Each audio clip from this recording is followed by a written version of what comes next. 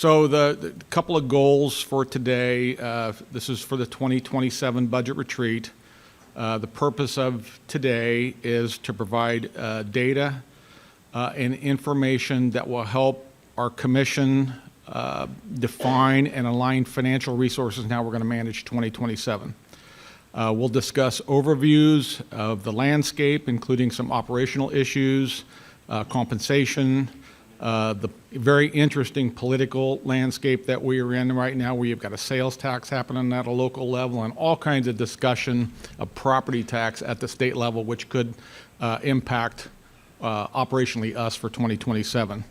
The budget retreat begins the official budget discussion, and budget is all about setting alignments and goals, but it also sets up a guaranteed conflict, and that's as it should be. We live in a world right now, and if you're watching the city sales tax discussion happen, it is very divisive in the community. There's two kinds of community, right? There's those that want services, premium services, and they want more services. And then there's the other half of the community that wants basic services and let's cut some taxes or reduce some services. It's a fascinating situation to watch. So that puts us into automatic conflict because we're serving everyone, right? We serve all 538,000, and it's split. So then we're in the middle of this. We try to do the best we can to provide essential services while keeping costs low. This puts us into conflict as a commission and as a management team with staff, because we have an exceptional staff here at Sedgwick County that everybody wants to get to A+ level. What prevents us from getting to A+ level is money, is finance. So the commission's in the middle of that trick bag where they know you want to provide A+ services. We know you want to provide A+ services, and yet we have a community on the backside that is fairly strapped as far as taxation right now, not only property tax and sales tax, but just general taxation in Kansas. So automatic conflict. We'll set through, we try to put as much information out on the table today as we can. The thing that's a little bit different this year is we've just revised the organizational strategic plan. Each department now has gone through and touched their organization of their strategic plan within their departments, and then we're going to try to align that with budget this year. So there'll be a lot of discussion, and as departments come forward with wants and needs and decision packages, we're going to always try to tie that back to the strategic plan, which the commission voted for, and we worked very hard to develop. So it's a little bit unique this year that we have a revised and new strategic plan. Okay. We will go through the day. Lorian will get up and we'll go through the long sheet. Everybody's got copies of this, I assume. Very good, and we can follow along on PowerPoint. So Lorian, you are up. So first, I just want to thank the budget team, Carly Sanchez, Lee McRae, Dustin Sigler, and Travis Babcock. They're pretty far back there, but they are the ones who do all the hard work. They went through over 80,000 cells of data to put this forecast together. So I'm very thankful for them and to be part of a team with them. So as a reminder, the forecast is a planning tool. It projects actual expenditures and revenues. It's what we think is really going to happen. Well, our budget is a maximum spending limit in a given fund for 1 year. So for example, our 2025 revised budget was $660.7 million, but our actual expenditures were only $633.2 million. So we had $27.5 million in unspent authority. So here's a slide that you see every year, but it really illustrates the importance of the forecast. So in February of 2011, this is what commissioners saw. So in the years of the forecast, we were planning to fall below our minimum balance requirements. We thought we'd be insolvent within about 5 years. And the forecast gave this warning that allowed commissioners to take action and proactively address the situation. So this is why we take the forecast so seriously. So as we get into our current forecasted operating results, I want to highlight that what we'll talk about today is not a recommendation. This is only what the forecast looks like right now. We have not done anything to try to fix it or make it look better. And there's still a lot of uncertainty, especially in the outer years. Those are still very tenuous at this point. But through budget development, we'll find out the priorities of the commission and the needs of the organization to craft the recommended budget, which you will see in July. So in terms of what is actually included in our forecast, we do plan for all current services. The current adopted CIP is included. It has $27.1 million in 2026 through 2030. And then in 2031, we have a $5 million placeholder. There's 41.7 million total for TRB across the forecast. We did include a stable mill levy rate of 27.567, and this matches the final 2026 rate. And we have built-in increases of 4% in 2027 through 2031, and that's based on the assumption that this is what we'll be allowed to capture for growth in those years. So for what's not included, we do not have any additional funding for any new programs, any unbudgeted community and economic development requests or road projects, pending capital improvement needs and priorities, or replacement of the election equipment fleet or the 911 radio system. But since 2023, we have transferred $17 million into the Equipment Reserve and Technology Fund. We're trying to build up that fund balance so that we have large expenses like the election equipment, that we don't have the effects on the general fund. Okay? So you do have the long sheet handout. I'm going to walk through what's included in that. So if you haven't seen this sheet before, you'll see our 2025 actuals, and those are the dollar amount that we actually received in 2025. And then for each year, it's going to show you a percent increase or decrease. Oh, sorry, yes, it's this one. It's regular size that's been called the long sheet. Yes. So you have the 25 actual dollar amounts, and then each year it's going to show you a percent increase or decrease, and that's compared to the prior year. And this is what our forecast looks like for our county property tax funds. And those funds are the general fund, WSU, aging, highways, and bond and interest. So for our key revenue assumptions, we start at the top there with our assessed value. Our actual increase in 2026 was 8.54%. The commission only captured 4.3% of that, and this was done by lowering our mill levy rate. We lowered it by 1.134 mills from the final 2025 rate. For 27 through 2031, you can see that 4% increase. Now, we do think our rates will be higher than that, but as I said earlier, we do think that's what we would be allowed to capture, so that's what we built the forecast on. For our other key revenues, you can see these are mostly at normal rates across the forecast. This includes things like sales tax, motor vehicle tax, and medical charges for service. So these have all been fairly consistent, and we do believe that they will stay that way throughout the life of the forecast. For our gaming revenues, those are flat because we think what we get now is what we will continue to receive. And then the most important one there on the bottom, investment income on row 12. You can see in 2025, our county tax funds received $17.6 million. So we know these rates aren't going to stay that high. They're going to start coming down at some point. So we have forecasted in 2026, $16.4 million, and that goes down to $9.7 million in 2031. And anything that we receive over what will be our more normal rate, once those rates actually do come down, we do consider that to be one-time revenues. So if we look at the expenditure side, in 2025 and 2026, we did have 5% pay pools. You can see starting in 2027 that we have 4% pay pools in those outer years. For health insurance, we did have a large increase in 2025. It actually went up 9.2%. Our current estimates show a 7.7% increase. So we have increased our outer years to 7%. We used to have 5% for a long time, and we know that's not realistic anymore. So you look at our retirement rates, our KPERS and KPNF. So we know those always go up every year. But you can see it had a little bit of a bigger increase in 2025, and that's just because we've had a lot more filled positions, and also compensation is going up, so we're seeing higher amounts there. For admin charges, we had an increase in 2025. So in 2025, we actually started charging grants that hadn't been charged previously. We charged them a 10% de minimis rate. So things like ComCare, that's bringing a lot more admin revenue into our general fund. For software and hardware maintenance, so we know this is going to fluctuate, and that's based on what TRB projects are happening in those years. But you can see in 2025, that is much larger than we normally see, that 52.9%.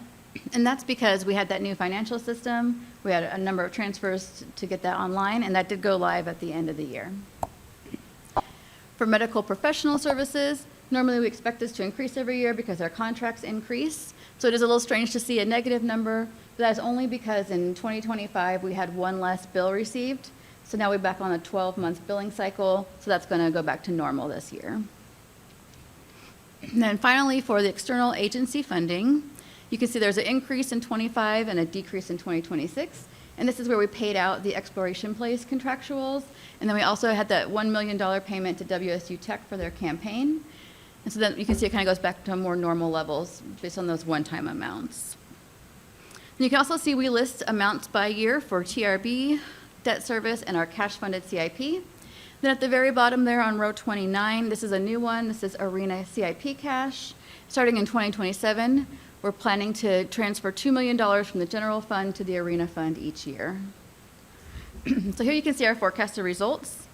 The top row 29 is our general fund. You'll see that we do have small surpluses that are forecasted every year. This is mainly because of that high investment income we're still receiving. Although we could do, like I said, we do is consider that one-time revenue, and we know that is going to come down. And if you look at rows 32 and 33, aging and highways, you can see there are deficits in these, but these are planned. We are trying to strategically draw down their fund balances across the life of the forecast to meet their fund balance goal. So overall, we are starting with a fairly positive forecast. However, we know there are a lot of needs. Throughout the budget cycle, you're going to see a lot of requests and needs out there. And we also know there are a lot of uncertainty, things like a tax cap, so this could change very quickly, even though right now it does look pretty positive.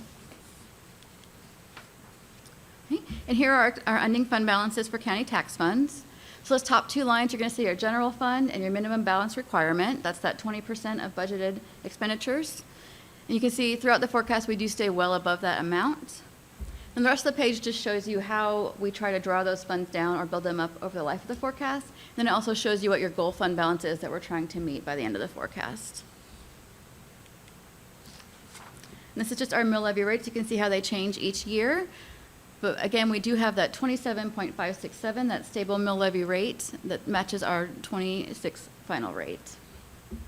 Okay. And so for our next steps, so our base budgets just went out actually about 15 minutes ago. They were released to departments this morning. So they have until mid-March to do their budget submissions and any requests for additional funding. Our county manager reviews will be in mid-April, and your commission hearings will be in early May. So this will be our second year doing the WSU budget simulator. This year it will run from April 20th to June 7th. And this year we're also expanding the simulator. For each department, we'll have 5 levels of service. So we're really trying to show what their current level is. If you go up or down, what does that really mean to them? And then we're also trying to put in more components to align it with our new strategic plan. So July 15th is our manager's recommended budget and the last up day. We have 2 currently scheduled public hearings. The first one is Wednesday, July 29th. That's the 6 p.m. hearing. The second is Wednesday, August 26th at 9 a.m. with budget adoption and the adoption of the revenue neutral rate resolution also scheduled for August 26th. So with that, I'd be happy to try to answer any questions if you have any. Okay, so for the presentation that I'm going to do now, this is the one that has to do with kind of where we've been since the Great Recession and reminders as we continue to deal with a challenging legislative session. The costs and expenses and things that this organization has been expected to pick up and fund while the state has reduced its level of support for us in that time. So I totally stole Lorian's long sheet idea. So if you want any of the details on anything we're going to talk through today, you have a packet that looks like this. This back sheet is actually the one that I think is the most interesting. It's county statistics over time. I'm going to try and highlight some of these for you as we go through this, but I would encourage you, if you want to see an amazing story of the county, read through some of this data later, and then brag to your legislative friends about how we are not the freaking problem. So I hope I get quoted on that someday. Okay, so where we have been. I'm going to gloss through these parts pretty quickly because honestly what I want to highlight out of these are the facts that we were doing pretty well in 2008, having come out of the brief recession that occurred after 9/11. In 2003, 2004, we were beginning to regain ground with being able to make performance pay, implementation, and do some things that were really significant for employees. You can see in 2008, the commission also increased the mill levy rate at that time for 2 purposes. First was for an expected jail expansion. which obviously did not occur. And then the thing that did occur, obviously, was the National Center for Aviation Training out on North Webb Road. That was constructed. We're still paying the debt service off on that for a few more years. But of course, we get to the end of 2008 and the Great Recession begins. And like many things, good or bad, it takes a while to reach this part of the country. And so you can see in 2009, there was a mill levy rate reduction to make up for the fact that the jail expansion wasn't going to happen. And then in 2010, you can see that there are reductions that start to happen mid-year because we see trouble coming. And this relates back to that same slide that Lorian showed you before, where we started to see that not only were we going to fall below our minimum fund balance, we were going to become insolvent, go bankrupt. And that was not obviously something that anyone was willing to do. So what I want to focus on here is that in 2011, you can see we started a number of initiatives to try and get the budget under control. In 2012, I'm looking at a few faces that were here for this part, and we actually had to do across-the-board cuts. And so if you were public safety, you got a 6.6% operating budget cut. I just want you to stop and think about that, 6.6% of your whole budget. When we talk about reductions these days, we talk about 1 or 2%, so just put that in context. If you were public safety, you still got a 3.3% cut, which was brutal. So there were no pay adjustments. We eliminated more than, or almost 200 positions out of property tax funds, shifted as much to grants as we could. But you can see it was a pretty brutal couple of years between 2012 and 2013. So then we get to the point where in 2014, we are again trying to climb out of this. We're hoping for the same type of rebound that we had in prior year recessions where we bounced back pretty quickly. And what we soon realized is that was not going to be the case.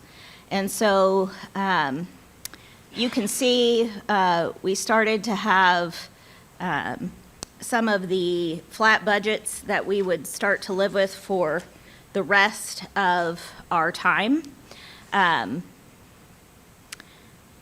You can see our pay pools varied, but they were pretty minimal. In 2016, there was the property tax lid that the state enacted.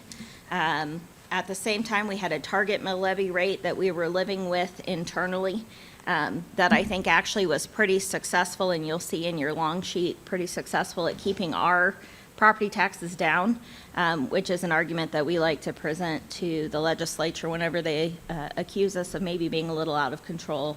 I think Sedgwick County in particular has been pretty judicious. So there are some strategic additions over time.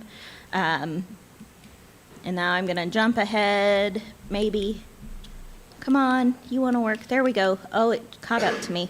Okay, so 2022 budget was our 10th year of flat budgets. So when we say flat budget, I think it's important for the context to say that a flat budget doesn't mean that we weren't making personnel adjustments. We were, based on whatever pools were available at the time. But whatever contractual budget authority you had, whatever commodity budget authority we had, that was what departments were expected to live within for 10 years, unless they got some of those strategic adjustments that we were talking about. So we get to 2023, some recent history here, and you can see now we've got ARPA that's really coming into play, and we're in our 11th year of flat budgets. And then here's extra recent history. So let's focus on this slide for a minute, because I think it's important for all of us in here to remember what's been done, but also what hasn't been done. So in 2024, we had our 12th year of flat budgets. We did try to increase compensation significantly, and what you will see is that that has had a tremendous effect on being able to retain employees, recruit employees, and provide service, which is necessary. But the flip side of that is that it costs a lot of money. And so when you see the adjustments that are up here, you can see that there are not very many additions to the budget right? They're strategic. It doesn't mean that people haven't asked. Some years we have $12 or $13 million of decision packages that cannot be funded, or compensation adjustments that cannot be made, and hard decisions have to be made. And the things that do make it into the budget are the highest priority for the organization. So I think that's critical to call out in 24 and 25. Again, continued focus on the compensation plan. We had positions added in 911, fire, EMS, and IT. And then we moved 7 ARPA-funded positions into the operating budget. Again, most of those positions were told at the beginning they're not going to come into the operating budget because we knew it was one-time funding. And this was the second year of an intentional mill levy rate reduction. So then we get to this current year, 2026. Again, your all's 14th year of flat budget targets. The ones you got today may get your 15th year of flat budget targets, so congratulations. It's almost old enough to drive.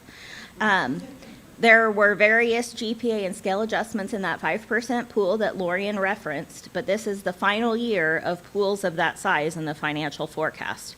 What we have seen now is that, but for the city of Wichita, which we know is aggressively increasing pay for certain portions of their area, what we're hearing is that in the rest of the sector, pay increases are moderating, but compensation includes health insurance, right, and retirement rates. And so we'll get into that on your long sheet momentarily. But all of those costs continue to balloon. We are a service organization, so we provide service through human beings, right? And they deserve a fair wage and compensation. But right now, the competition, at least in many areas, has reduced somewhat, so that a 4% pool, which is still larger than a lot of those early years you saw in this presentation, we think is pretty manageable unless something crazy happens. So, of course, in 2026, we also had a system in 911 that we knew had some challenges, and the community was telling us that the service that was being provided wasn't enough.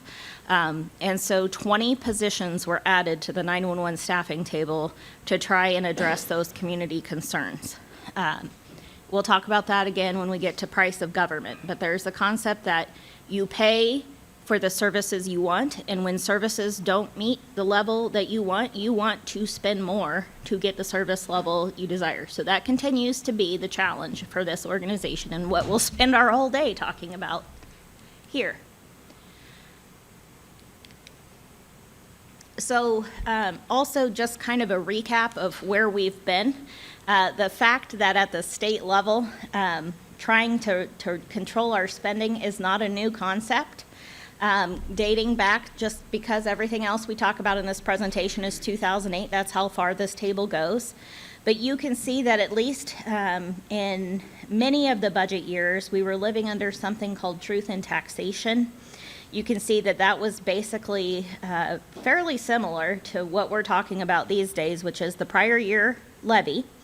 You could do some adjustments for new improvements, plus back in the day when personal property increased, we could have that if there were changes in use of property. Let's say somebody developed vacant land and turned it into a commercial property. We were able to get credit for that new level of building that was out there that we had to provide service for, fire service, road service for people to actually get there. Right, Lynn? All of those fun things. You can't see me. You're really lucky. And then it actually also allowed CPI growth for the prior year. So that's what we lived under for a number of years. Then we got the tax lid. That was only for counties and cities, and the tax lid that they talked about at the time included basically those same adjustments that we were allowed under the truth in taxation, but it also allowed us to take into account the expiration of properties that had had taxes abated, right? And that makes perfect sense. When your property, when you've gotten the full value of your incentive and your property's up and running, we should be able to collect tax for the service that we provide to that facility. But then maybe it got a little crazy by allowing us to factor in all of these other additional increases too. And that's where we heard from the legislature that the property tax lid wasn't as effective as they thought it ought to be. So now we're living under the revenue neutral rate. And again, the idea of that is you don't get any growth. None. Zero. Whatever your property tax levy was last year, that's what you live under. And if you want to do anything more, you have to have a specific public hearing on it, and then the commission has to take a special vote. And there's notice that's put out about that. I guess thankfully that's put in the newspaper and nobody reads the newspaper anymore. But that's part of the challenge, right? So now what the legislature is talking about are some other changes. And so Commissioner Beatty, you had asked the other day what those changes would look like for our mill levy. So I'm going to take a quick digression away from the PowerPoint and use my reading glasses to tell you. So for let me back up. So how many of you have actually listened when we've talked about House Bill 2745? Okay, not the whole room. So just real quick, I want to bring everybody up to speed, even though I know the commissioners are on board. The latest bill that has come out from the House side is not a constitutional amendment. It's instead just a simple legislative bill, and we like that because that means it can change, whereas if a constitutional amendment is passed, it can't. So it does have that benefit. But what it purports to do is it basically says you're going to take your same property tax levy from the current budget year, and you're going to be allowed to adjust it for 3% plus the value of new improvements. And that's essentially it. It does say if you were to have voter-approved debt, that you could factor that in too. But as a county, we typically have structures in place that don't require us to go to public vote for that. So that part really doesn't help us. So if we were to look at the 2025 budget, where we have good firm numbers, and we look at what the state is telling us, then what we would see is basically we would have had to reduce our mill levy by $3.5 million for the current year if we had applied their cap, because we captured 4.3%, right? And so even with a 3% adjustment, even with the value of new improvements, even though you all cut your mill levy rate by more than 1.1 mils, which I would argue is statistically significant when you look at a 20.87 mil, 1.5 of which is 100% locked in by state statute and then a contract with the city of Wichita. That's a pretty big deal. That would not have been enough for the state. We would have had to cut yet another almost $500,000 out of our budget and affect services. What you should remember is that in county property tax funds, so not the whole budget, but just those 5 funds that Lorian talked about, which most of us in here live in, the value of our compensation is about $1.2 million on a good day per 1%. So when we start talking about $3.5 million, and most of our organization is people, because that's how we provide service, that's a pretty scary thing to think about. Now, if they were to allow us to use some common sense adjustments, like maybe we could factor in WSU, we still would have had to cut our budget, but only by 2.3% this time, as opposed to the 3.8 on the prior one. So, still not a great situation, but something to think about. So, that would be the situation if House Bill 2745 passed as is today. Also, as our bond counsel pointed out, because that debt is not exempted, we actually have a violation. This is the first time I've ever read this in an email, and I giggled a little even though it's very serious. This state law would set us up to violate the federal constitutional contract clause. By virtue of, like right now, when we issue debt, we have a bond covenant with the people who are buying our debt that says you can make us increase our property tax rate in order to pay you. That is part of the thing that allows us, and potentially anybody in the state of Kansas, to retain a AAA credit rating, because they have the power to compel us to pay. If this law passes, it violates all of the ones we've already got that say that, and certainly it makes us much riskier going forward. We are a AAA because we have very little debt. Even in our 2025 audited financials, we're expecting to be at 11% of the state limit. People come to us because we have such a good credit rating and because we keep our debt low. They want us to help them. So pretty serious consequences of what they're talking about. That would have serious ramifications on the 2027 budget. Okay. Now that we've had that peppy talk, let's talk about how awesome we've been. So in finance, we have taco lunches sometimes, and we say, let's taco about how great you are.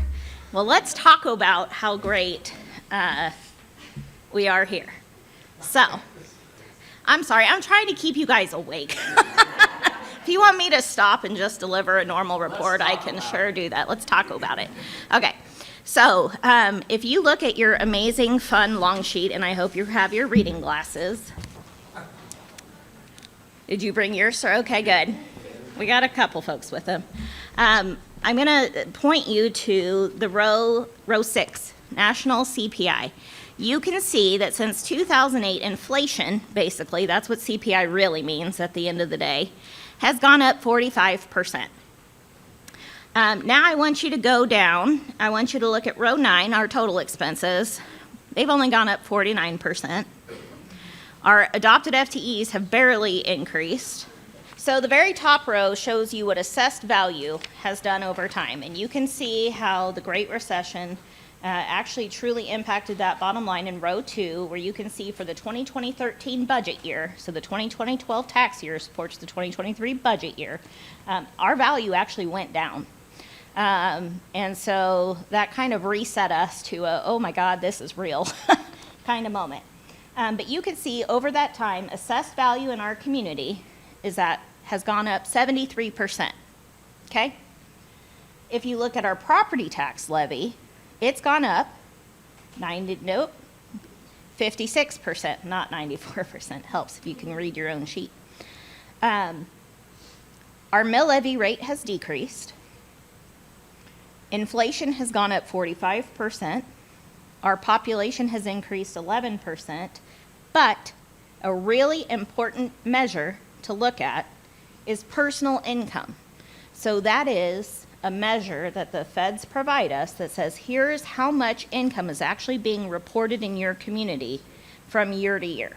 And so it's not just the income you make from your job, but it's your agricultural income, it's any income from investments, it's anything like that that gets reported up at a federal level, and they track that for us. And you can see that while our levy has gone up 56%, personal income, now I'm not saying it affects everybody equally, I'm not making that argument, but overall it has gone up 64%, which is more than our levy significantly, and certainly more than inflation.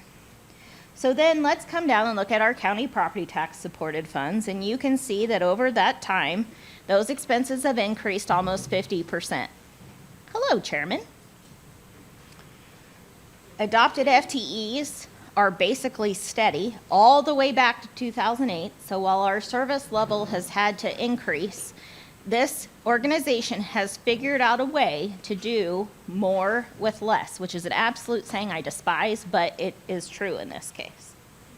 Our average employee salary, and I will tell you, if you've been tracking this the last few years, these numbers have changed significantly the last few years. It's now up 46%.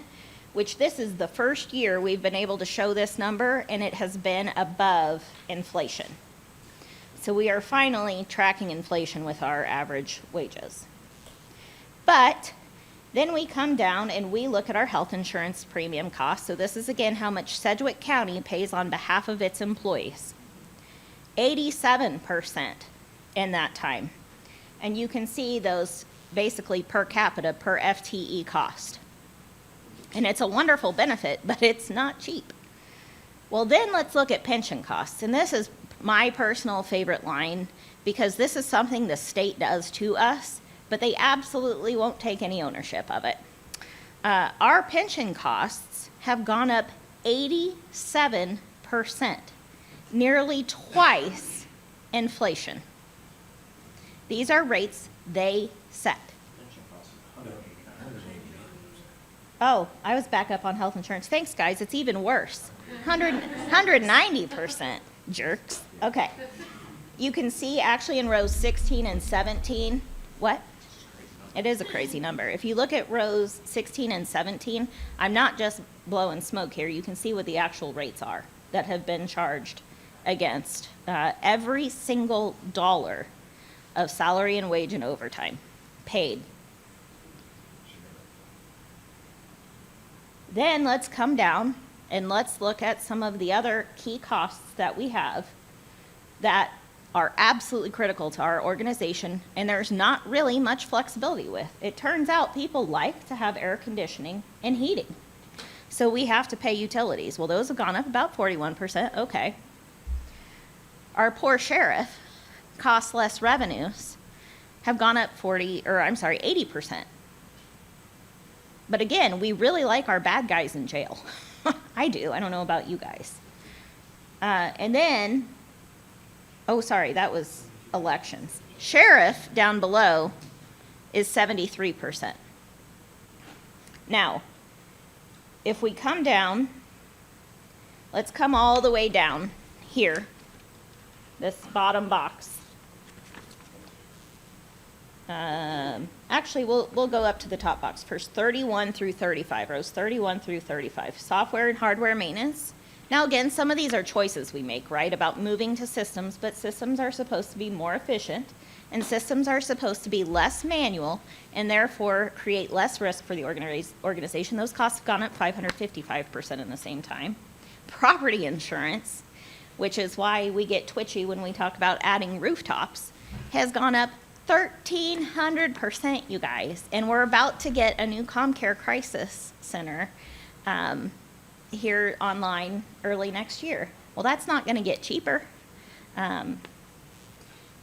Inmate medical, I will say this is actually down versus last year because the sheriff's population was slightly smaller last year than the prior year.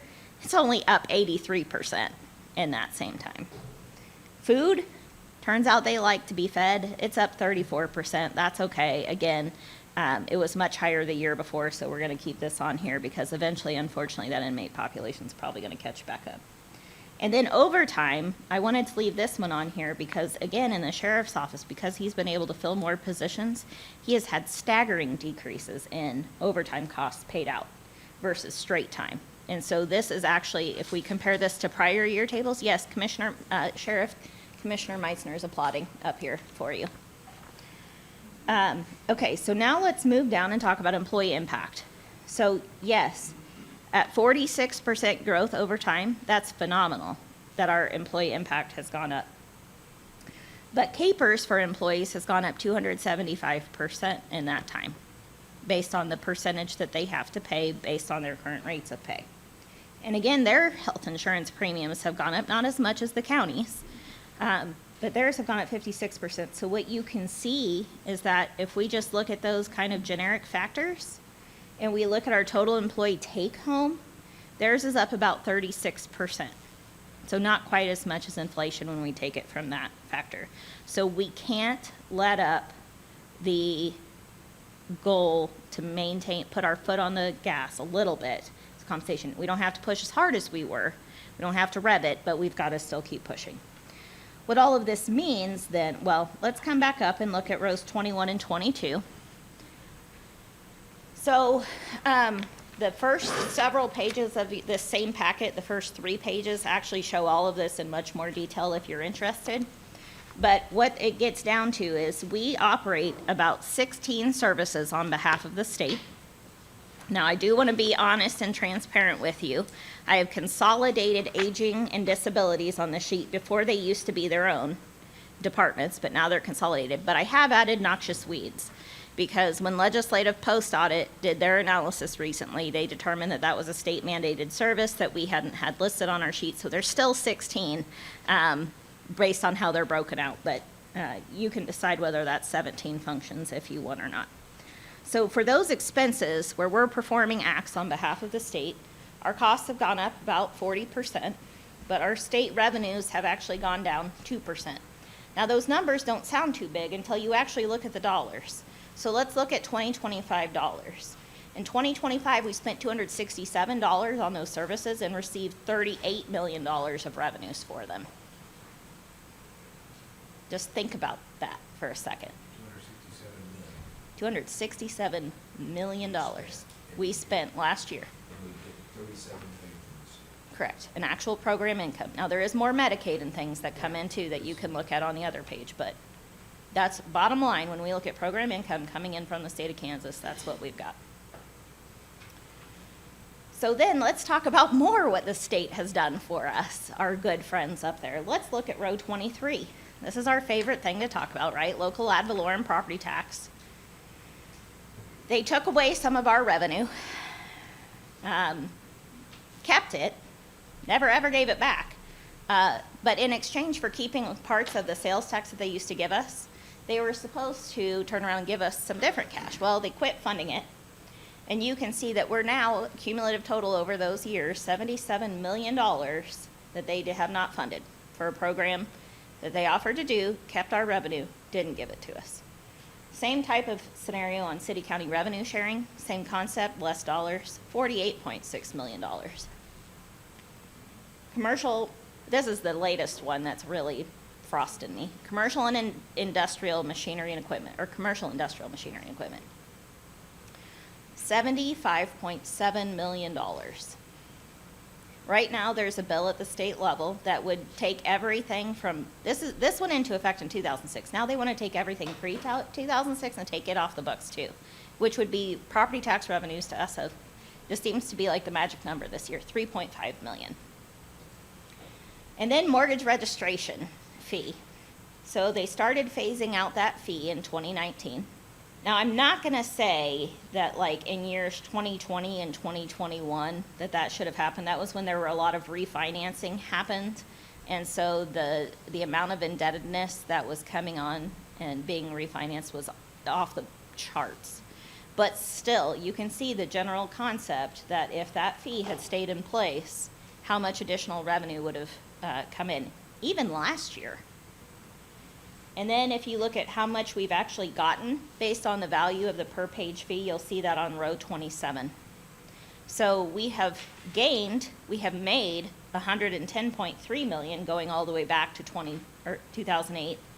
But just since 2016, we've lost $443 million. So net impact of $333 million, pretty astronomical. And then I said we'd come and talk about this for a second, price of government. What price of government is, it's misleading. It's really not about costs. What price of government looks at is how much revenue are you bringing in from your citizens, how much are taxpayers paying for your service relative to the personal income of the community.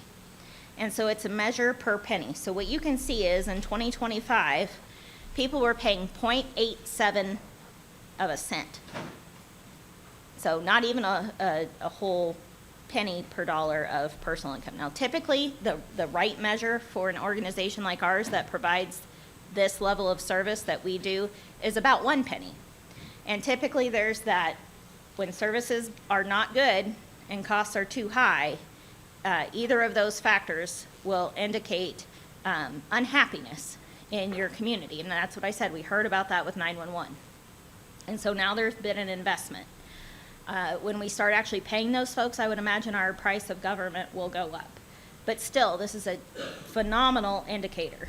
All of this comes down to, let's look at rows 31, 32, and 33-2. The box is off kind of to the right here, or yeah. So in 2008, we were 51% reliant on property tax because we had different revenue streams coming in. Now we're 57% reliant on property tax. And the legislature wonders why we have to have property tax. It's because none of these services got cheaper when they took away the revenues. So we have to shift it. And then when you do things like take away commercial and industrial machinery and equipment, well, who do you think that burden shifts to? It shifts to homeowners, right? And everybody else. So I think this is a fascinating story of let's talk about how great we are, because we are freaking awesome. So good job, guys. Okay, so I think all of these slides are basically a recap, except I do want to call this one out. If you look at this fourth bullet, look how much our property tax levy has gone up. But look how much our expenses for state programs has gone up. We can literally say that every single penny of our property tax increase has gone to support functions we perform on behalf of the state.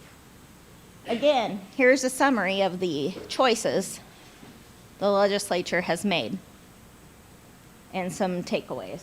Again, third bullet, practical effect is our local homeowners are feeling this. No wonder they're upset. But I'm going to tell you, sitting here and now, it's not your fault.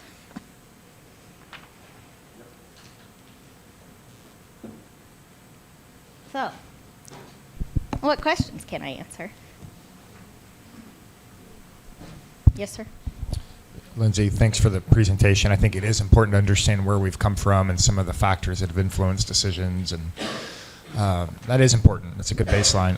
I'm curious, as you talked about the legislative potentials that could be coming down, and this might be a question for Lori and as much you, Lindsay, but has the budget team established contingency plans in case 3% cap is to come through? We're building forecasts on 4%. Do we have contingency plans on what we have to do in case of legislative actions or in the lieu of legislative actions? Well, I will let Lauren speak if she wants to. I'm going to tell you the primary action I have requested to take is this row, shoot, hang on. 41. Row 41, bond and interest. If you look at how, in prior years, you would have seen this ending fund balance around 6 or 7 million as our goal. You can see now, because I am fearing that we're not going to be able to have our full faith and credit. One of the messages I want to send to our credit rating agencies is that we're still planning to pay, this is every penny of the debt service we think we'll have in that year. So we are going to be able to cover every penny of anticipated debt by virtue of what we're setting up. So this is contingency plan number 1, because we have a credit rating call early March. I think it's like March 2nd, something like that, for the next round of debt issuance that we're doing. And so they're going to be hearing about this. It's a buzz. Again, our bond counsel and our municipal advisor have already reached out about suggestions to try and improve that House bill that we were talking about. People are paying attention to this. So we want to be able to communicate to them that even if the state does that, we are taking care of the obligations we have. So that's contingency plan number 1. Contingency plan number 2 is, yes, if you look at your ending fund balance that's expected to have, that's going to give you cushion. And so most likely what we would look to do is exactly what we did in 2012 and 2013, and we would start looking at phased reductions based on whatever the commission determines its priorities are. Obviously, we would most likely defer some of the capital improvement projects we're doing, put those on pause for a little bit, which again doesn't help us in the long run, but it's real hard to justify doing those things versus laying off people. So those would be the 2 preliminary contingency plans. We would rely on this fund balance to get us through a couple years while we are very conscientiously working toward long-term solutions. Thank you. Anything to add to that? Okay. I always love this long sheet. It's one of my favorite things we talk I about know. every year. I like it Just too. for my colleagues and really for anybody, I guess, who's interested in this. When I go to do a tax talk or discussion about the county at my town halls or whatever, I present this. I give everybody in the audience a copy, walk them through it. And one of my conclusions of that entire discussion is, do you think Sedgwick County is fiscally well managed? Are we wasteful? Are we more efficient than we used to be? Are the numbers speaking to you? Do you guys think that we're doing pretty good? They always walk away very impressed. It is a great story, and I love what this sheet presents. We could literally probably write a book on what this sheet is telling us today. There's so much good information on this long sheet that Lindsay just presented a minute ago. I have one question on the previous part of your discussion, though. When you use the term flat budget, that term is not defined for us anywhere in the slides. That term, I think I could probably take a stab at that, but I would like to know from your perspective, how do you define the word flat budget? So, and I'm sorry, I thought I tried to discuss that earlier, but I did not do a good job. So, flat budgets mean that but for personnel, which are adjusted and have been called out on all of these prior slides, your contractuals, your commodities, your equipment, your not capital improvements, your transfers out, all of those other non-people parts of your budget do not change from year to year with your target. You are expected to live within that amount of budget authority, unless you come in through and get a decision package approved by this commission. So in my own way, I would describe that as basically we're not approving, if you will, new spending for new things, new Correct. programs. We're not expanding our FTEs. We're not really adding equipment, services. We're not, essentially, we're trying to just maintain what we have today in terms of services and footprint. We're just trying to maintain that specifically. Well, and literally, we're not giving you any money for the increased costs of doing business unless you specifically come and ask for them. Otherwise, you're expected to live within whatever budget you had last year. One of the curiosities I have, and it's on one of my questions for later, but I'll go ahead and ask you, I think you this as well. A lot of the legislation this year that they're throwing around continues to have this 3% threshold for whether it be an assessment cap or if it's a levy cap. By the way, just to be clear, we actually do have a levy cap today. People don't think we do. It's The called revenue neutral rate? Revenue neutral Yes. rate is a levy cap. So we have to do extra things to get around, if you will, or through the cap. The cap is in place, and unless you take those actions, that cap, if you will, limits what we can do. So Kansas actually, there are 3 types of caps that are popular amongst the states. Kansas is a levy capped state. So when they talk about these new ideas, they're adding potentially other caps to the mix there, but we are a levy cap state anyway. This might be a question for Lorraine as well, or from earlier, but we've talked today about kind of a 4% growth plan, if you will. I wonder, why does the state choose 3%, and why are we choosing 4%?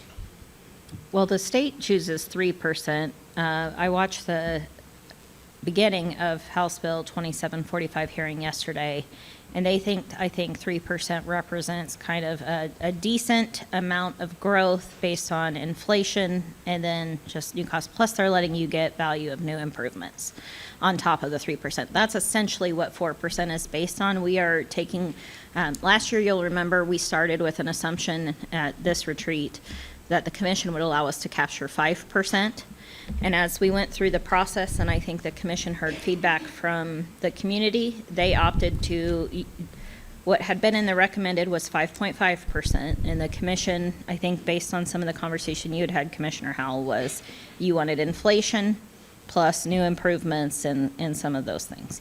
So we got to 4.3% through that.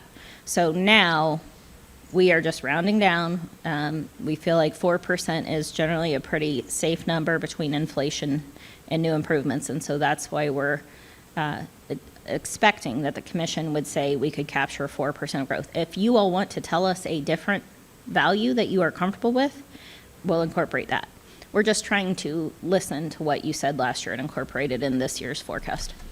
I'm glad this slide's up here right now. So under the tax lid law that we had in place, for us to exceed the calculated tax lid, what was the process we would have had to go through if we wanted to exceed the, and that, by the way, that was another right. form of a levy limit. Public Okay. vote, if exceeded, public vote. So if you wanted to exceed the property tax lid, there were you had 2 different timelines.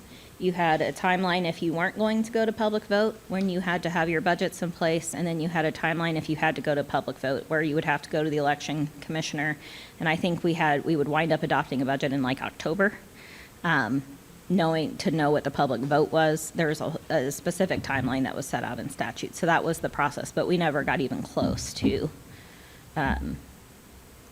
having to go to vote on the county side. So looking back at the again, the revenue neutral rate, in my opinion, is unreasonable especially for large municipalities, because you're living, especially if you don't have a lot of ending balance, especially if you're already very conservative, you don't have a lot of ways that you can hone in on efficiencies. If you're already a well-run organization, to think that inflation is not going to impact your budget, and that you're going to live under some previous year's tax levy, in my opinion, the only way to do that is either you're finding efficiencies, you're getting out waste, or you're using any balance, or you're cutting services. Well, you have There- to cut basically every year to live Right. under R&R. And so I guess to me, the revenue neutral rate is flawed fundamentally. But the previous two strategies here, we heard, wailing and gnashing of teeth about how bad these laws were. I don't personally look backwards and say, I didn't think they were all that terrible. And the reality is, they gave people a voice, and it allowed us to have some use the word guardrails from Wichita's discussion, gave us guardrails to kind of try to live, in a conservative world. I think they encouraged that across the state of Kansas, and I think we also, you saw that in all of our data. We were very conservative, I think, and this may have encouraged us to be conservative, I suppose. I didn't really mind those two laws. And there was a lot of opposition from municipalities. And that's why we ended up, I think, with the revenue neutral rate. Now we're moving from that to, I think, something that's probably a lot worse, in my opinion. And I'm not quite sure, if we could go backwards. Is there some previous law that we would actually support and say, actually, it wasn't bad. We should be in that, have that. Yeah, I'm just looking at the tax lid, because I think we don't actually have a position of what we're actually advocating for from the state level perspective. What are we asking for? Because if all we do is we oppose everything they come up with, they don't accept our perspective as just being against everything.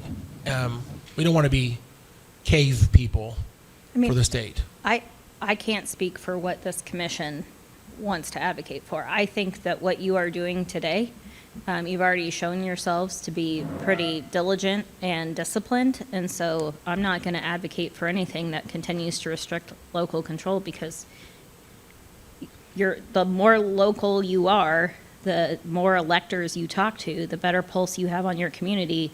I really don't think one set of rules fits all, which is what the legislature is trying to put out. So that's my stance. But yes, I agree. Of all of these, the tax lid was not a problem. Truth in taxation is the simplest to live under. But I think that if we were going to publish notice of vote, I would advocate that we would not do it in a newspaper. I would advocate we have to put that out on our county news, or our county website, or we have to issue a press release or something that makes it more meaningful than what it is today. But I think that's the one.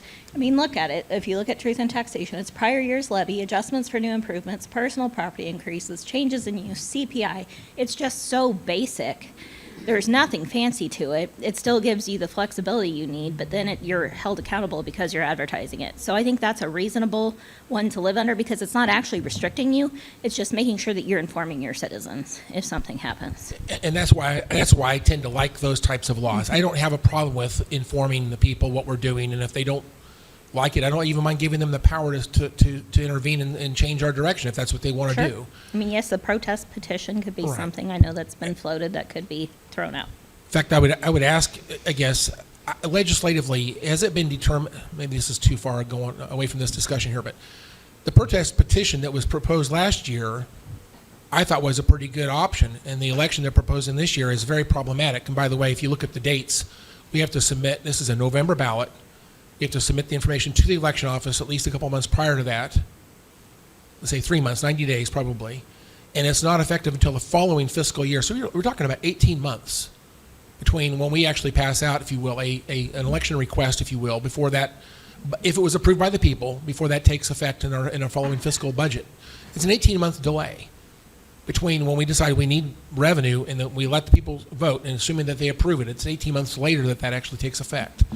I think that's not workable. And Agreed. I think that the protest petition is preferable for that one reason. And again, I don't mind having people, you will redirect us if that's what they want to do. But I did listen to the testimony on 2745 a couple of times, actually. I'd like to point out, just in case you all didn't know, Nathan Eberlein with the LKM, League of Kansas Municipalities, did testify in opposition to that bill. I was surprised to see that Jay Hall and Mike Taylor, the KAC and the KCCA, both testified neutral. Again, I'm bothered by that. I don't know that that's if they want to be our representative in the legislature or a paying dues member of their organization, I find that very problematic that they would take that position. Enough so there. I'm not happy with them right at the moment. One more thing I'll just tell you guys, as we talk about our discussion today, I'm relating every decision that needs to be made from now through the budget cycle. I'm trying to calculate the mill levy impact of every decision. And so if the state wants to continue to have this discussion about cutting taxes and cutting revenue, the other side of that sentence is cutting services. We have to say them together. They're never to be separated. When you cut taxes, you're cutting services every time. And I think when everyone says, I want to cut taxes, my immediate question is, what services are you willing to cut? Because they have to be coupled together every time. I don't think that Sedgwick County has any fat in this budget to say that we can cut revenues and cut taxes and not have any impact on services. They are connected intimately. They're exactly the same discussion.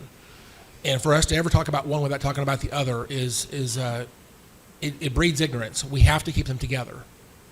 So I have a lot of things I would love to say. By the way, I just want to say I really, really do appreciate the data you guys have provided today. This update on the long sheet or the wide sheet.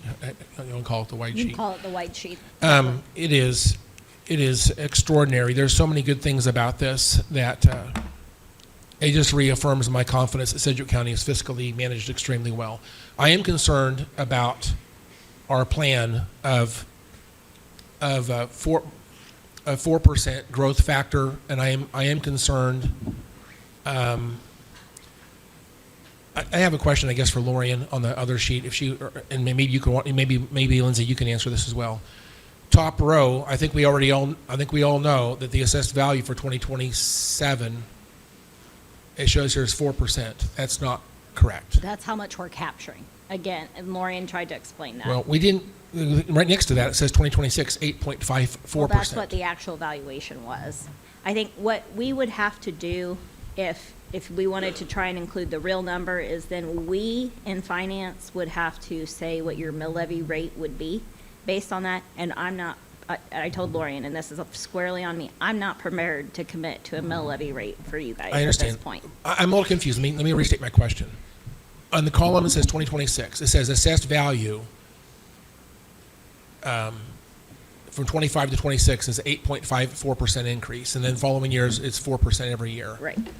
The 8.54%, that we're in the current year, fiscal 2026. Is that 8.54%? That's the real rate that it actually increased. But then the corresponding change for that is on row 48.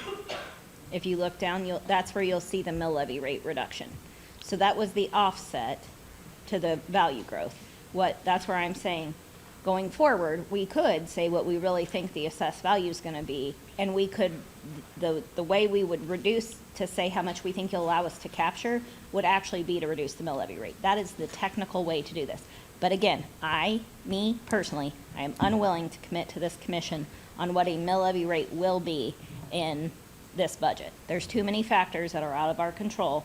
So the way we're reverse engineering this is by saying, we think you'll let us capture 4%. Just know, the math works, I promise you. Trust me. This is only saying that we think you'll let us grow the property tax levy by 4%. That's all this is trying to tell you. So the 2026 numbers on this sheet, is this for the current fiscal year that we're in? Yes, it's our current adopted budget. That's what's really in the adopted budget.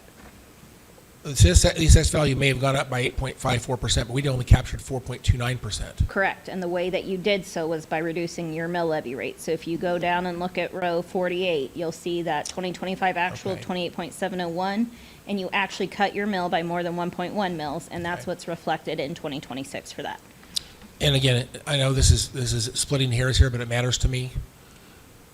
We did not grow our tax levy by 4.3%. It was 4.29%, and we gave up 4.3%. So we actually gave up more than what we accepted. We will. If you do the math and add all the digits, it's less than 50%. Okay. capture, and it matters to me. Thank you. That's my last comment for now. For now. Good morning, everybody. As Tom said, I'm Stephen Shaughnessy, the Director of Aging and Disabilities for Sedgwick County Government. And as he said, I'm here to talk to you today about senior center funding specifically, but more broadly, what we use our aging and mill levy funds for in the department. So first, just want to start with kind of the broad view of aging services funding and what that is comprised of. Three major buckets of dollars that we're talking about. The Older Americans Act, and these are current dollar amounts for what we're working with right now. I've spent some time talking to this commission recently about the Older Americans Act dollars and how it relates to our senior nutrition program and those funds, so I won't spend a lot of time on that. Then the state throws in some dollars for core funding, which is to help support administrative funding and personnel expenses for the AAA, and then services for the Senior Care Act. And then finally, what we're all interested in talking about today specifically is aging mill levy.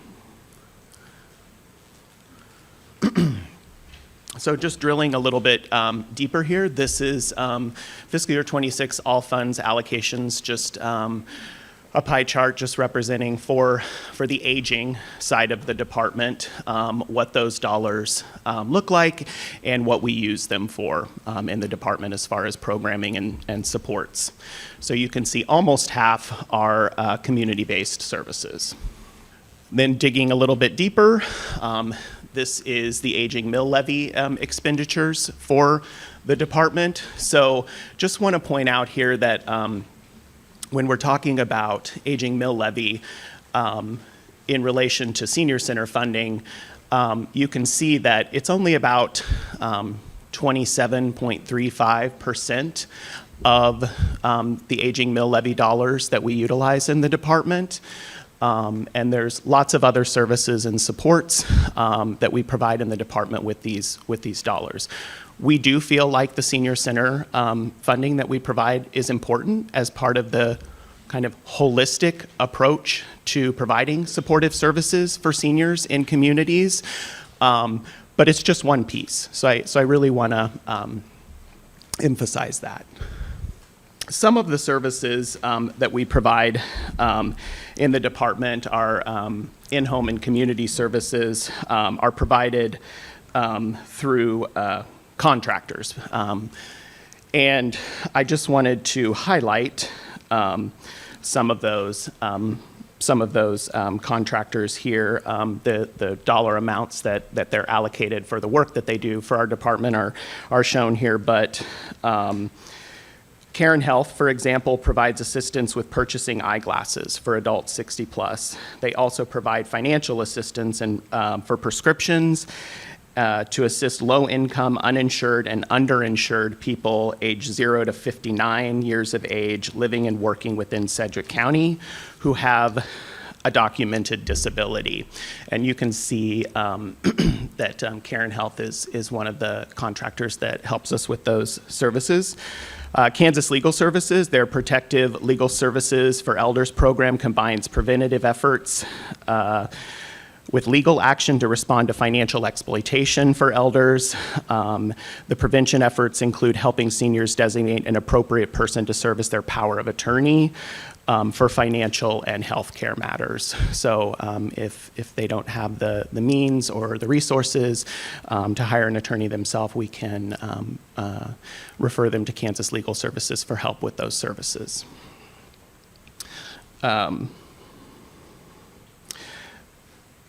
Senior Services, Inc., so this is Meals on Wheels, home-delivered meals to homebound individuals with physical disability. We've talked a fair amount with the commission about our senior nutrition program in the last couple months and wanted to highlight this because we simply would not be able to meet the demand in the Wichita area for the homebound needs without this additional mill levy support. The OAA dollars would not be enough for this program. So this really helps stretch those dollars a little bit further and make sure that folks in Sedgwick County are getting those homebound individuals are getting those meals that they need. And then Envision, I just wanted to highlight their low vision independence program. This program works with persons under 60 who are blind or visually impaired with rehab services, including OT and PT, orientation and mobility, counseling, assistive technology, and adaptive equipment, just to be able to navigate their home and their community in a way that's safe for them with maybe small adaptive devices or some training for folks who are blind or low vision.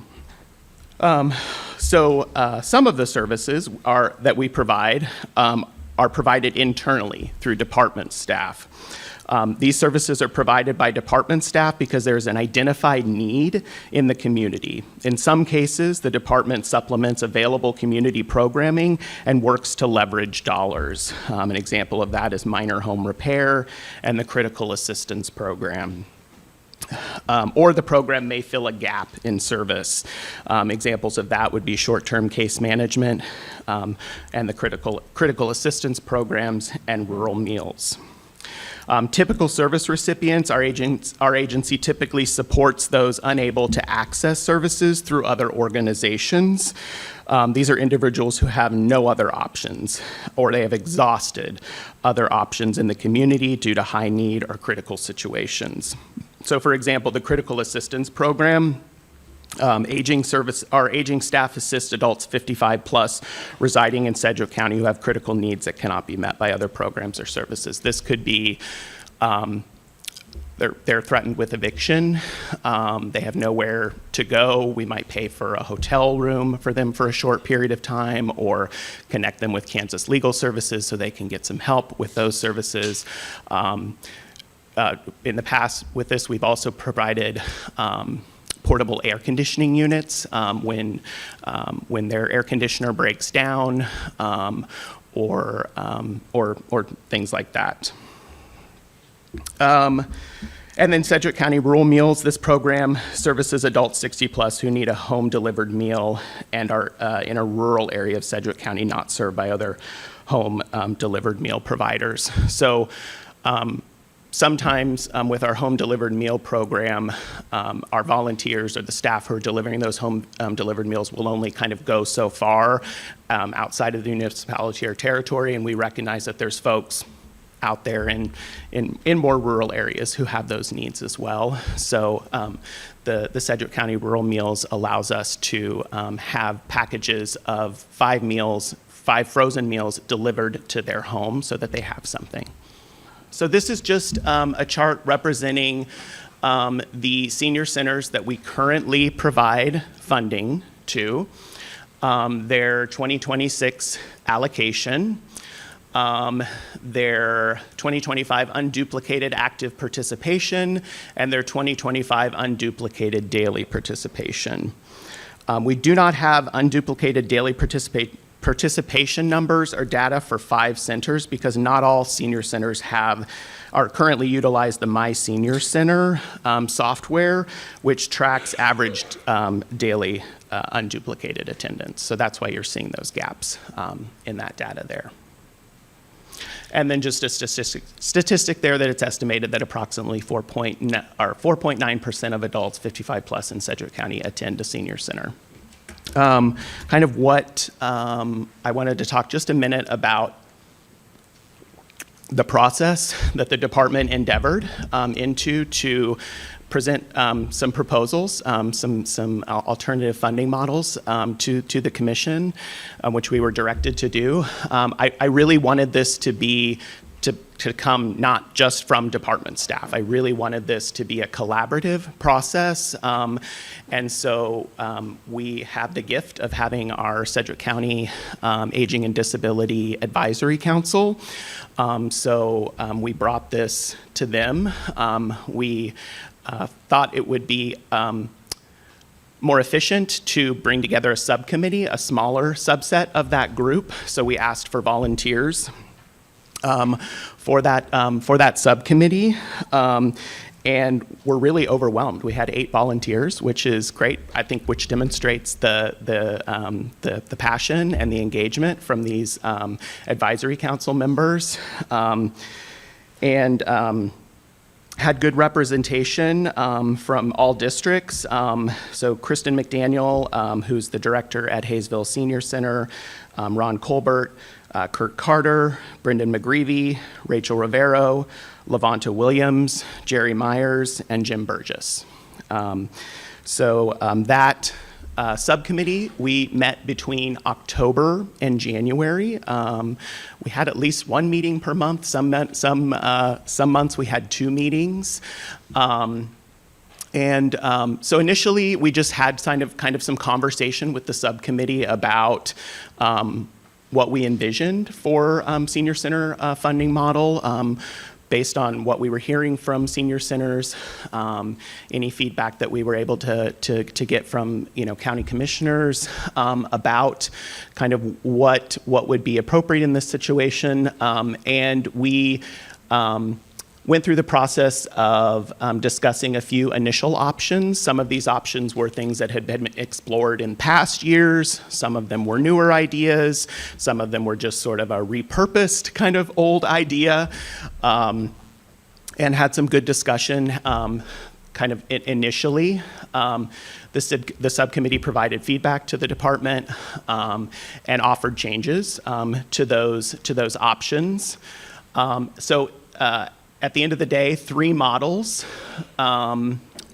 proposals were distributed to senior center partners to review and provide feedback at a focus group in December. We held a focus group in early December where we invited all of senior centers and then anyone else they wanted to bring. In a couple cases, we had city administrators come and join us for that conversation.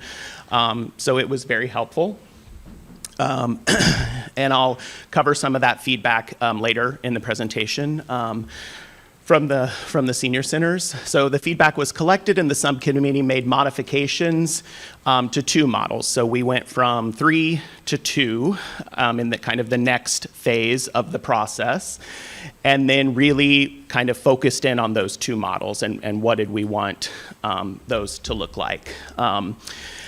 So one of the proposals is application-based model, and the second is a formula-based model. And as I already said, two models were finalized, and you, I believe, have some handouts that go into a little bit more detail about those models, but we'll talk about them a little bit from a high level here. So the proposed senior center funding models, option 1 provides a 75% base and a 25% competitive award.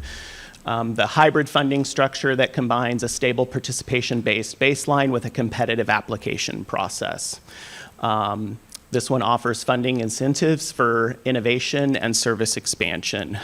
What we really heard from both the subcommittee and the focus group with the senior centers was that they wanted to try to preserve some mechanism within the funding model to address the needs of the community and the specific senior centers. So we felt like this one, the 25% of that, could address some of those needs, to let them tell us kind of what they need or what they want, what program they want to expand, if they want to hire a new part-time staff person, kind of what that could look like for them. I'm sorry, quick Sure. question. On the base amount, is it appropriate to take the $575,000 and just divide by 18 to get the base amount? Is that how we establish a base amount? No, so the base funding structure on this one is based on participation rates, and then there are Okay, I see it. yeah. So base funding is calculated proportionately using verified participation counts. And in this particular model, we would like to try to lock that base participation in for 2 years. So once they have that base funding, they're guaranteed that base funding for 2 years based on their participation rate. They really liked that. The centers really liked that, just from a predictability standpoint. And then the competitive application pool, the other 25% of the funding, almost $200K, these are competitive funds that are awarded annually through an RFA process. And we developed 6 participation tiers that are used solely to establish equitable request caps. There's still a little bit of, one of the things that we tried to do as we endeavored into this, I should have covered this earlier before I started going into this, kind of our guardrails with the subcommittee was we wanted to keep it budget neutral. We wanted better alignment between current service patterns and available funding. And we wanted something that preserved a performance component with data or metrics that were easily available to us.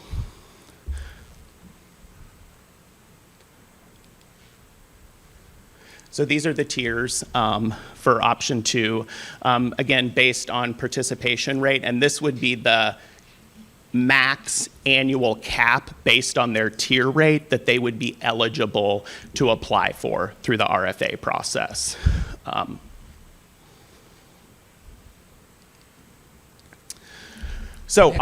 May I interrupt you? Yeah. What was that second thing you mentioned? You said there was 3 things. Budget neutral. I'm sorry, Metrics, yes, what was the middle one budget again? neutral, better alignment between current service patterns and available funding, and had a performance component with data or metrics that were easily available to us. So better alignment. Say that whole sentence again. Sorry, better alignment between current service patterns and available funding. Okay. I guess I need to think about what that means exactly. I'll have more questions later. Thank you. Okay. So option 2. Option 2 is strictly formula-based. This is, I've been using the term sort of plug and play. It's data and metrics that are available to us that the senior centers are already tracking, and we put it into these 3 areas. The largest, the 75%, would be, again, base funding and tier weighted, then performance metrics and participation.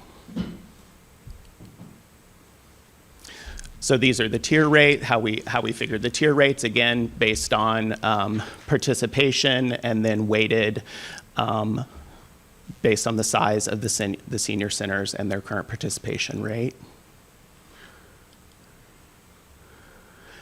The performance metrics for this one, this is 15%. Metric 1 is service diversity, and 20 eligible points, measures the range of program types offered annually, including fitness, nutrition, education, health services, arts, technology, volunteering. Program types may be counted once per year. Reoccurring programs can only be counted once, annually. Metric 2 is growth and outreach, measures year-over-year changes in active participation or sustained high engagement. Centers are scored using the highest applicable criterion. And then metric 3 is community partnerships and service.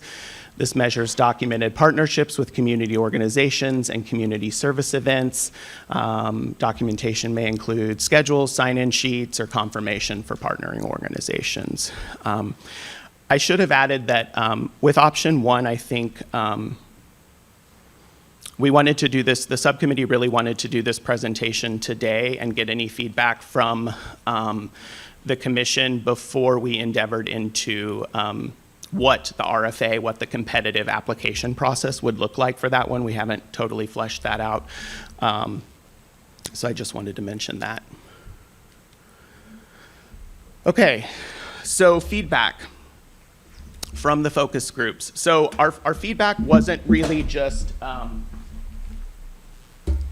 focused solely on the proposals themselves, although there was a component of that. We more wanted to kind of just get a general sense and get some general feedback about how the centers felt about this process, how they felt about their experience with senior center funding, what's challenging them, limitations.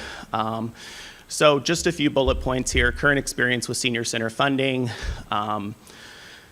They like the predictability of the funding.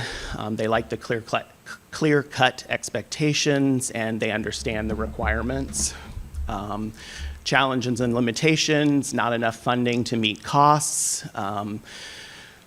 Really all over the board as far as how much support they're getting from their municipalities. Current process is driving activities, not interests of participants.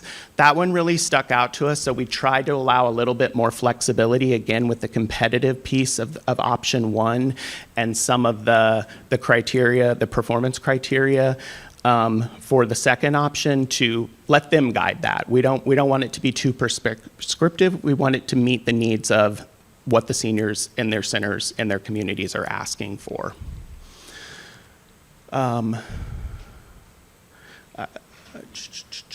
Aging mill levy has not increased with population increase. So then when we reviewed the three models, they liked expectations related to programming. They liked the multi-year funding. Again, the locked-in base rate on option one was very appealing, allows for funding predictability. Dislikes, doesn't allow for flexibility of funding if something comes up. Keeping funding levels the same, didn't like that. And formula-based model diminishes funding for some.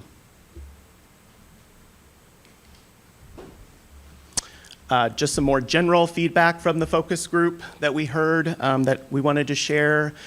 Base funding needed depends on senior center. Should decide if senior centers are important. If so, there should be some base funding support. Would like to see City of Wichita support senior centers financially. This is an opportunity to invest in adults 60 plus. Excited to offer pilot projects, innovative programming. That's part of the competitive aspect of option one. Interested in more collaborative opportunities to expand services. Model should be fair and equitable, which we feel like these take a lot of the subjectivity out of the process that's currently there.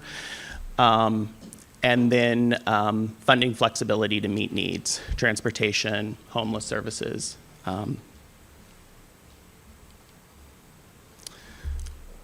So recap of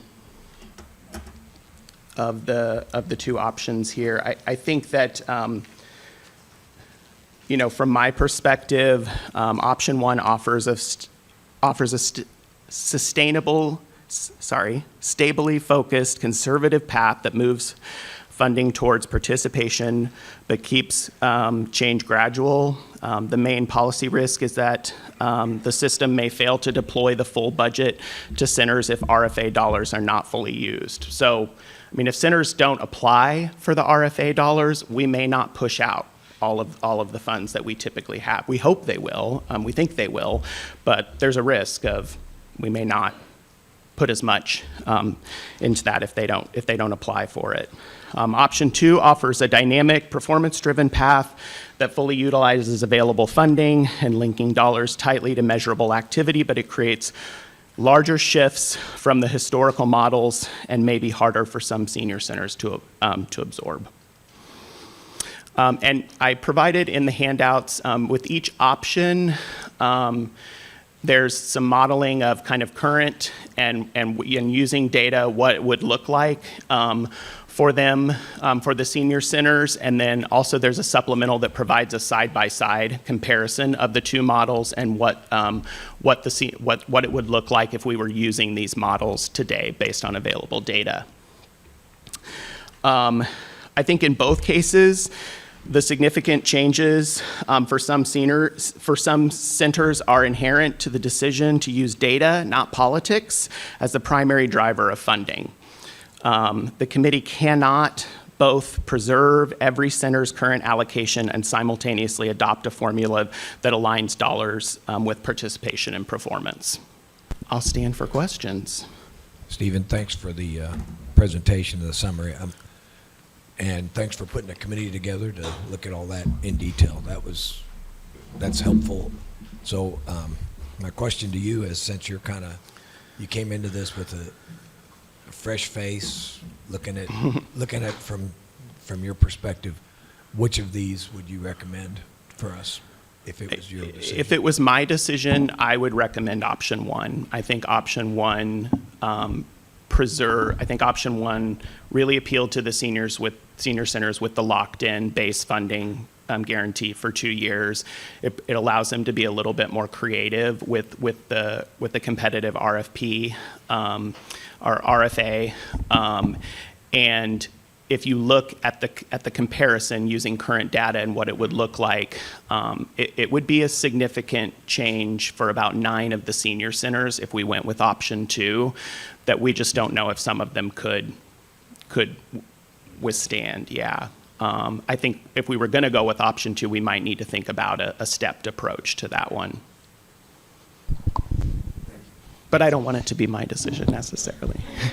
What I'd hope again is to take this feedback, or to take, to any comments today back to the subcommittee, have a discussion with them, and in conjunction with the department, make a recommendation. Stephen, thank you. I appreciate those comments. I appreciate all the work, and I concur with Commissioner Meitzer. I think putting together the focus group to get that board, that advisory board engaged, was really smart.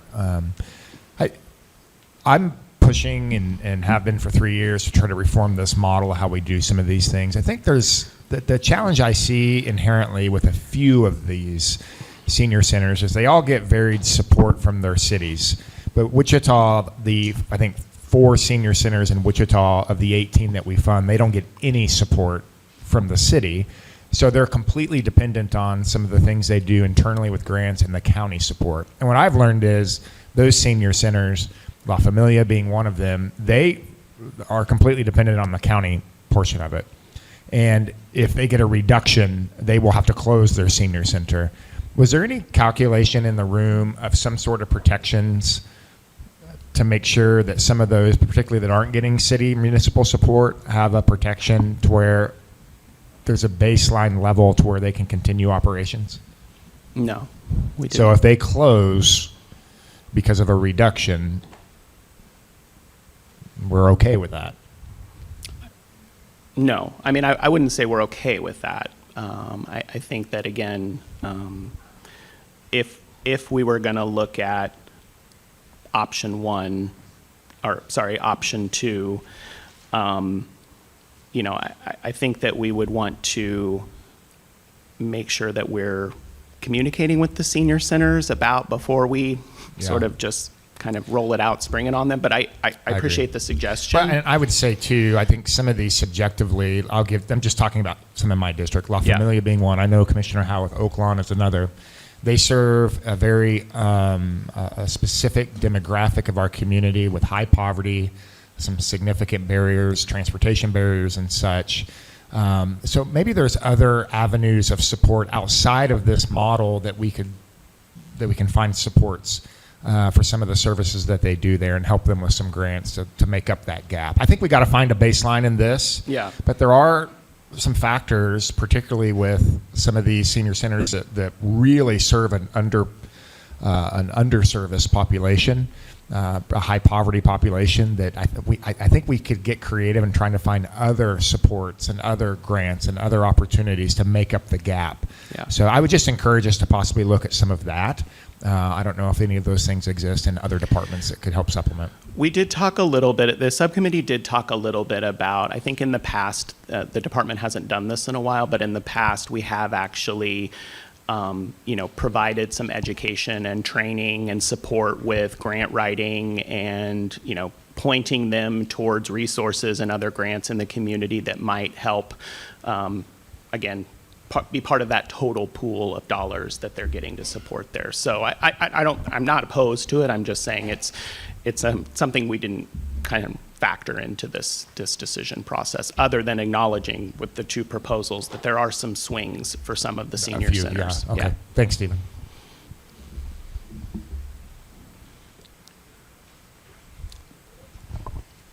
I have a number of questions here. So, have we defined exactly what is the problem that we're trying to solve with this entire discussion?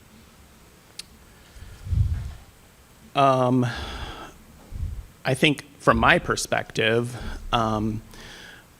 the issue this past year was the department was faced with a decision when a decision was made to reallocate some funding to 4 or 5 senior centers.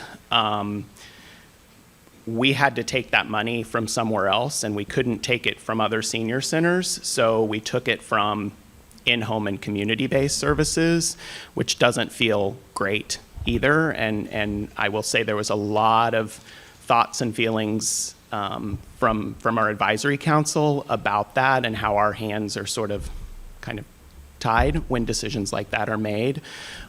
So I think the goal, again, would really be to choose a model, let us implement it, let us stand behind it, and perhaps bring in some other thoughts or ideas to give consideration to senior centers who might have reductions in funding and what that could look like. So I think the vote we took was, I think, to shift $50,000 out of that and to fund those, I think, 5 senior centers, primarily in District 3, I believe.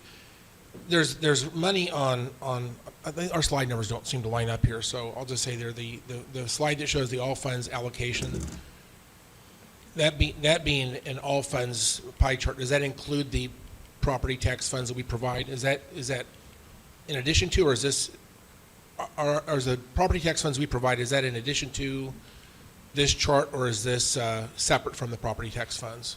So it says $13.8 million total. Does that include the $3.3 million we provide? That 13.8, does that include the next slide, the 3.3 million? This slide is essentially the budget for all of aging services, the allocation for all of aging services, the department. This is just aging mill levy expenditures.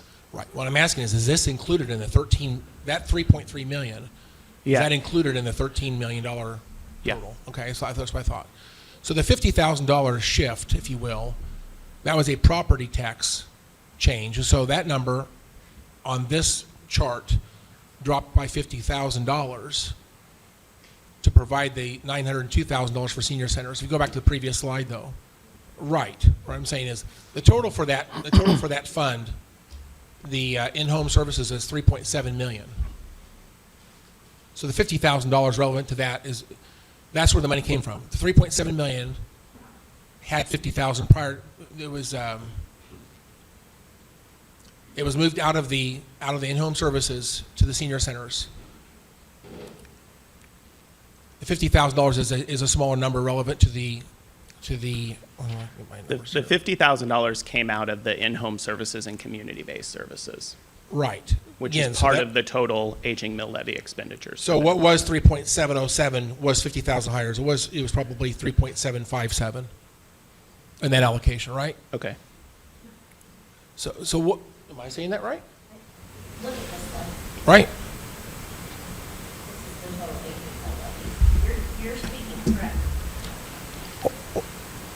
You're speaking correctly if we were to go to the prior slide about the grand total, but because this was within aging mill levy, I think what Stephen is saying is the senior center 900,000 that we see up there now, that did come from, I think, was it just in-home services or also community-based? Okay, so community-based services would have been higher by some amount, and in-home services would have been higher by some amount, but that grand total of 3.301 million in the aging mill levy fund was not changed. What I'm getting to is I'd like to find out what negative thing happened in those two sectors of our spending here, the community-based services and in-home services. Those services were decreased somewhat because of the $50,000 shift. What can we Correct. articulate relevant to the total amount of money we're spending on those two things? How much did our service decline as a consequence of that $50,000 shift?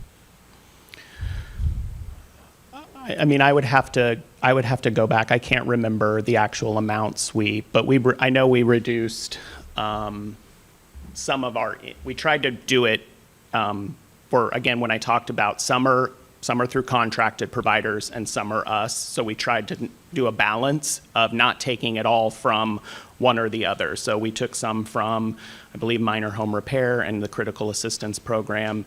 And then we ended a contract with the Alzheimer's Association because it was sort of a duplication of service. So Were there seniors out there asking for assistance in these two areas that we had to say no because of lack of funding because of that $50,000 gift? no, it's a finite number of dollars that we have available. And with the shift, it was less, Okay.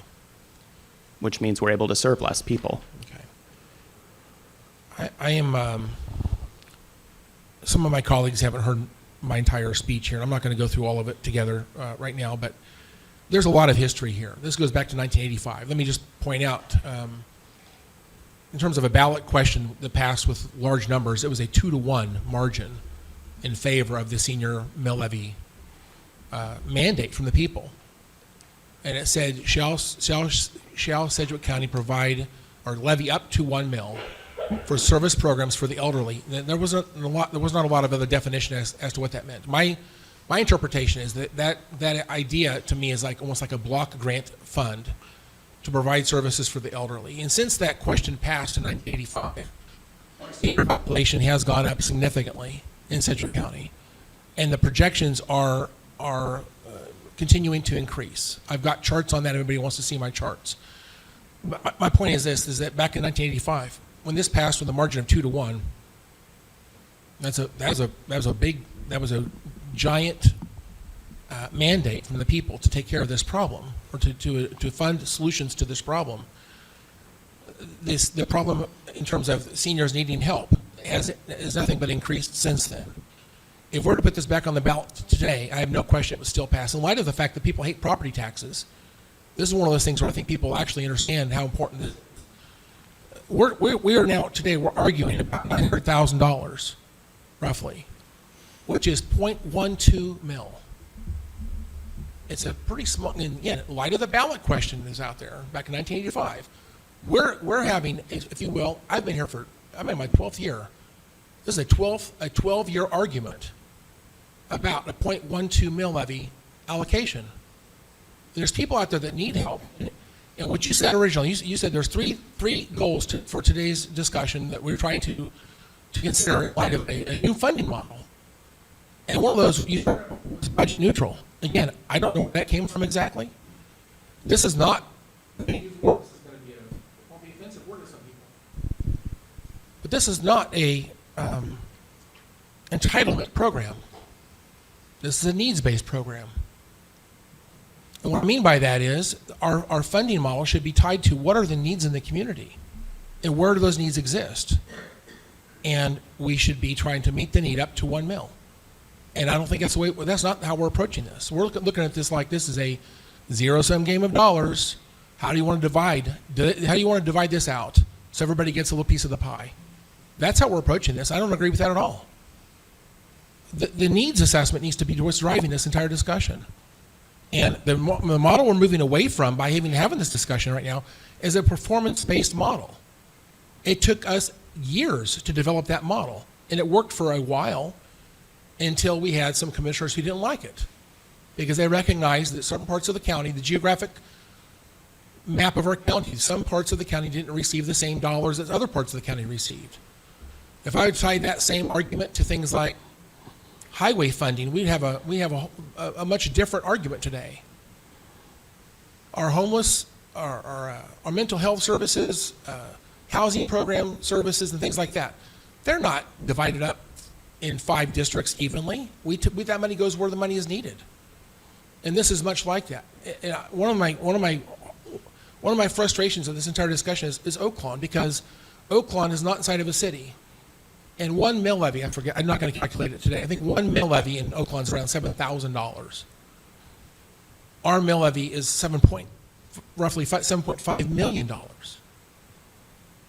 So for them to have to subsidize, if you will, the service program and pay for the facility and pay for the utilities from Oaklawn Improvement District, which, by the way, it exists for the community of Oaklawn. We're treating it like it's a city, but it's not. And they've been providing funding for this, and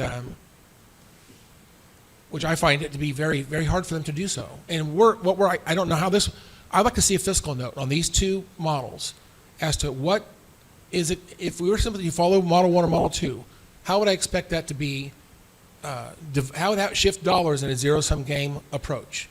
Where are the winners and where are the losers? The winners are going to receive new money or more money, which means they've got a windfall. I don't even know how they would spend the money necessarily because it's not needs-based. And the losers are frankly have to absorb a loss. We don't know how that's going to happen. So I guess I'm concerned that we don't understand the fiscal. You know, we're talking about which one of these two models do we recommend. I need to see a fiscal note. I don't know that we can even possibly answer the question right now. Commissioner, you have the fiscal modeling in your handouts. There's a Okay, I didn't look over here. comparison between option 1 and option 2 that provides their current funding, and then if we implemented these models, what funding would look like if we were doing it now. Okay, well, let me take a minute to look at that, I guess. I'll stop talking for just a minute while I examine this paper real quickly, and I'll probably come back with more questions. I'll stand by for just a minute. Could we, maybe while we're waiting, is there a chance, I don't know if Lindsay's the best to do this, or the aging mill levy and the ballot question? I mean, we spend $13 million in senior services. How do we check the box of what the 1984 vote mandated us to do? You're going to get Commissioner Howell riled up again. I'm trying to pass the time. I don't. Okay. So the ballot's set up to 1 mil. And what you saw on Lorian's presentation and what you'll see on what was historically the long sheet is that we are trying to draw their aging mill levy fund to a particular balance in the fund. And so that means the mill levy rate will fluctuate year to year because we're intentionally trying to overspend the amount of revenue we bring in each year so that we can bring the fund balance down to a dedicated level. Because it's a part of an overall mill levy rate, reductions in the aging fund help the general fund. If we want to increase the aging fund, that has to come from somewhere else. So that's how that has historically worked. Commissioner Howell, did I buy you enough time? Okay. Okay, so just looking at this, one of the obvious takeaways here is that Oaklawn is going to go from $57,000 down to $22,729. I promise you there's no way they're surviving this. They're barely making it right now. And I know that you say, well, they don't have a lot of people there. I get that. There's not a lot of folks there. But I'll tell you this. The people who do use the Oaklawn Senior Center don't actually pay, for the most part, they're not really paying Oaklawn Improvement District taxes at all. They come in from outside the community. So they're not necessarily in the Oaklawn community as a resident. They come in and use the services. And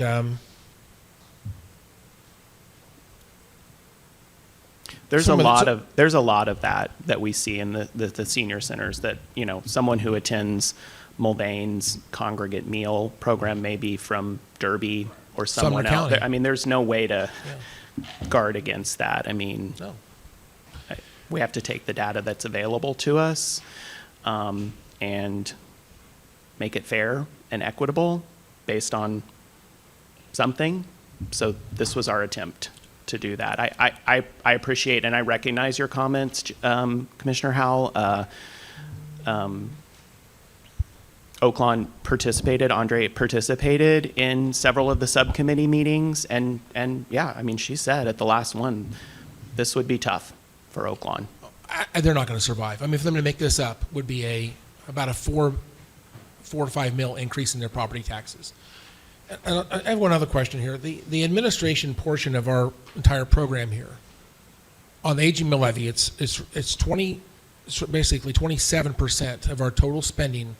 Aging mill levy is in administration. I guess I don't know why that is. Why are we allocating? To me, the calculation for the aging mill levy I would think we would bear the administration of this from other funds. We should not be, attributing again, going back to the ballot question again, this ought to be, my opinion, ought to be block granted out, and people should be responsible to compete for those dollars and provide reporting as to what they did with the dollars. We should monitor that in terms of administration of providing the grants and monitoring the reports. But I don't think we should be actually running these programs necessarily and be charging 27% of the total cost is borne in administration. That's on our side. That's not providing a service. That's simply us doing what we do so that they can get the money. Most of that administration is for the other programs and services and the staff that we provide in the department for that. There's a portion of one or two staff people that are admin that are specifically for the senior center who have a lot of interaction, Stacy Nillis in particular. So most of that admin you're seeing, Commissioner Howell, is for the in-home services and the community-based services and transportation, not senior centers. Can we take this information to the senior centers and ask for them to provide commentary back on a, or at least each community? I don't think I need necessarily, well, maybe we do. I would like to have the senior centers, talk about what would happen if option 1 or option 2 was to be their future. How would they absorb that? What would be their consequence of that? I think we'd like to know. I do agree. One of the comments originally in some of the goals of some of the comments you made about the subcommittee talked about what's good and what's what are the challenges and the problems. The fact that this does not have any type of adjustment based on inflation. A lot of these organizations, they provide a salary for a director. You make them do that, and there's programming that a lot of times will include food and things like that. So commodity prices have gone up for them to operate these programs. And we require that they pay a director. So, there are some costs that arguably are inflation. They have inflation pressures on them, and yet we have locked in a number and not had any type of adjustment based on the number of people they provide services to, other than these very large course steps. And in terms of the cost of commodities and wages, there's been no adjustments made for that either. I actually had developed a formula that was more, rather than having these large tiered steps, it would be more formula based where you would actually calculate down to, if you will, a member level. If you've had one member, what's that worth in terms of a program, what they provide. And to me, there was one of my frustrations with this current formula is how large the steps are and how hard it is to go from one step to the next. Bear in mind, we don't use this formula technically because we made it vote by the commission to not use the formula, even though we're still using it. But one of the problems of that formula is the large difficulty it is to go from one step to the next, and how much money is tied to that giant step. And so it's hard for them to be recognized for improvements for doing more work, but they don't get recognized until they hit that threshold for a number of years. So to me, that is a problem that needs to be addressed. If I was going to adjust this formula, I would make it so that's the improvements that they make, the higher services they provide, should be recognized in the formula without having such giant steps to get there. That's what my formula did. It actually was more of a curve, and you could just calculate, put in X and Y and Z, whatever you calculate dollars. It was much, essentially follows the same data points, but there's data points between these data points, if that makes any sense.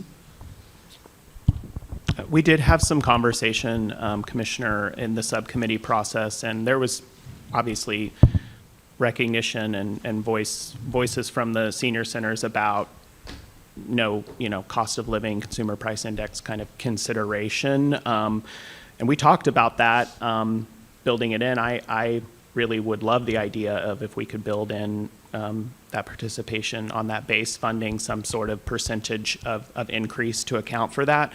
But that would depend on this commission's appetite for a decision package for more dollars.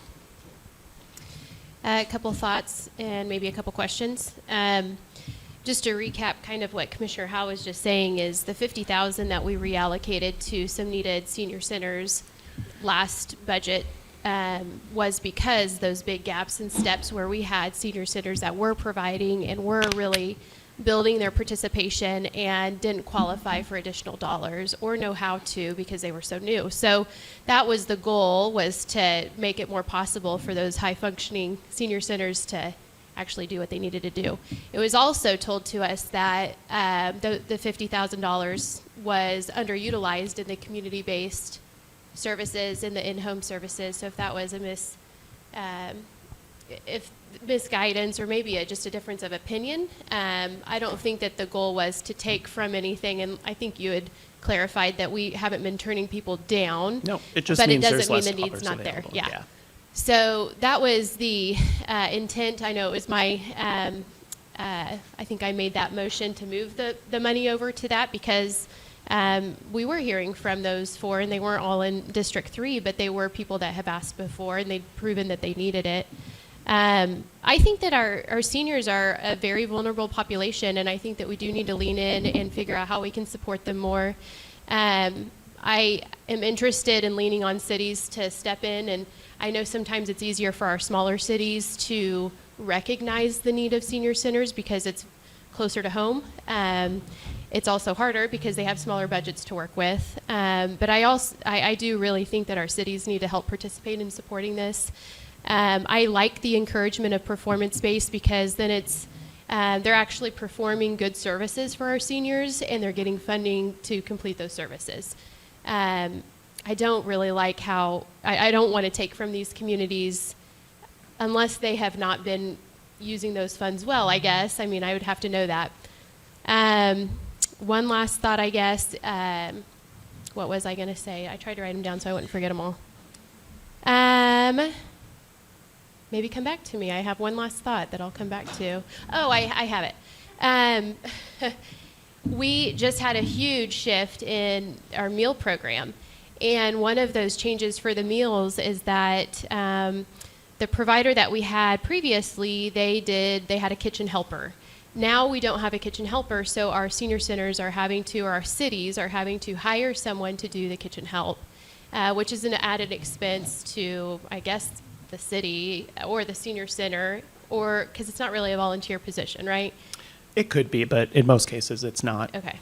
So I want to take that into consideration as well, as just with something that, we didn't really have control over is now adding to their bottom line as well. Yeah, I appreciate that, Commissioner Wise. And two things. I just want to give a shout out to your appointee on our advisory council, Rachel. She's been fantastic. She's just a whiz with formulas and things, and that's not how my mind always works. So she's been great in helping kind of lead the development of kind of these percentages and the bases. Also, I think to your point about, there's a lot of activity and energy right now focused on the senior centers between the changes with the senior nutrition program and talking about funding models for them in the future, and they are feeling that. The senior centers are feeling that. We're feeling that in the department. And I think, again, to the point of which option I would prefer, I feel like the competitive RFA, again, provides the opportunity so that if a senior center says, hey, look, we've taken on the responsibility of hiring a part-time person to take this, that they could include that cost as part of their request for those competitive dollars. Just one example.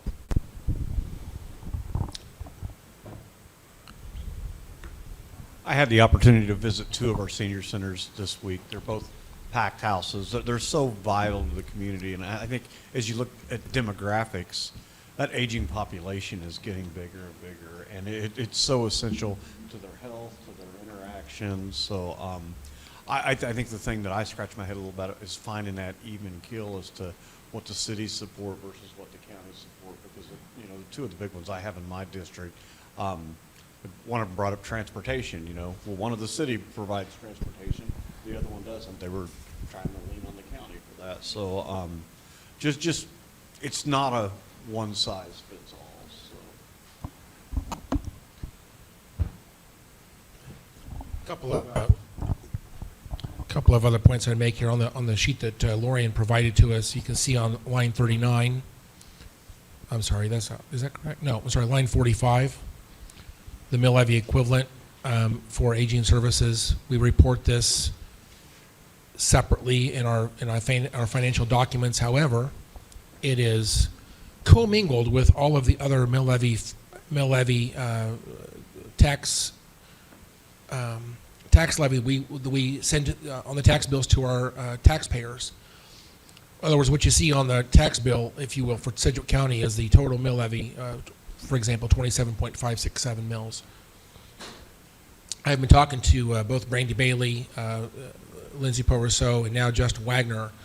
One of my goals, I think, would be to see the aging services as a separate line on the tax bill.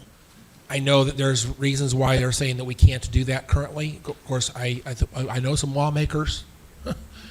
I think we ought to change the law so that this ought to be a separate line on the. Is someone talking behind me? I'm sorry. Change the law, yeah. So that two things. Number one, I think that the WSU as well as aging ought to be broken out into separate lines because, frankly, WSU we have no discretion over. It's almost like a bond issue for a school, in my opinion. It's just something we need to show. But we're not really debating year to year whether we should provide 1.5 mils or not. And the aging services, because it was a ballot question, much like a bond issue for a school, I think there's legally there's some reasons why we can't do this currently, but I think we need to argue that for taxpayer education and transparency, they need to see this as a separate line on the tax bill. And if we had the authority to pass, if you will, a budget specifically to aging services, and that created its own line on the tax bill, and then we reported the rest of the tax levy as a separate line, as we currently do, but it did not include these two things, it would be a much smaller number. Imagine the 0.372 plus a 1.5 mils, or 1.8 roughly mils, less than what we currently show as a single line.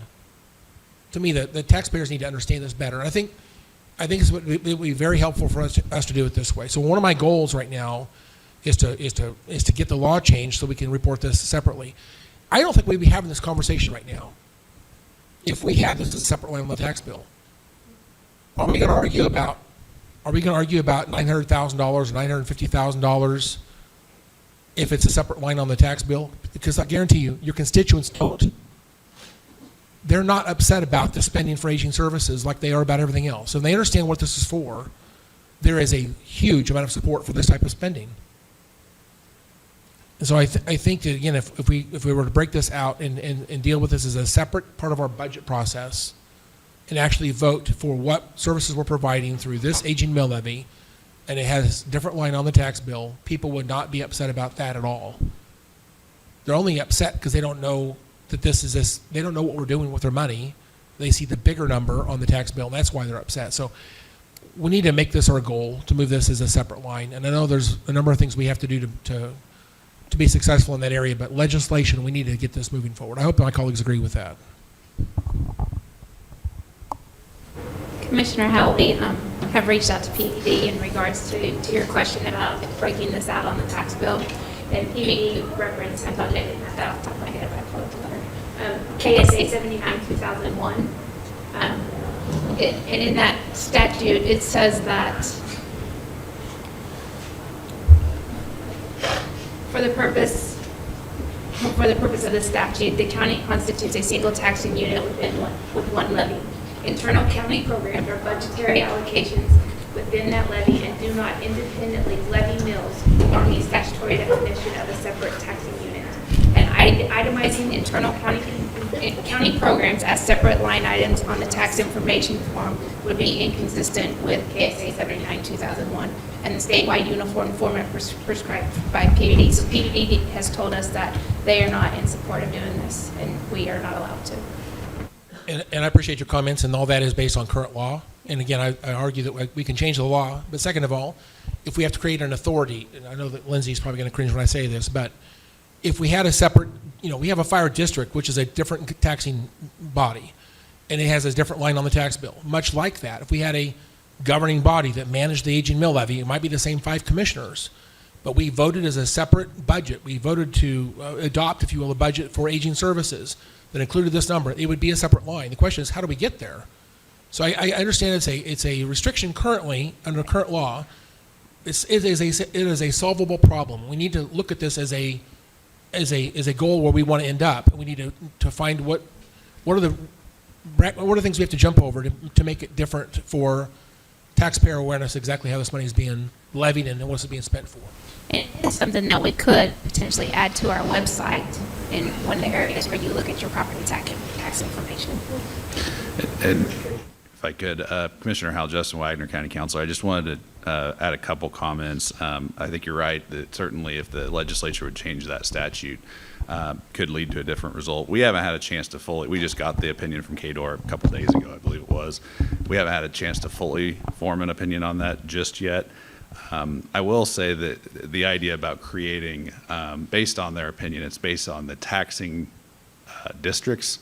And the mill levy, the aging mill levy was a Sedgwick County mill levy.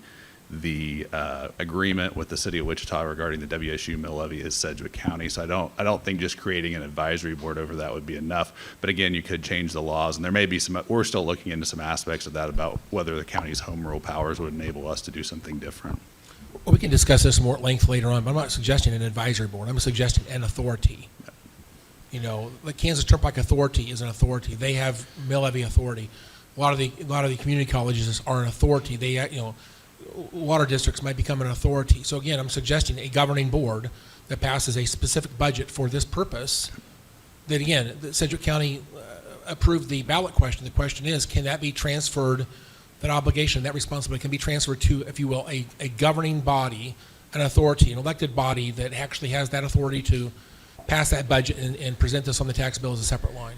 And I think under current law, it's based on the taxing authority, and the two types of line items you're talking about are Sedgwick County specific. But again, if the law was changed, or if you're talking about some new authority in the future, I don't know if Lindsay wanted to chime in on that. I sure do. Okay. All right, I'll hand it over to Lindsay then. Thank you. Okay, so yes, just like the fire district, just like the public building commission, there does have to be some legal authority to create the entity. Those then become there's generally accepted accounting principles, right? And there's financial reporting rules. Those are technically component units of a government unless you have a separate vote, separate districts, you might say, right, to go ahead and create that governing body. So that is going to create different complications. Just like the fire district, you would have to have your own bid board, your own contracting authorities, your own admin charges and things that now we would have to charge.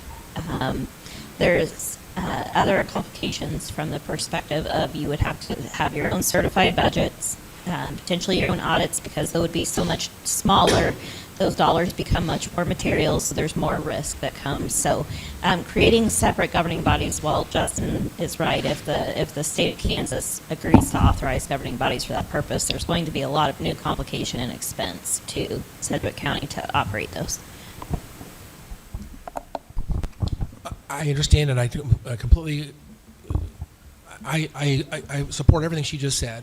I do think what Brandy Bailey just said as well, though, we can add information to the tax bill that won't be printed on the same sheet of paper, but it can be a separate sheet of paper that would explain the, if you will, a portion of the Sedgwick County mill levy is for things we don't have control over, and is a result of a ballot question that was voted on 1985. So to me, the extra information is maybe a way to get there on the short term. My hope is we could do this as a separate authority at some point.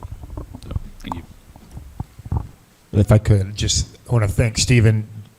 The senior center discussion was at the directive of the commission for you to do this and to give us some options to look at. So thank you. You've done that.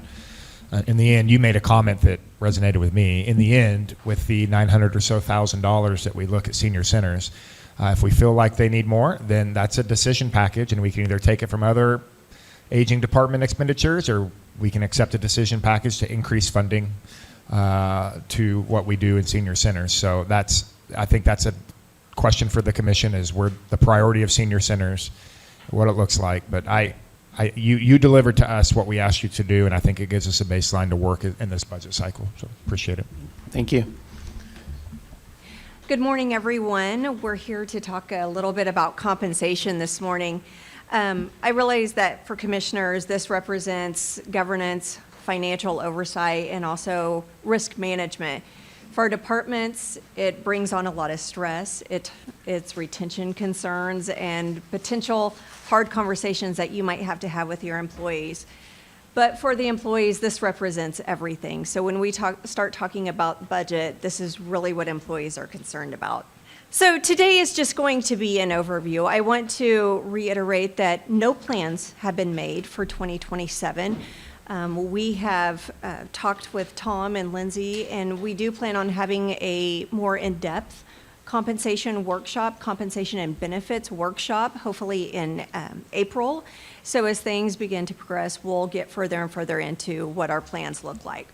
But just as a recap, these are our current plans that we have for the organization. We have 3 step plans, which are with EMS, fire, and the sheriff's office. And then we have 8 grade and range plans, and you can see those listed up there. They encompass the general pay plan, emergency communications, corrections, which encompasses 2 plans, one for our corrections worker and the other for our ISOs. ComCare also has 2 plans for direct services and administrative support, and the district attorney's office also has 2 plans, one for their attorneys and then one for their administrative services.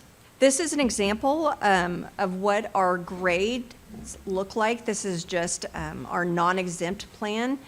This ranges from grade 50 to grade 70. These are 50% ranges. So you can see up there, I gave an example. If you look at the top row, grade 50, our starting wage is $15.45, and that ranges to $23.18. So that's a 50% spread when we talk about our grades.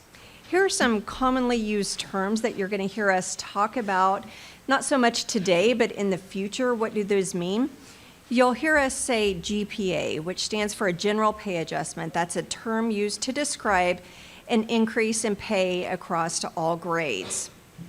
We also talk about pay scale movement, or also a structure adjustment. And this describes the movement of the scale, and we like to move our scales at the beginning and at the end. So we don't want to just increase that beginning wage. We also want to expand it for those employees who are moving throughout that grade. We also talk about market adjustments, and this is a term to describe the compensation modifications for positions based on other comparable positions within the market. Lindsay made a point earlier today that we often talk about the city of Wichita positions, so I know that will be commonly referred to in our further workshops. A step plan, this is a compensation plan with predefined percentages increases between each interval. Typically within a step plan, they receive that step one time during the year.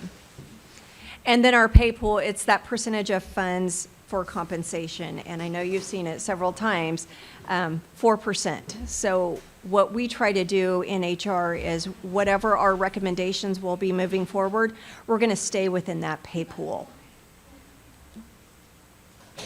So what you might hear us say or other people talk about, we might say that we want a step or a GPA plus a pay scale movement.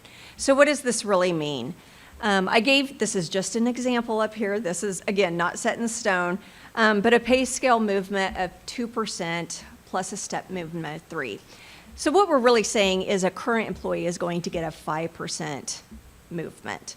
So first, on this example, our step 1 just happens to be a firefighter. At step 1 is an hourly wage of $18.73. We are going to move that scale 2%. So that now makes our starting wage $19.10. That same employee then would get a 3% step movement. So that moves this firefighter into step 2 at $19.67. So that employee for that year increase will receive 5%, moving from $18.73 to $19.67. So why is it so important to move the scales? And again, we might not have our foot on the gas as hard, but it's definitely on the gas. This also keeps employees motivated because our employees are going to promote up to other positions, so we still want that starting wage to keep moving forward. So it's important for our current employees. It also keeps us competitive within the market, and it helps us to attract talent. So we got to keep those beginning wages and, again, those ranges moving. This is just another example how it works on our grades and our ranges. The example we have here is an employee who's on grade 50, starting at 1530. This is what it was in 2025 in this example. We would do a 1% scale movement and 2% GPA. So again, the employee's moving from 1530, a 1% takes them to 1545, and then a 2% over that ends their wage at $15.76. So again, it's compounding that current employee 3%, but keeping it, the scale moving forward. So really, what are our next steps? We are going to work with the budget team, leadership, management, and departments to strategize for what 2027 will be. It's difficult when the pay pool gets smaller because we have to start emphasizing what is going to be fair and equitable and prioritize that. We are also going to have a very defined market study. Part of that is going to be an FLSA review of exempt and non-exempt positions. And then we're going to have an analysis of established positions for this market study. So again, it's a very limited scope, but we will be working with our same vendor that we have done before with the Evergreen study that you all remember we made really big movements on. So really, that is where we're at today. I just wanted to kind of reemphasize how we think in terms of scale movements, general pay adjustments, step movements, but we're really at the beginning of this. We've got our marching orders of what those pay pools are, and then we start working what is the best option for the organization moving forward. And again, in April, we'll have a compensation and benefits update for you, so we'll go through this with more detail and recommendations moving forward. Do you have any questions for me or any guidance or direction you would like for April? I always think it's worth noting, you had sent me a note just the other day, or some of your team sent me a note, Lindsay, you did too, with the incremental increase in compensation that's happened since 2022. That number is roughly $80 million incremental? 87. $87 million incremental. So there's been a lot of effort. Evergreen was a big catalyst for that. But I would agree, and one of the things we'll talk about towards the end of the day is, priorities from the commission. Lindsay's hit it. You've just mentioned it, but we got to make sure we maintain staffing stability. It's one of the number one goals that we have at Sedgwick County government with the services we perform. So this is helpful, that analysis of where we've come from the last few years and what we've had to do to stabilize staff. You've also sent me information on vacancies and where we're at as an organization, and we're up close to 92% staffing now, and that wasn't always the case here. So compensation is not all of that, but it's a big part of that. So I think this is one of the most important discussions that we have in this budget cycle, is how do we maintain some of this momentum. So I appreciate that. You probably already said this, but how many plans do we have altogether right now? There are 11. We 11. have 8 on our range, grade and range, and 3 step plans. 3, what was that? 3 step plans? Yeah. I'm just curious, and I know there's reasons for so many different pay plans. We've spent a lot of time defining those over the last numbers of years. We've spent a great deal of discussion and a lot of negotiation to get those in place. But if you were to compare those plans against each other, what I'm wondering is are some employees receiving generally, say, a 5% pay adjustment year over year, and other employees getting, I guess whatever we can find in the budget? Maybe it's the lowest might be 3%, for example, or 2%. I mean, the variation from one employee in one department versus another employee in another department can be pretty large because of the different types of plans that we have. Yes. Is there any way to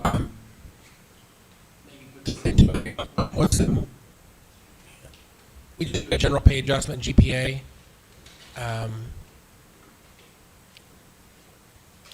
for employees that are not in a step plan, that have one of these other plans here,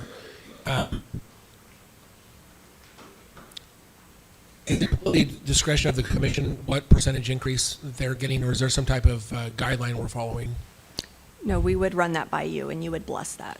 Yeah, But it's- we but would it's we would discretion of put the forward a board. recommendation. Yes, yeah. Okay. But again, we would stay within the pay pool. We would never put any plan that would put us outside of that pay pool, because we know then you would have to make further decisions. So if I could jump in, Commissioner, yes, like, for example, the sheriff's step plan, there's 5% increases between steps there, but they get theirs on their anniversary month, as opposed to like fire and EMS, who are on 3% steps, and they get theirs in January. But then, like, for example, you might remember when we looked at the different slides on where we've been, there are years that some plans get market pay adjustments instead of a general pay adjustment. So the DA's office is an example of one where there was a concerted effort over the last year or two to try and bring their pay up to an equitable amount because they were losing so many staff. So that's what I think Sheena is referencing is we'll give you an overall pay pool by saying 4%.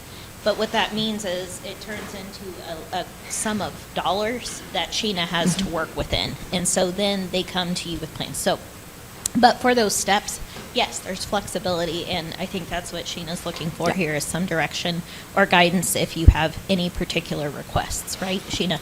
Correct. I guess what we do is, it seems like we've already got pre-committed, so to speak, any plan that is guaranteed to be more than 3%.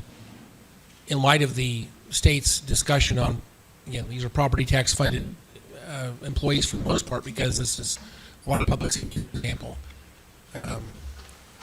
It seems like we're set up for failure from the very beginning, because the only way really to absorb those increases is to reduce the staff.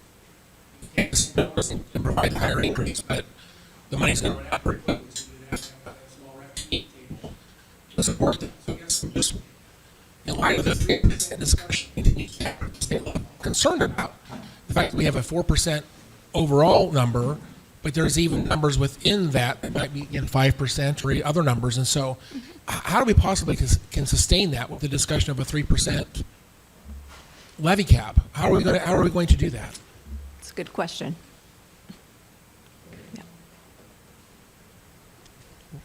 I Yes. don't have the answer for that. Until we know what that looks like, we can't fix it. But you're right, Commissioner. We either cut positions to increase the pay pool, or we keep the pay pool up and Or cut positions. services. Yeah. I know it sounds, I don't want anybody to feel threatened by this. I don't want to assure our staff, we love them and we appreciate them, and they deserve to be paid appropriately for what they do. And I want to make sure we fight for them. But what I'd like to do is see maybe an analysis that says if the 3% levy cap was hard, and the people voted not to do this, what that means is, again, I'll just use the sheriff as an example, and I don't really intend for this to happen. Just want to use this as so the legislature understand that if they're supposed to receive a 5% increase and we're held to a 3% levy increase, that means we have to, again, look at the number of staff we have. Only way you can provide a 5% increase is how many FTEs. I would like to see those numbers and say, maybe as in terms of a percentage, what type of a reduction in again, this is a service organization. Without sheriff's officers, they don't provide a service. We have to have them. So again, if we have to reduce to say 5% of our officers because of the 3% cap, I feel like we need that data. I feel like we need the data. I'd like to know that to the legislators, if this was to pass, that the 3% cap is real, and the sheriff's officers are supposed to receive 5%, how many FTEs will we lose, let's say, on the first year as a consequence of those two policies being back to back? What are we talking about? I think we need to have that data. Well, and I think, though, Commissioner, one of my concerns with that is, would we truly only cut the sheriff's office? Or do you want to have a more global picture of what that true reduction could look like across all parts of the budget? I think we need to have analysis in different ways of looking at the same problem. But yeah, I agree. Okay. You could look at it in an isolated, each agency, what that would mean to them, or overall for the entire county, what that means to the entire county. Obviously, we can't support a 4% increase in wage growth if we have a 3% cap. So I just want to, again, I'm not trying to scare anybody, but I think we have to have the data. And I think this has been a great discussion. I am glad we've added the $87 million to employee salaries. They needed it. But I think right now we need to understand what this legislation will do to Sedgwick County, not in a threatening way, but simply just matter of fact, what does this mean in terms of service reductions? And cutting taxes means cutting services. What does that actually mean? And I think the 5% is a fine number, but how do I then absorb this change in terms of FTEs? How do we go in? And again, what's that look like over time? Next 10 years, if this was to be the static policy over 10 years, where do we end up? I think we need to have some data analysis done. This is a really important conversation. This is the type of data we need to be able to get that to the legislators as they debate this bill. Thank you. All right, good morning. I appreciate everyone this morning. I was telling Lorian that this is my third presentation in a row that I've been put in front of a meal or a break in my presentation, so. Wait, what's that? True. Okay, so today I'm here to update everyone on the ARC 95 project, as well as the overall plans for transportation improvements in Sedgwick County.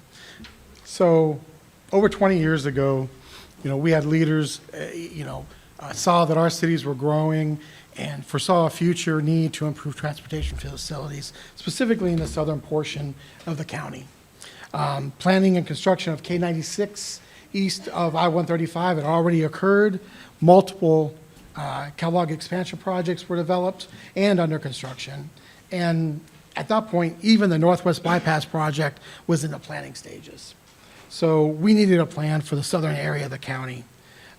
We currently do have a vision and the beginnings of a plan, more than just the beginnings, but we're still at the very beginning stages of a plan for the southern area. Now we're looking to take those steps, and take those next steps. So the south area of the county actually has been, from a transportation perspective, has been well studied. You can see the studies that are up on the screen in front of you. The one thing that was inadvertently left out is there was a second study in 2013 that was the Quad Cities Joint Area Plan. So we have 6 different studies that have been done in this area, and it was actually the South Area Transportation Study, that first one in 2008. It's what we generally refer to as the SATs. That first identified that southern corridor for future transportation enhancements. All these other studies have either confirmed the validity or they have of the SATs, or they've referenced that corridor as being a benefit to development of future plans. ARC 95 study that you've probably heard of more recently is a lower level look of just a portion of that SATs corridor. The SATs was a high-level study. It identified the need for a better connection to the northern areas of the county and specifically recognized a lack of a good east-west transportation corridor in that southern area of the county. The SATs also identified a need for an additional Ark River crossing. There is only a couple of crossings over the Ark River and K-15 once you get south of 47th Street. So this is, from a transportation standpoint, it is very limiting. The SATs also identified a potential parkway loop that could connect the west and east sides, through that southern corridor. So looking at just a very rudimentary map, you can see that the southeastern portion, like I said, has been well studied. The darker highlighted corridor, rectangular corridor from the extents out there is the final recommendation of the SATs. It covers basically from Greenwich and Kellogg all the way down to 95th Street, over to 119th Street, and then back up to Kellogg. Even with this simple graphic, you can see that there's the significance in the transportation corridor like this could have on the region when you look at a KTA access, the connection between the cities and the rural residential areas that are down there, and just that crossing over the Ark River. So again, seeing on the outlines, that's that rectangular connection, and you can see Arc 95 circled there in yellow. That's, when we talk about that, that's just a small portion of what the overall plan for the south area.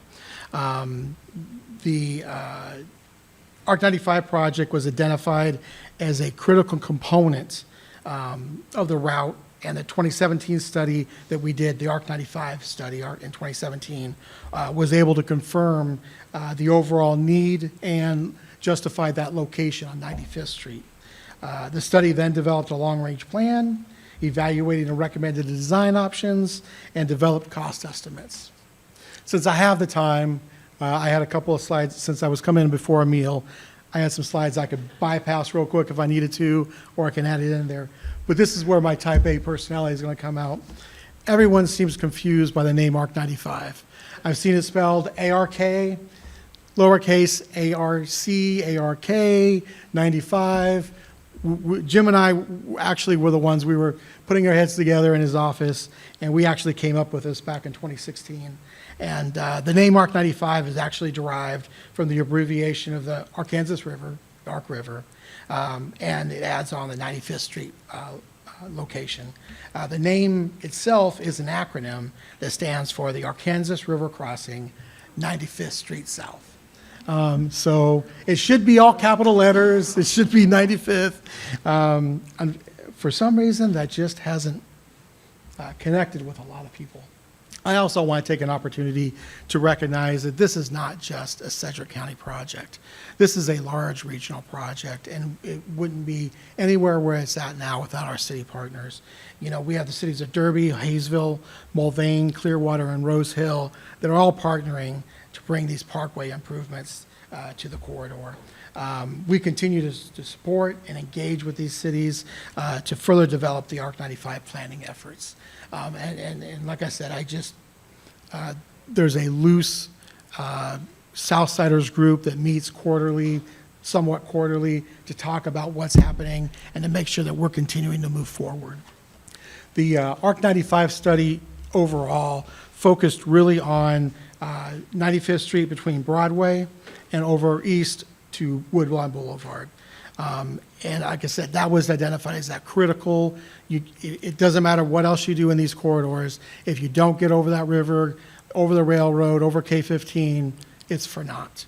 So it really did, that was why this has been broken out first and given the attention it's been given over the last several years. The Arc 95 study identified a strong potential for a KTA interchange, one that will be a true Derby access point. And it was also evaluated multiple options to effectively cross over the Ark River BNSF Railroad. So I show this just because we are very preliminary. There's nothing written in stone whatsoever. But this is the concept that when we took it to the steering committee, when we took it to the public, when we talked to people, this is the interchange that they like the best. And what this basically does is it looks convoluted. It's a form of what we call a spooey. And what it does is removes all the left turns off of K-15. So it's a safer interchange down there. It has the bridge going over the Ark River. We have one of the things that also does that hopefully will, in the end, mean a little bit more money for us. But you can see, I don't think maybe there is. Yeah, there is. You can see right here, that little leg coming off of the Arc over 95th Street. That's actually an access point for 2 residential properties.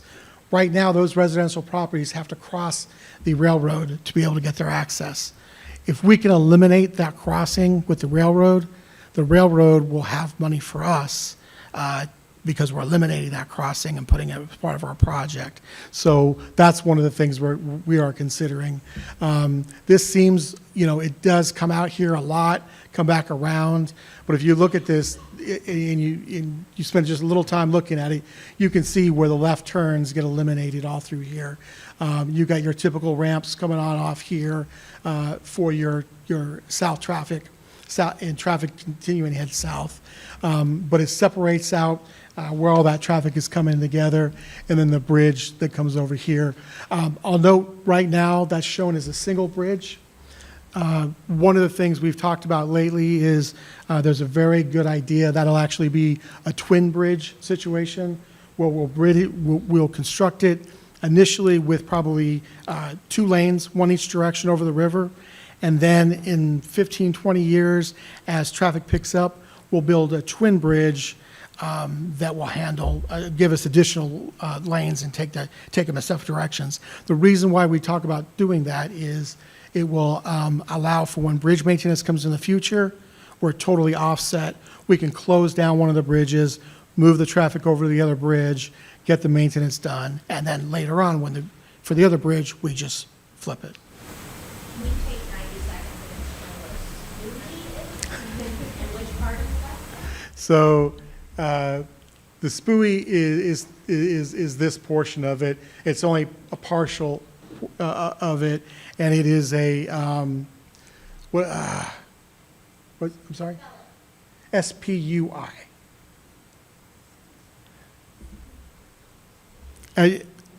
For those of you one or two of you may not know, I'm a civil engineer. As much as the military is about acronyms, they may not have anything on us. Everything we have is an acronym.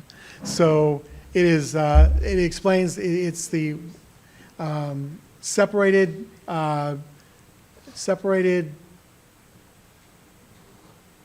can't remember the other words that are describing it. But what it does is it separates out the location of the highway off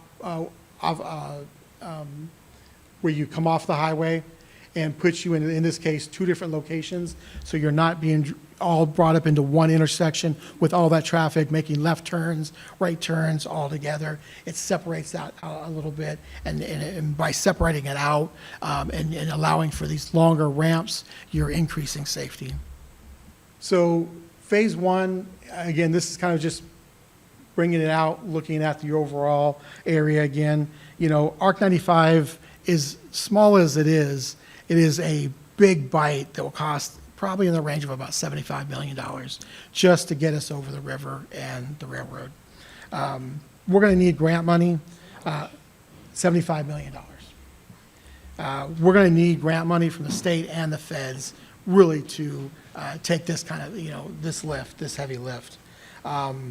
However, extending the SATS route, to the east and to the west, those are a bunch of small little bites that we can actually handle locally. You'll see here in a slide or two that, we're talking $1 million, $750,000 to make these incremental improvements. So there's really only 2 big bites of this whole area that really do need a state and federal level help. And I think in the end, once we get this big portion done, the rest of it can fall into place with the cities and the county working on smaller projects. One of the things that you'll see is there's been improvements on Greenwich Road. The city just a few years ago, south of Kellogg, made improvements from Kellogg down to Pawnee. Derby right now is in the process of planning improvements south of 55th Street on Greenwich. We've already made a bridge replacement project on 95th Street out further to the west that actually, because our bridges will last 75 to 100 years, we didn't put back in just a 2-lane bridge. We actually put in a 5-lane bridge because we know that we got this project coming. When you look at improvements that Hayesville's making right now, they're making improvements to Meridian, which was another one of the studies that will connect down to 95th Street. They're making improvements to widen that area out. So all those incremental, smaller, local projects all have taken ARC 95 and the SATS study area into consideration with their improvements. There we go. Okay. So the design recommendations are twofold. This is kind of just a general cross-section that gives you the idea. We're not talking just about traditional vehicular traffic. We're talking about pedestrian traffic and even there's been discussion because of the crossing over the Ark River about doing equestrian access as well. So bicycle traffic, your regular truck and commuter traffic, as well as pedestrians and getting horses down to the river. The initial recommendation as it stood from our study was a 2 and 3 lane parkway with an easy ability to expand up to 5 lanes for the full build out. The urban section would be, basically on the extents, east and west extents, that would go from hydraulic over to Bluff, hydraulic and Bluff to Woodlawn. And then the rural section is going to be hydraulic to Bluff and from Woodlawn to the east project limits. So when we talk about an urban section versus rural section, just kind of imagine curb and gutter versus open drainage ditch. A little more expensive to the urban sections, but it does help with traffic calming, where your rural sections are going to be, and that's going to be down 40, 45 mile an hour traffic. Your rural extents are going to be a little bit more open ditch, probably 50, 55 mile an hour traffic, lot less build out in those areas. Again, the new bridge over the Ark River that will extend over the BNSF Railroad and K-15 will increase safety and avoid traffic delays down there. And there is right now proposed 3 different phases of this project. Phase 2 being the biggest part of it, that is all those small, independent, several smaller projects that we can do here locally. So this is where I was kind of all leading to, and what we're talking about here today. If you look up here, I mentioned the $75 million number. That back in 2017 was $62 million. Coming back now and doing some very, very rough calculations, we're looking at closer to 75 now. So all the numbers up here are based on 2017 numbers, but all these projects here are the smaller ones. We're talking about Hillside and 95th Street turn lanes, hydraulic turn lanes, Broadway. The one that has pretty good money into it is going to be a KTA interchange. The nice part about that is if we make those improvements, KTA will be there to help us. So it won't just be us doing a $7.5 million job, which right now is probably closer to a $10 million job. And like I said, the numbers just support us being able to do these locally. The next big lift after we do get over the river is going to be doing 95th Street hydraulic to Hillside with a 3-lane widening, which again is going to be probably in the $15 million range for that. And again, that's where we're going to need to go back out and look at federal and state grants to help us with that type of improvement. So that leads us to where we're at now and what our next steps are. And one of the things we're working on right now is a protective overlay. We just got all the legal descriptions for that. We've sat down with MAPD, we're working with their staff, and we are going to be bringing that to you and then here this spring, hopefully to be able to approve moving forward. Something that's a little bit different for this process that we've recently learned. Typically, MAPC hears everything and then it makes recommendations, and it gets turned over to BoCC. In this process, it's reversed. You guys, as the BoCC, need to make the initial request to initiate the overlay, and then it goes to MAPC, MAPD to make it happen. Yes. We're gonna put everything together. We're working with MAPD on this, and then we are also going to be make sure that the commission is the MAPC, the Planning Commission, is also aware of what's going on. We'll bring this in front of you, and then once it's through this body, it'll move over to them for the final action. And that's happening. Like I said, we got those legal descriptions. That's all happening now. You may have also heard I know the commissioners all heard about this, but others, we were just awarded $3 million for this project, and it came from congressionally directed spending from Senator Moran. And that's going to help us really kind of kick off a lot of the preliminary work that all gets done behind the scenes and no one sees, which is going to be like a NEPA study, a preliminary plans, a KTA study. A NEPA study is basically an environmental study to make sure that we're not having a negative impact on the environment by building these. It's for roads, it's more of a technicality because we're taking existing roads and just making them wider. But when you talk about like freeway access, which is like the Northwest Expressway and things like that, that's where you're getting the areas that roads haven't been, and the NEPA process, the environmental checks really do help out. The one place we will have to get into it a little bit will be with the bridge footings as we go through floodway over the Ark River. It's the only thing that possibly would be under review. So we think the NEPA process, although an 18-month process and quite expensive, we think it'll be a pretty easy process. And I also want to note, I talked about our partners.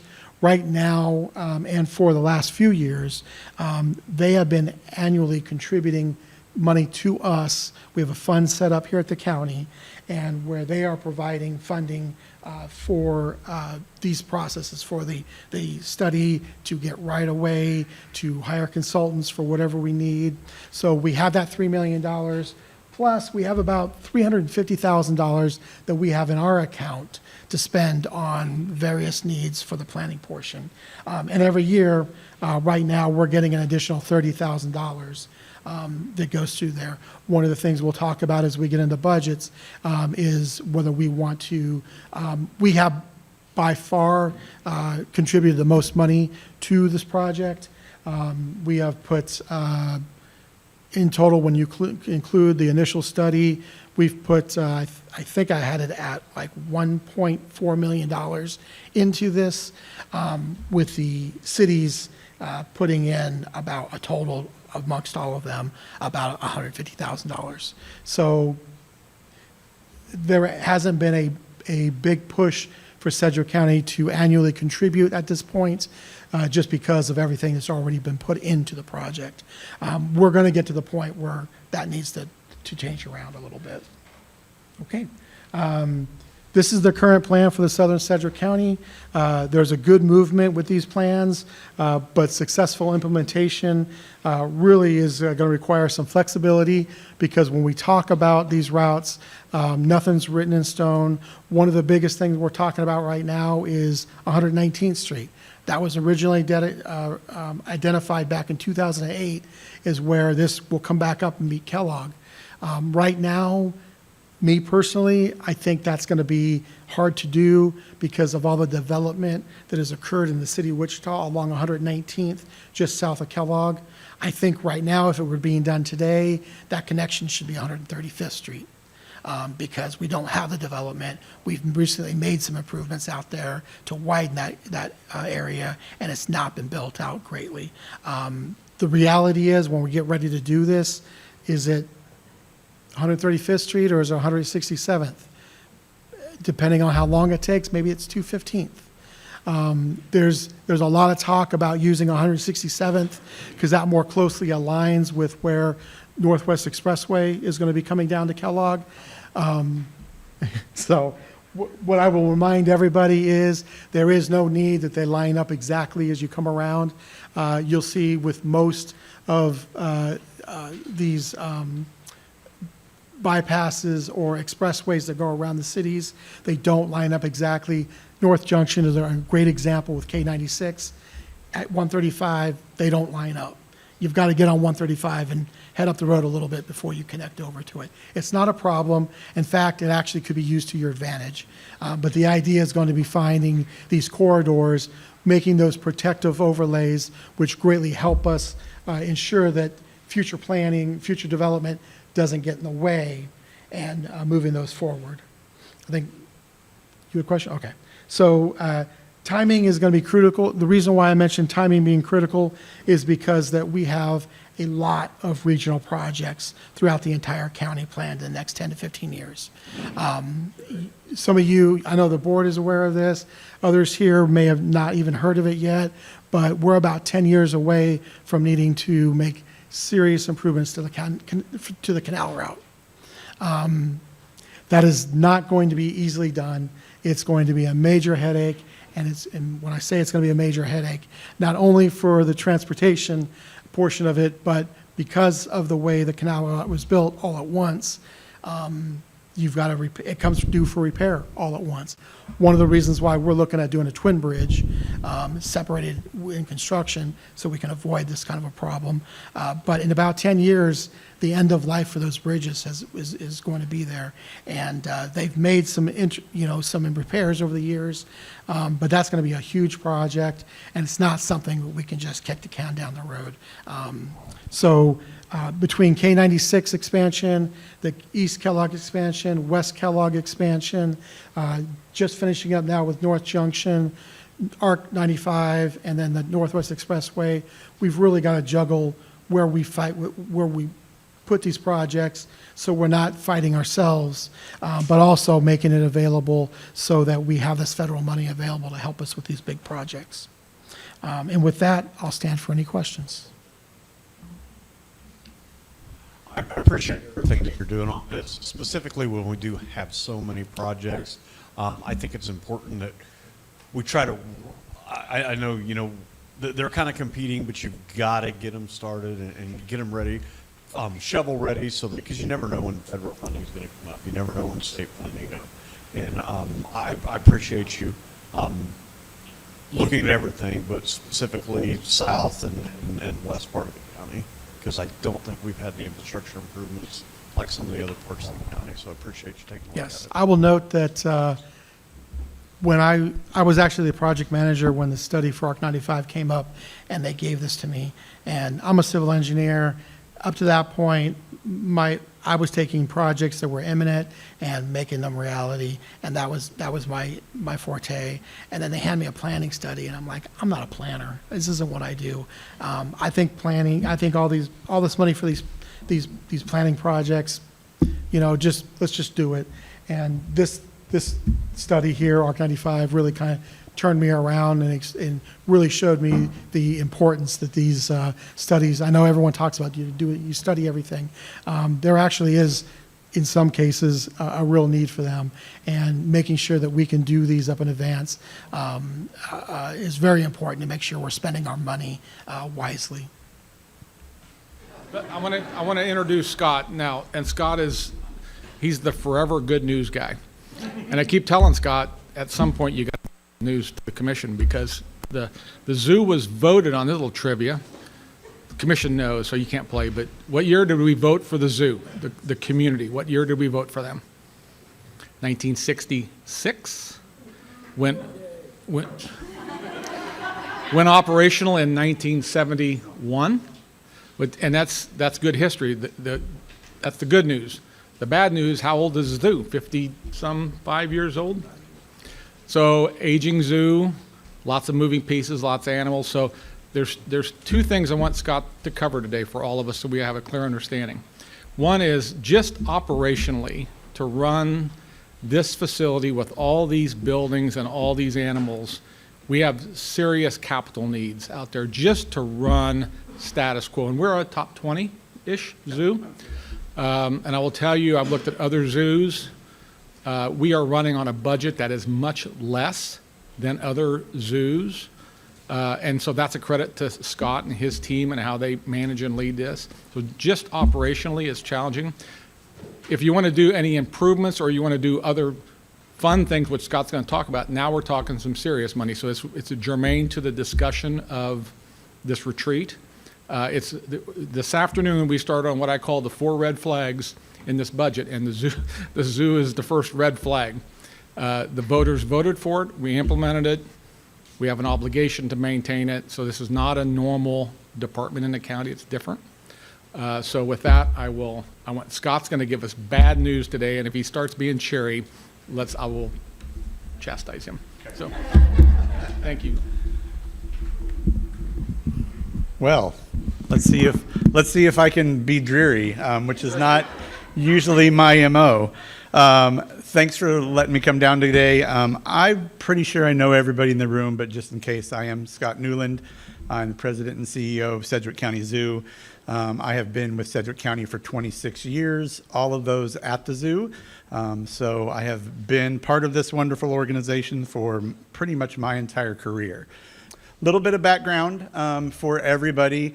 If you haven't seen these numbers or heard me talk about some of this before, this was an economic impact study that WSU did for us and the county.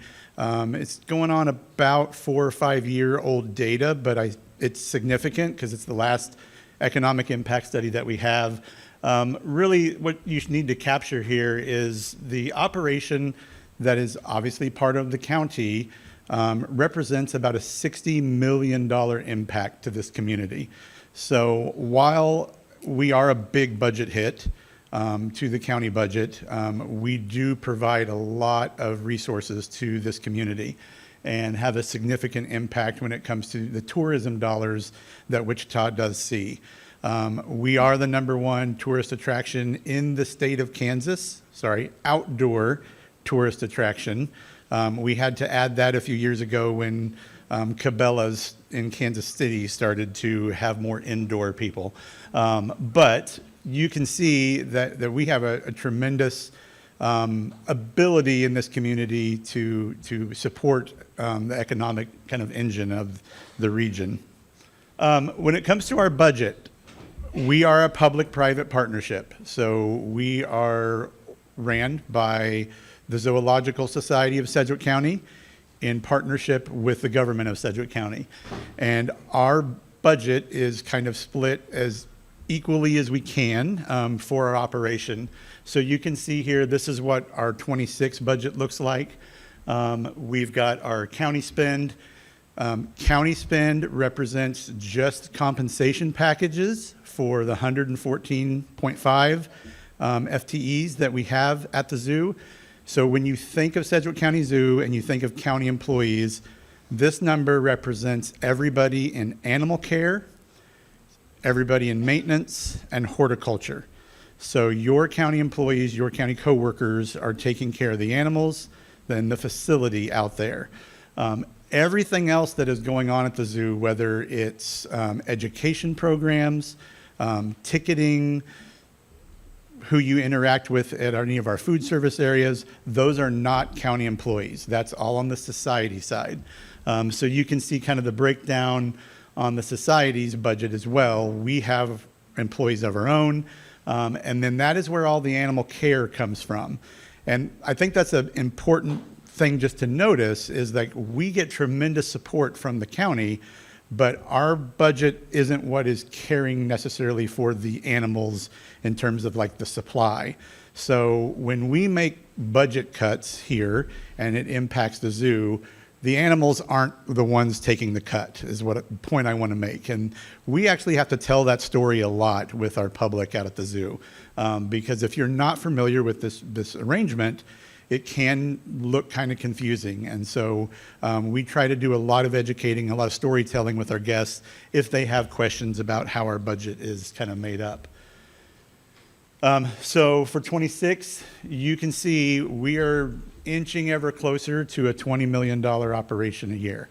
I will tell you on the society side, our 2026 budget, we are budgeting for an $11,000 to the positive. That's it. So we spend every dollar we make. We try to invest that back into the facility as much as we can, whether that's in infrastructure or new offerings or new exhibits. We're running pretty lean out at the zoo. So as Tom said, for the size of our municipality, we hit above our weight class. So there are much larger communities in the U.S. that have a much smaller municipal zoo. So just always keep that in the back of your head when we're talking about what we actually have here. I know it's easy for me to stand up here and tell you all that it's the gem of the community, But if you're into zoos, if you're into museums, if this is the type of thing that you and your families do when you go visit other municipalities, next time you do that, really take a look and compare what we have here in Wichita to what you're seeing in other parts of the country. I think you'll agree that we have an amazing facility here, and we need to keep investing in it to keep it that way. Our next step, as most of you knew, so this is a photo from our 2018 strategic master plan. So this was done when Dr. Jeff was still here as an employee of the zoo.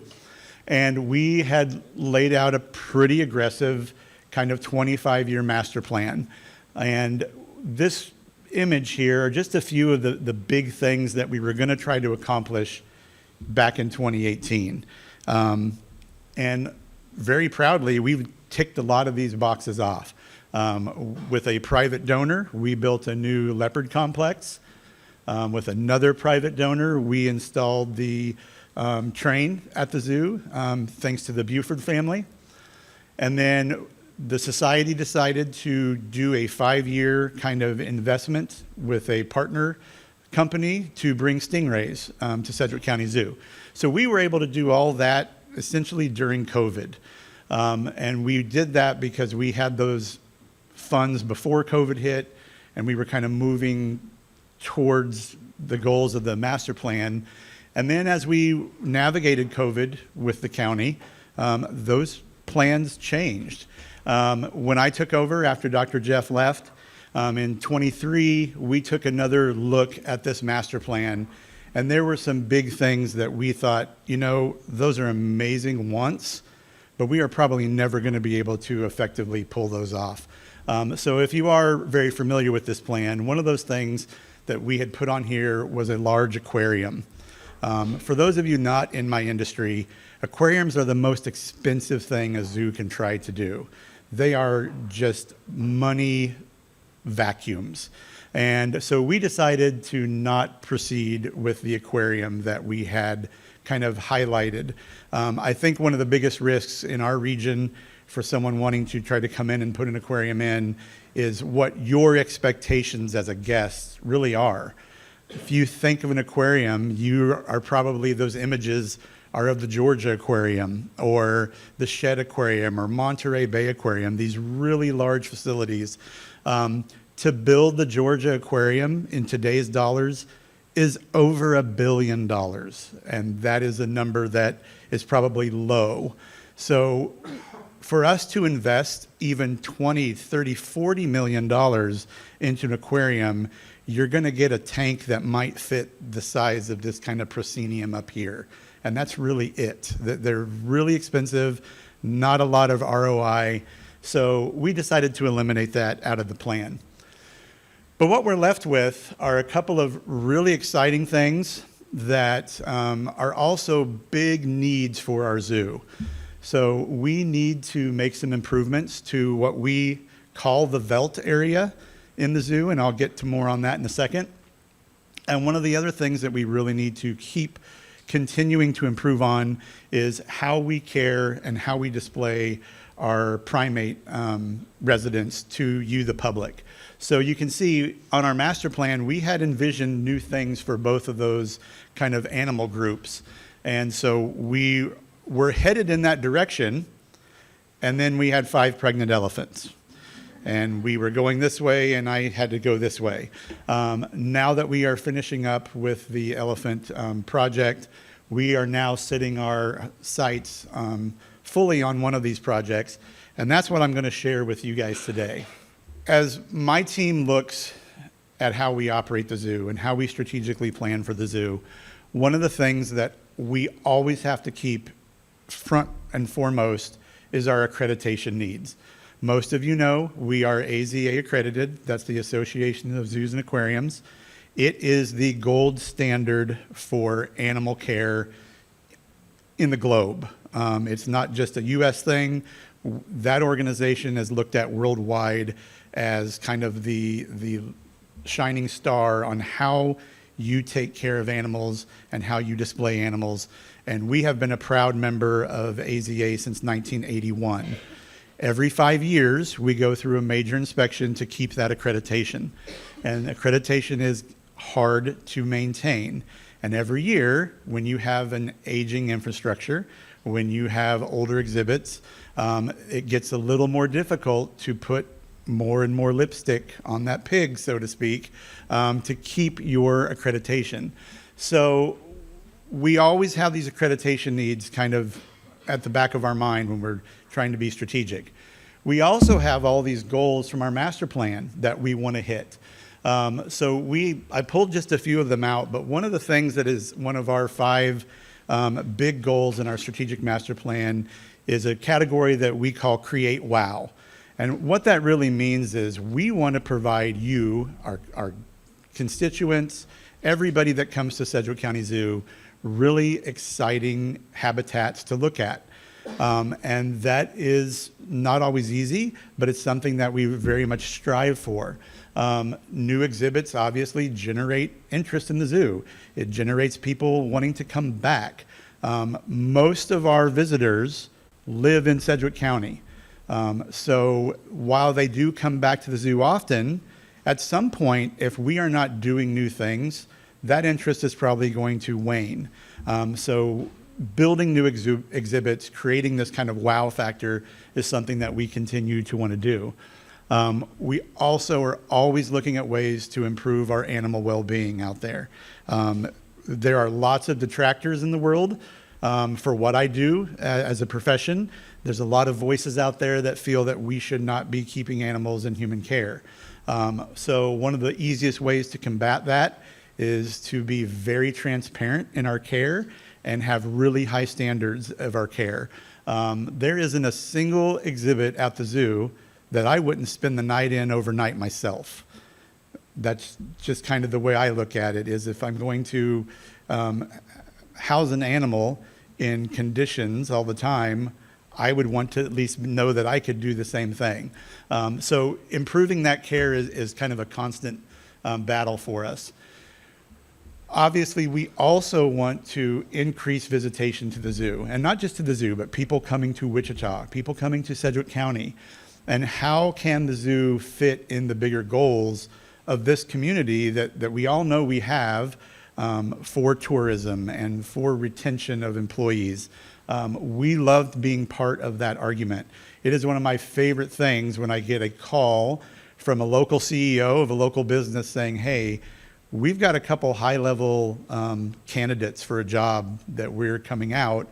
Can we bring them out and show them the zoo? Like, we really want to sell them on coming to Wichita, and you're part of that story. So that's an amazing thing that we do, and I don't know that a lot of people think about the zoo in that way, but it's a way that we can help the bigger kind of business sector of Wichita attract those new employees. So my statement here at the bottom, we have a lot of needs at the zoo. We also have a lot of wants at the zoo. And one of the things that I really have been striving to figure out is, where is that overlap? Where can we find those really cool opportunities where by doing a project, we are checking both of those boxes? And that's kind of where we are headed right now with our next project, and it's what I'm going to present to you guys today. So this is obviously an aerial shot of the property that Sedgwick County owns out with the zoo, the park, and the property just south of the extension office. This probably is not new to any of you in this room. You can see that the zoo has a pretty significant chunk of it. And right now, when you look at our master plan, we've got 2 areas that we really feel are ripe for development, that are part of our master plan, part of what we've been thinking about doing. But when you think about this entire section out here, we also started to ask questions. How can we make these areas kind of tie together? The county park has a big section down here to the south that is directly adjacent to this. How do we make something exciting that we can draw visitors both to the zoo, but maybe to this south end of the park that is a little bit underutilized? We also have this whole area over here where the ball fields are. Being a longtime Wichita resident, when I was in high school, these ball fields were just packed every summer. Every weekend, we avoided going over here because traffic. That has slowed in the last few years. Obviously, you all know there's a lot of competition locally for ball field facilities. But being that this is county property, how could even this be utilized to kind of make this West Wichita corridor a little more exciting and maybe a little more of a draw for tourism here in Wichita?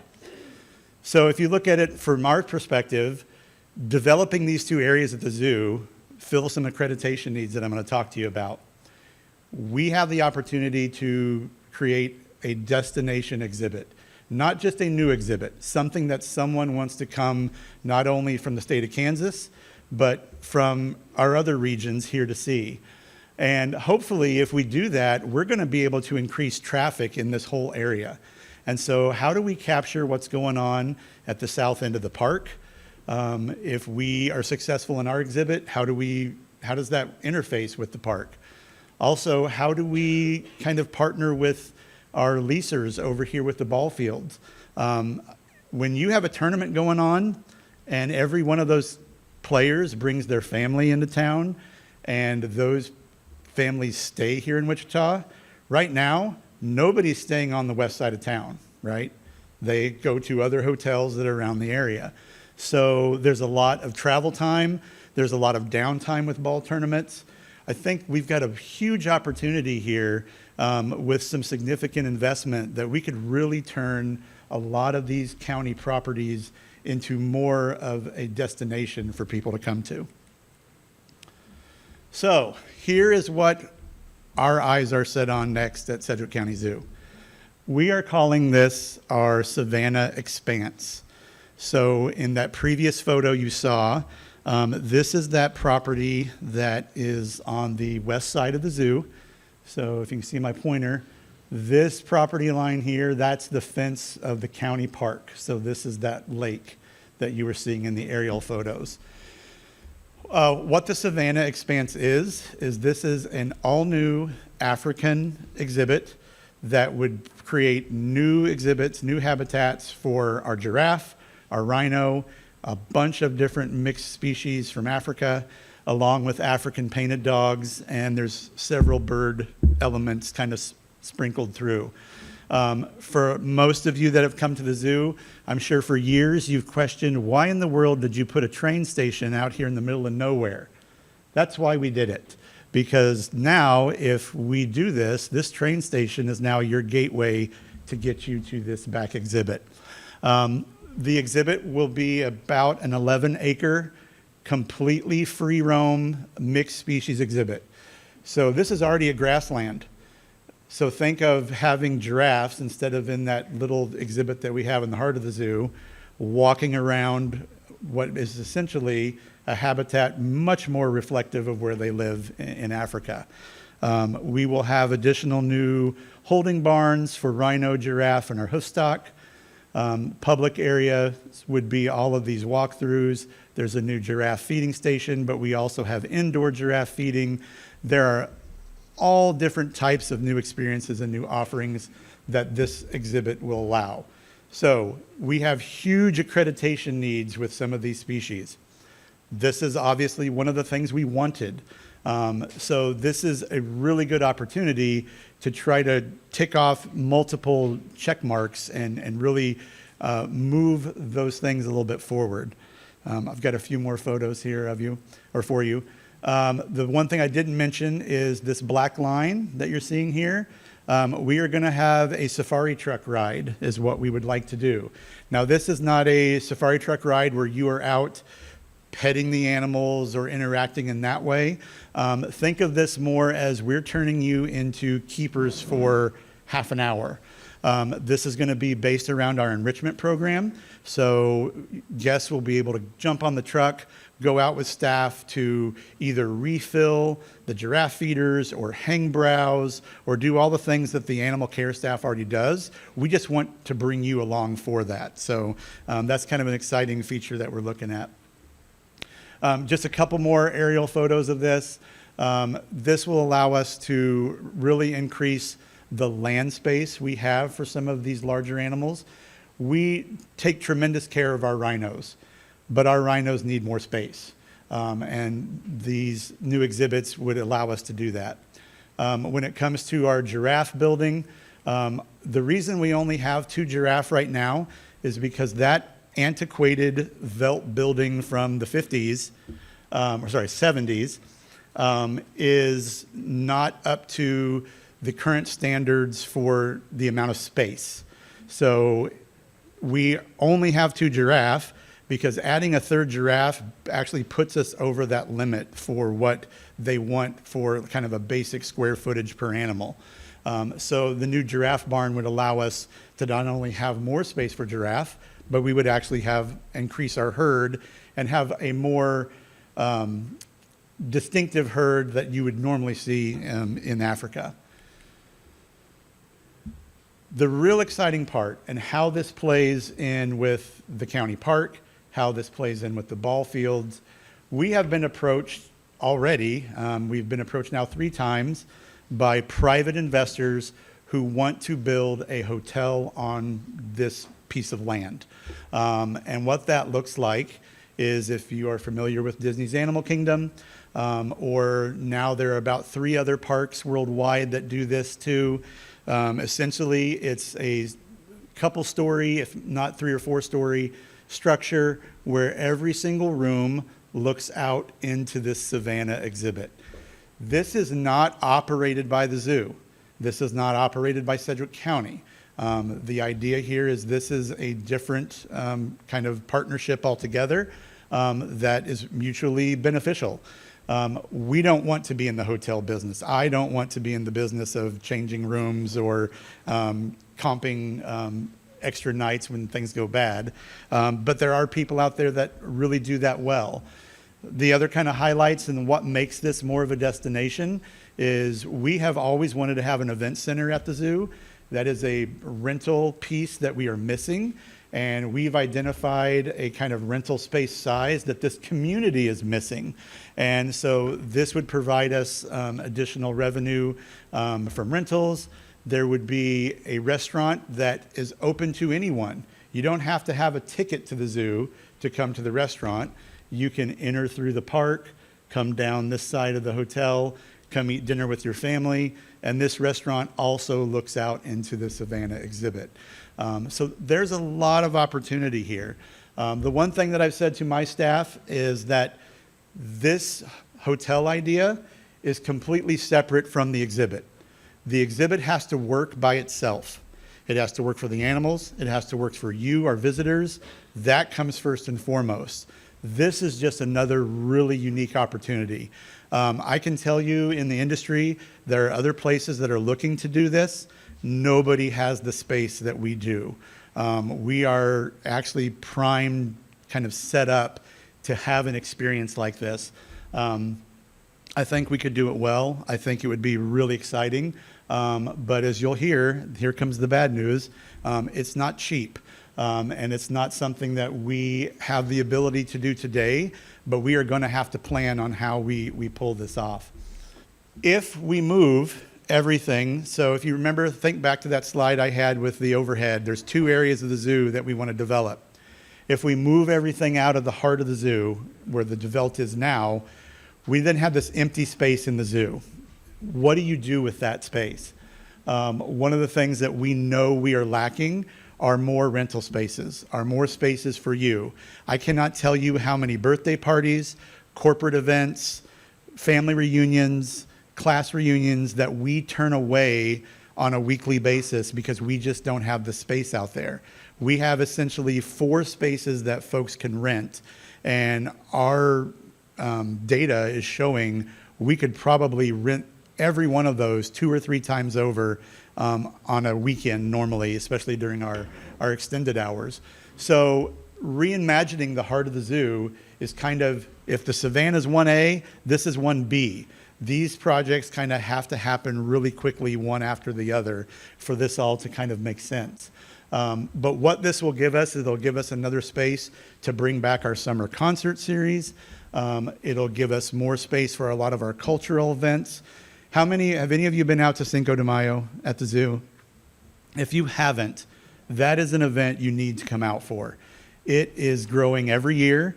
It is one of the funnest events we have, and I'm just thrilled that we are able to serve that section of our population. And a space like what we're kind of proposing here would help us do those events even better. So here's the bad news. This is the woe is me, doom and gloom kind of slide. These are our projection costs for these projects that we want to do. The Savannah Expanse is a large project.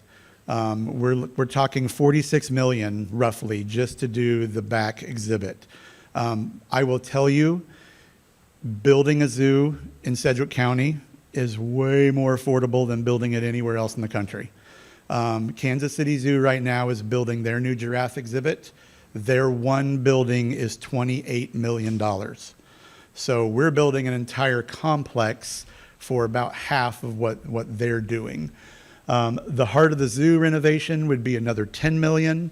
So kind of 1A, 1B, we're looking at $56 million. And I'm not coming here today to say, Sedgwick County, you need to pay for this. I'm just laying out, if this is what we're shooting for, this is the type of dollars we're talking about. And as a partnership, we're going to have to figure out, how do we hit this?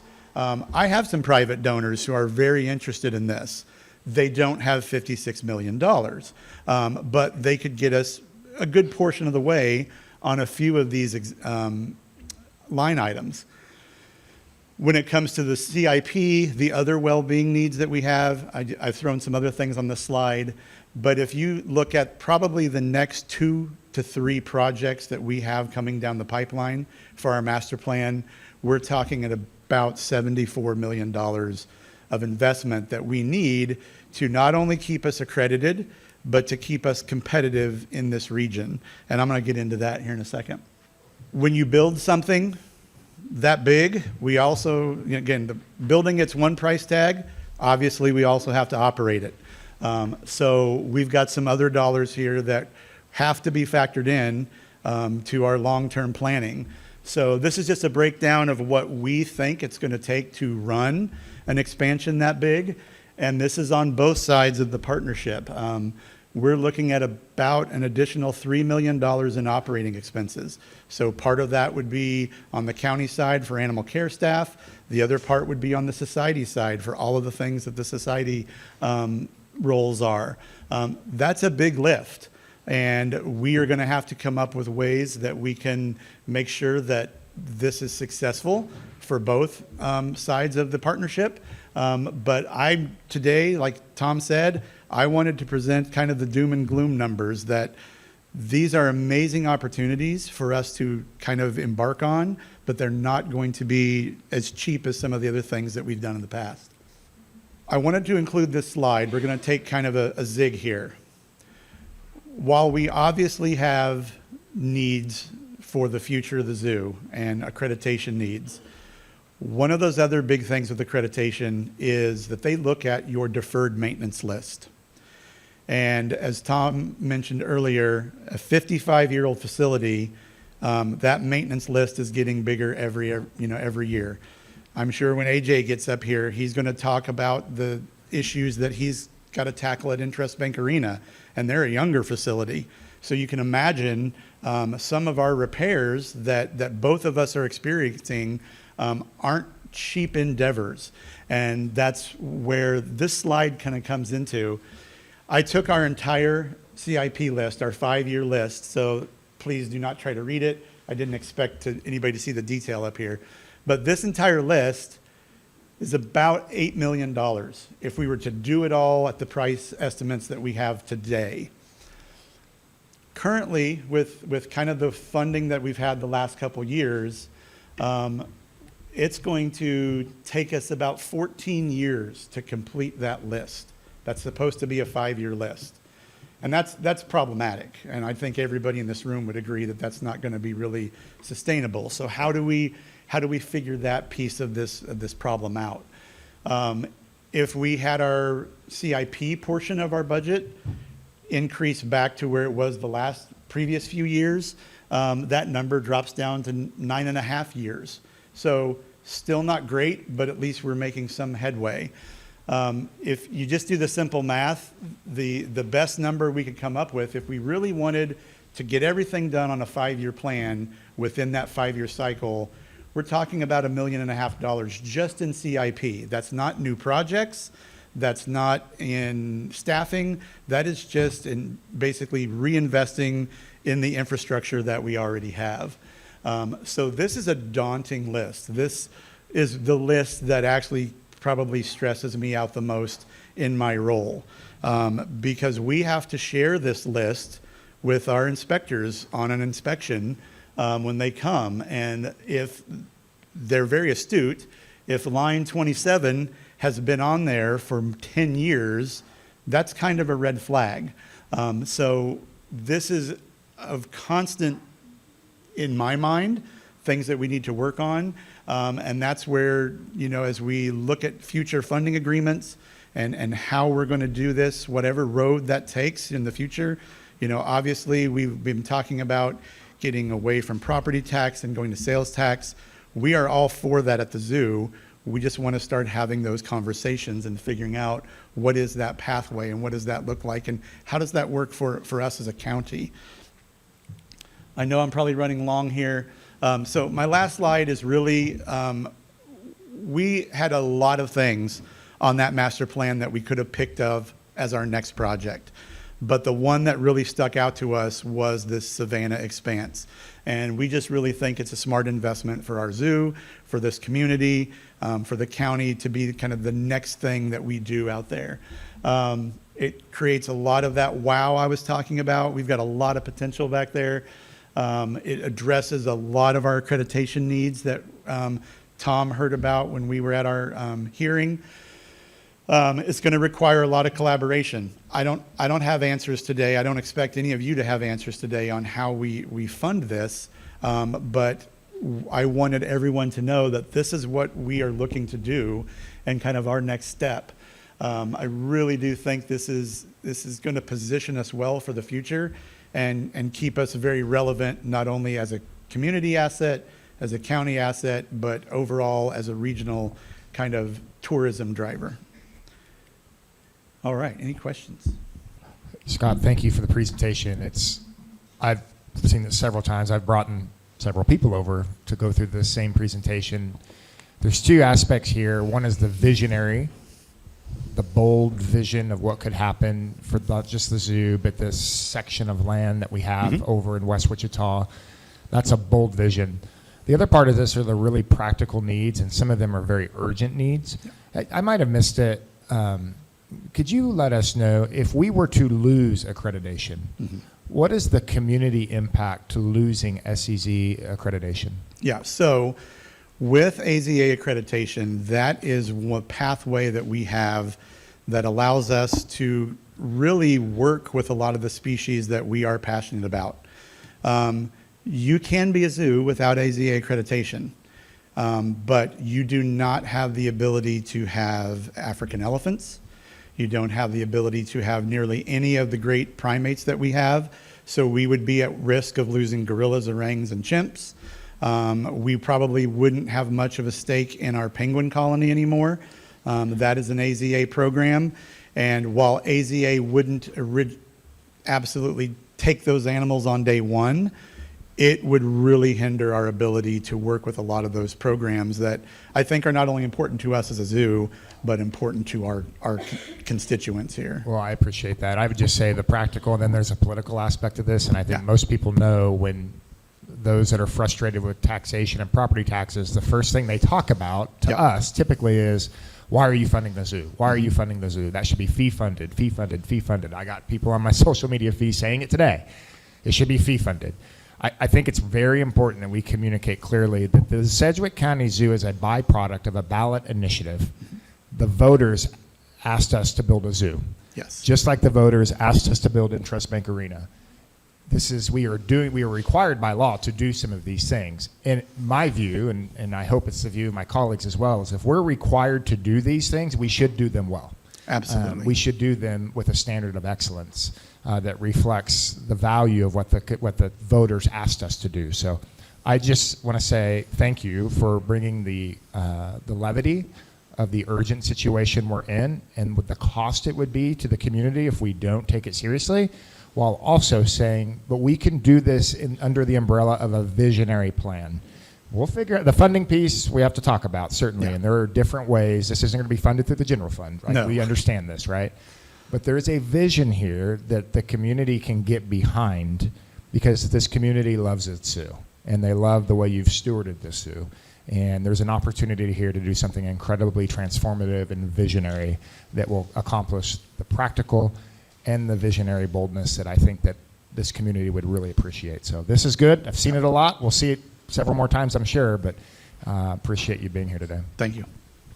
Hey, Scott, whenever you talk about some of these future plans, do you know 50,000 foot what we're looking at? Are we looking at an RFP? Are we looking at like some kind of 50-year lease where somebody comes in there and builds that? Are we looking at a joint partnership? Are you talking about the hotel? Yeah. So we haven't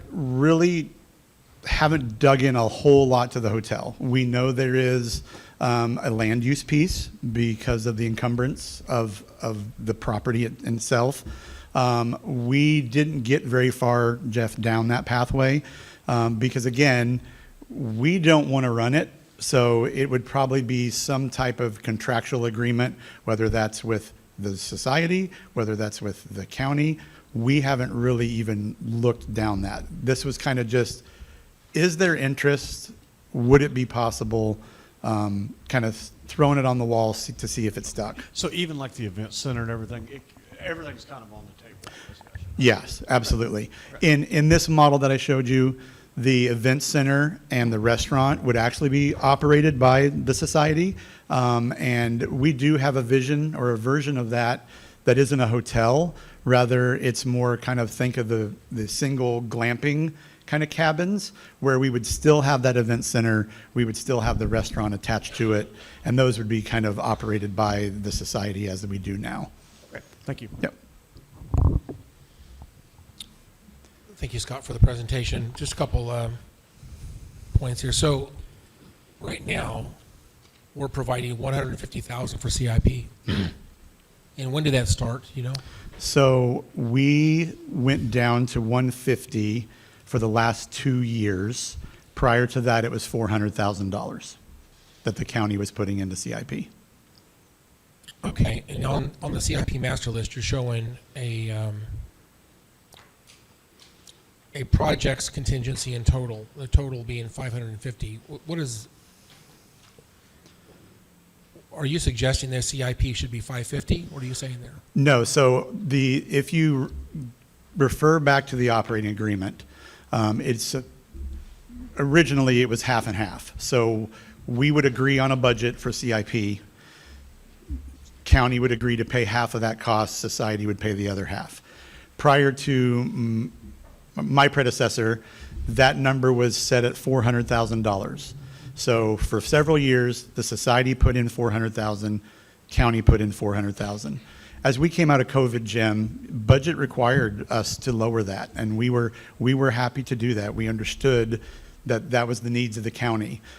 So we reduced that budget to $150,000 a year for CIP. The society has been trying to keep up as much as we can, and I can get you the numbers, what we've done over the last few years.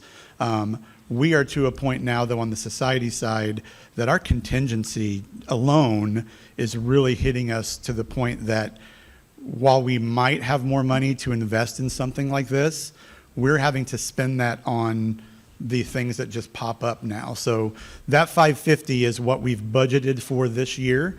That includes the $150,000 from the county and the $400,000 that the society decided to put in this year. Okay. On the projected cost master plan steps, you have the savanna is broken out, heart of the zoo is broken out. On the other side of the chart there, you have chimpanzee, gorilla, and orangutan. Are those three separate projects equaling, looks like $24 million or $18 million? Yes, so those, we were looking at, those would be the next steps. Let me go back to my slide just so I'm making sure oops, sorry, AJ. I don't have my stuff in front of me. Oh, right here, yeah. Right there. Yes, so individually, those would be the individual cost of the projects. And pardon me if my math is messed up. So Looks like yes. 24 million It is what should I'm be asking. 24, so that's. So total, this slide should be 80 million. Yes, sorry about that. No problem. You mentioned the operating agreement that we have with you right now. Is this a perpetual agreement? When is this up for renegotiation? When is that? what's So our our current 5-year agreement, as I understand it, it would be ending in 27, and so we would have to have a new agreement in place for starting of 28. Is there a specific ask for the Savannah at this time? No, no specific ask. Again, I'm just showing you kind of what we're thinking about doing and kind of what those costs are going to be. And to your point, like if you look at gorilla expansion, that little asterisk there is my reminder. I actually have a private donor willing to do that piece of that for us. So there could be some more of these in here that we go out and find private money to help cover these costs as well. I just wanted to show you totally what we're kind of looking at from a financial standpoint. I have I don't want this to alarm anybody, and again, I'm glad we have employees out there. If I could change the way this was structured from the very beginning, of course, I can't roll the clock back 55 years, but I wish we would have been involved in doing block grant funds as a partnership to the society and hand the society our portion of the the expenditures, provide that funding, and then trust the zoo to make decisions on how many people to hire, what salary rates to hire them, what benefits to provide. That would be all completely decided by the society, much like Exploration Place does with their employees. And to me, a block grant would be a lot cleaner way to do this. And again, I'll repeat myself from Wednesday. I really wish this was sales tax funded for a couple of reasons. Number one, it doesn't add pressure to people's property tax burden for something that is really important to this community, but it is a quality of life venue. And to that extent, to me, it's just more appropriate to be sales tax funded. Just to throw out some numbers here, if we did pass a 0.25% sales tax, it would, if you did follow, and I've said this for a number of years now, if you used a mill levy equivalent of 1.359 mills, is which they had from 1971 through 2000, and I think 2001, they had a mill levy equivalent of 1.359 mills. That would take over 28% of the sales tax revenue. That there's a 0.25% sales tax, 28% of that would go to the zoo specifically, and it would be a block of grant funds. And by the way, rather than giving you guys $9.439 million, the 1.359 mill levy equivalent would be $10.255 million. That's an increase of $816,000. That would be enough not to have deferred maintenance. Yeah. That'd be enough that you guys could fund the master plan through cash, through the block grant, rather than through special gifts of $6 million for the entrance here and $5 million for the entrance there, and on it goes. I mean, these special appropriations are our budget, and they're all, I'll argue that they are property tax funded, which is not the way I like to see us do this. Again, a long-term better relationship would be a block grant relationship of providing a 1.359 mil equivalent sales tax proceeds, and then trusting the zoo to do whatever you guys want to do. And you're incentivized. Everything you guys can do to cause the economy to thrive, there's a benefit back to the zoo, because that's where the money comes from. As sales tax revenue increases, you guys would get, if you will, a larger share of that fund. So we can't turn the clock back, can't change all those things today, but I have a vision for doing this differently and better. I think the zoo would have benefited a long time ago if they would have had this conversation in 2015 like I tried, in 2016 like I tried, you guys would have had all the money you guys received, plus those special gifts would have been given to you on the front end rather than the back end. It would have been better for the zoo. I think it's better for the employees, it's better for the society to have operational control. I don't like this deferred maintenance list at all. And I think that makes us all look bad that we have a deferred maintenance list. We should take care of the things that taxpayers owns. And so I do appreciate the presentation today. I know we have a lot of challenge ahead. I guess my encouragement for all of us is allow ourselves to reconsider how we do this. I think we can do better. I think the zoo is very, very important to our community. I think it needs to be funded. I would rather see us do the $10.255 million. That's what that number would be if we were to follow the Powell plan. Thank you. Awesome, thanks. Any other questions? Well, thank you guys. Sorry, I know I went over. Thanks. Okay, up next, we have AJ Boleski. For those in the room who don't know AJ, he is the Regional General Manager, works for a company called Legends Global, formerly and most commonly known as SMG, in all of our contracts. He has been an incredible partner to us since he started with the facility back in 2010. His tenure with the arena is the same age of the building. So we are hitting 15 years on the facility. It is aging a bit. So just like last year where AJ came and spoke of some of the capital needs, he's coming back again this year because that fund is dwindling. If you happen, commissioners, to look at the monthly financial report that we sent you yesterday, it's actually in a negative balance at this particular moment. Now, there is some really good news though. They are going through an audit right now. They are required to do an annual audit. We do have the funding split so that we do not pay SMG a management fee outright. They earn that.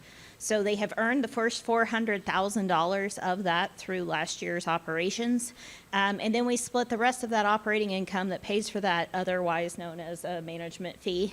We split that 50-50.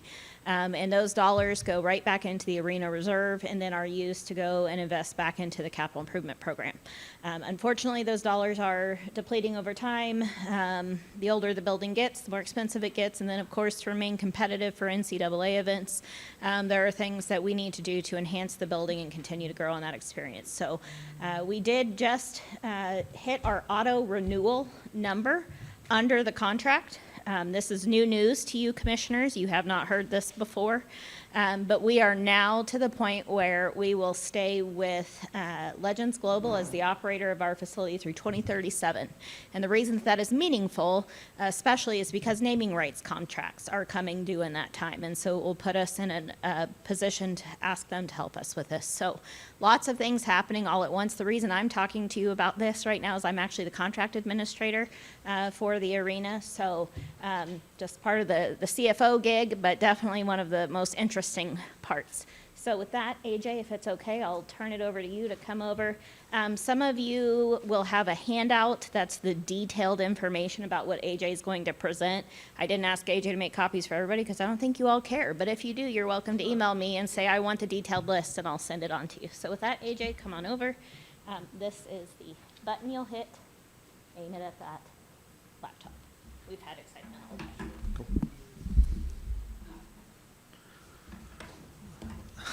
Hello, everybody. How are you? I guess it'll be right after lunch and right after the zoo. I feel like Scott threw me under the bus with him on the expenses, but hey, that's all right. We're good. So hey, we really appreciate the time to spend a little bit of time with you today to talk about the arena and kind of look ahead a little bit. We had a fantastic year in 25, a couple of large events that we were able to host. U.S. Figure Skating Championships, kind of a once-in-a-lifetime event probably for us, but just a fantastic thing. I know it ended horribly and feel horrible about that, but the event itself was amazing, and we'll never forget it. And so we do have a wall in the lobby of the arena now that we kind of dedicated to that event last year. So if you get a chance, it's right inside entrance B. And then we also hosted the men's tournament in 25 as well. Another big revenue generator for the community and just an overall win. I didn't think this was possible, but we actually sold more tickets in 25 than we did in 18, and KU played in 18. This past year, we didn't really have a so-called regional team, Texas Tech and Missouri, maybe, but outside, oh, I got a few groans back there. But outside of that, we didn't really have a KU, a K-State, Wichita State, any of those in this area. So it was amazing that we outsold in 18. We outsold in 25. How did we do that since we were sold out in 18, you might ask? Well, we added some seats. We were able to work with the county coming out of COVID and received a grant to redo a lot of the telescopic seating. Those are the seats that go in and out around the court. And we gained a couple hundred seats in that process. And so that's how we were able to sell more tickets in 25. So anyways, so it was a great year. Talk a little bit about, oh, sorry, wrong way. I did listen, I just didn't carry it out. So these are some of the larger projects that we're looking at over the course of the next 20 years. The first, I think, 6 that are listed, 5 that are listed on the screen in front of you are all for the next couple of years. And then there's 2 larger projects that are toward the end of our asset replacement plan. So that's what we handed out. It's a 20-year plan. It totals up in total over the course of the 20 years to $27 million if everything in that plan was approved. Just a reminder, the way that our process works, each year by October 1st, we submit a budget to the county, operating budget and also a capital budget, and then we agree to mutually discuss and come up with the, what amount we're going to land on. So it's approved year by year. But if we did everything on the list, it would be $27 million over 20 years. So these are some of the highlights. If there's a theme, it's probably ice hockey and vertical transportation. So you will see, you don't hear that word every day, right? So vertical transportation is escalators and elevators in the facility business. So an ice chiller is typically about 15 years life. We obviously just celebrated our 15th anniversary. So that is something that we are hopefully targeting for in 27, potentially to replace.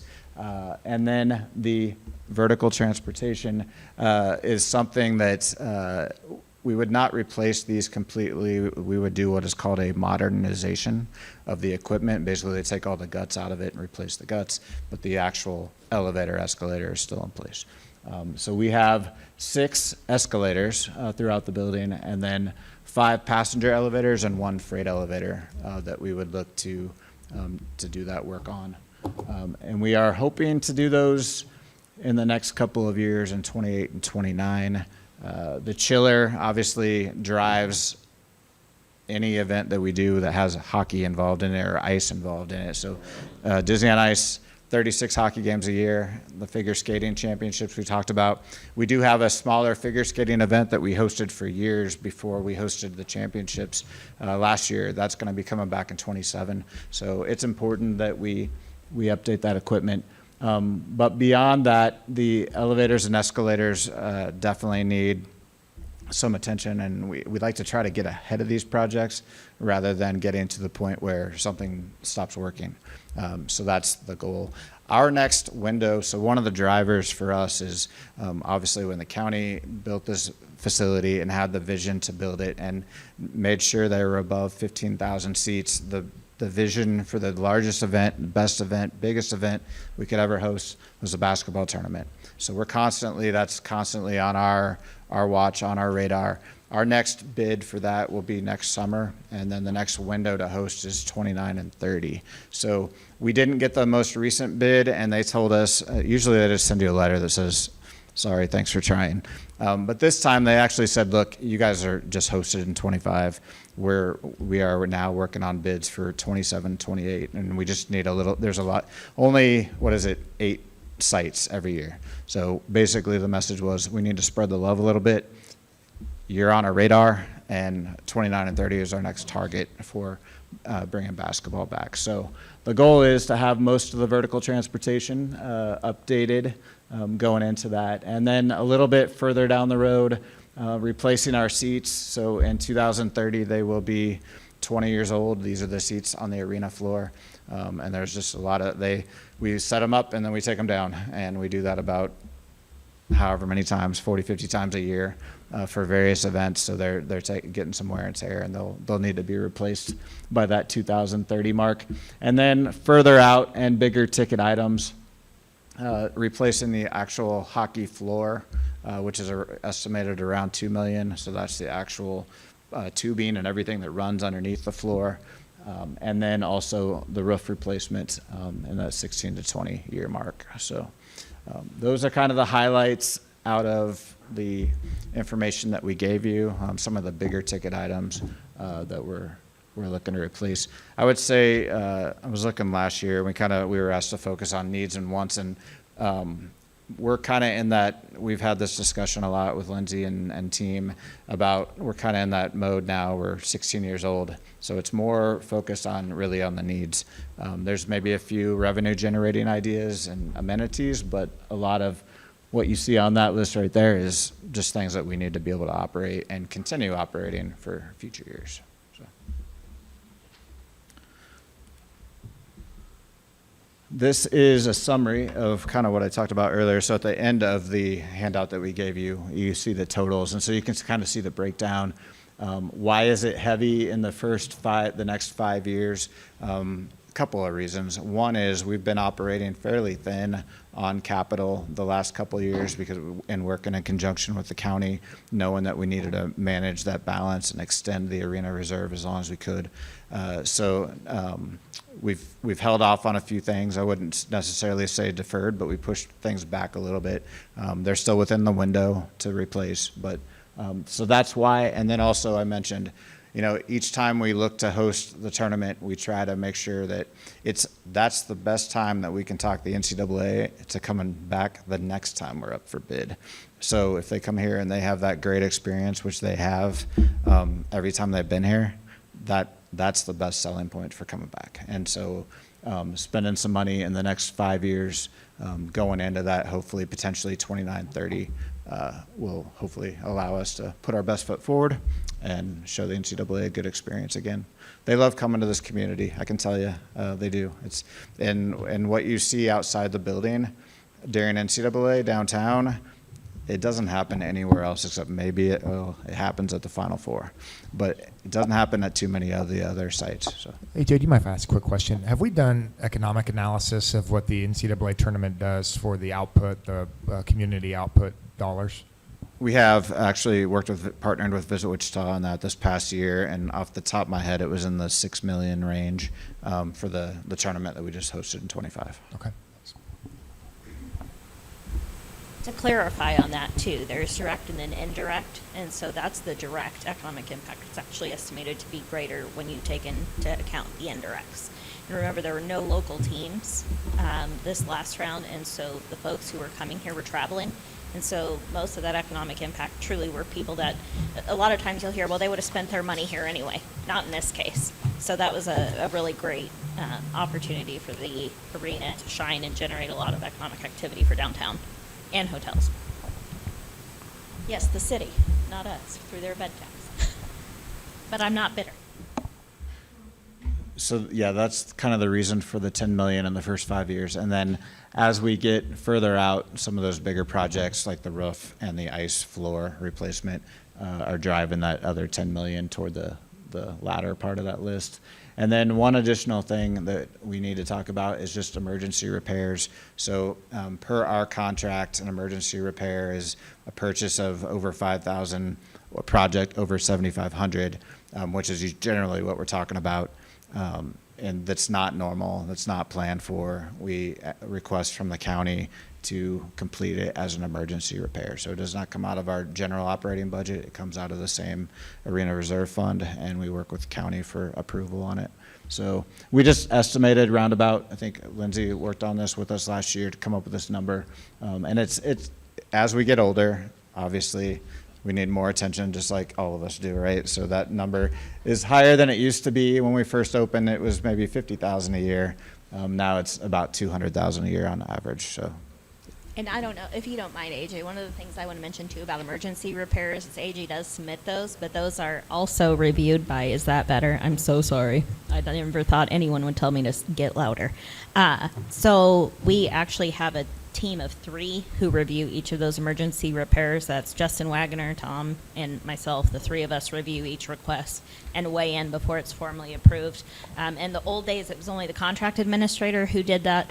The commission had some discomfort with that, and so we increased that to make sure it was all 3 of us who sign off on those. And AJ is always really responsive when we have questions.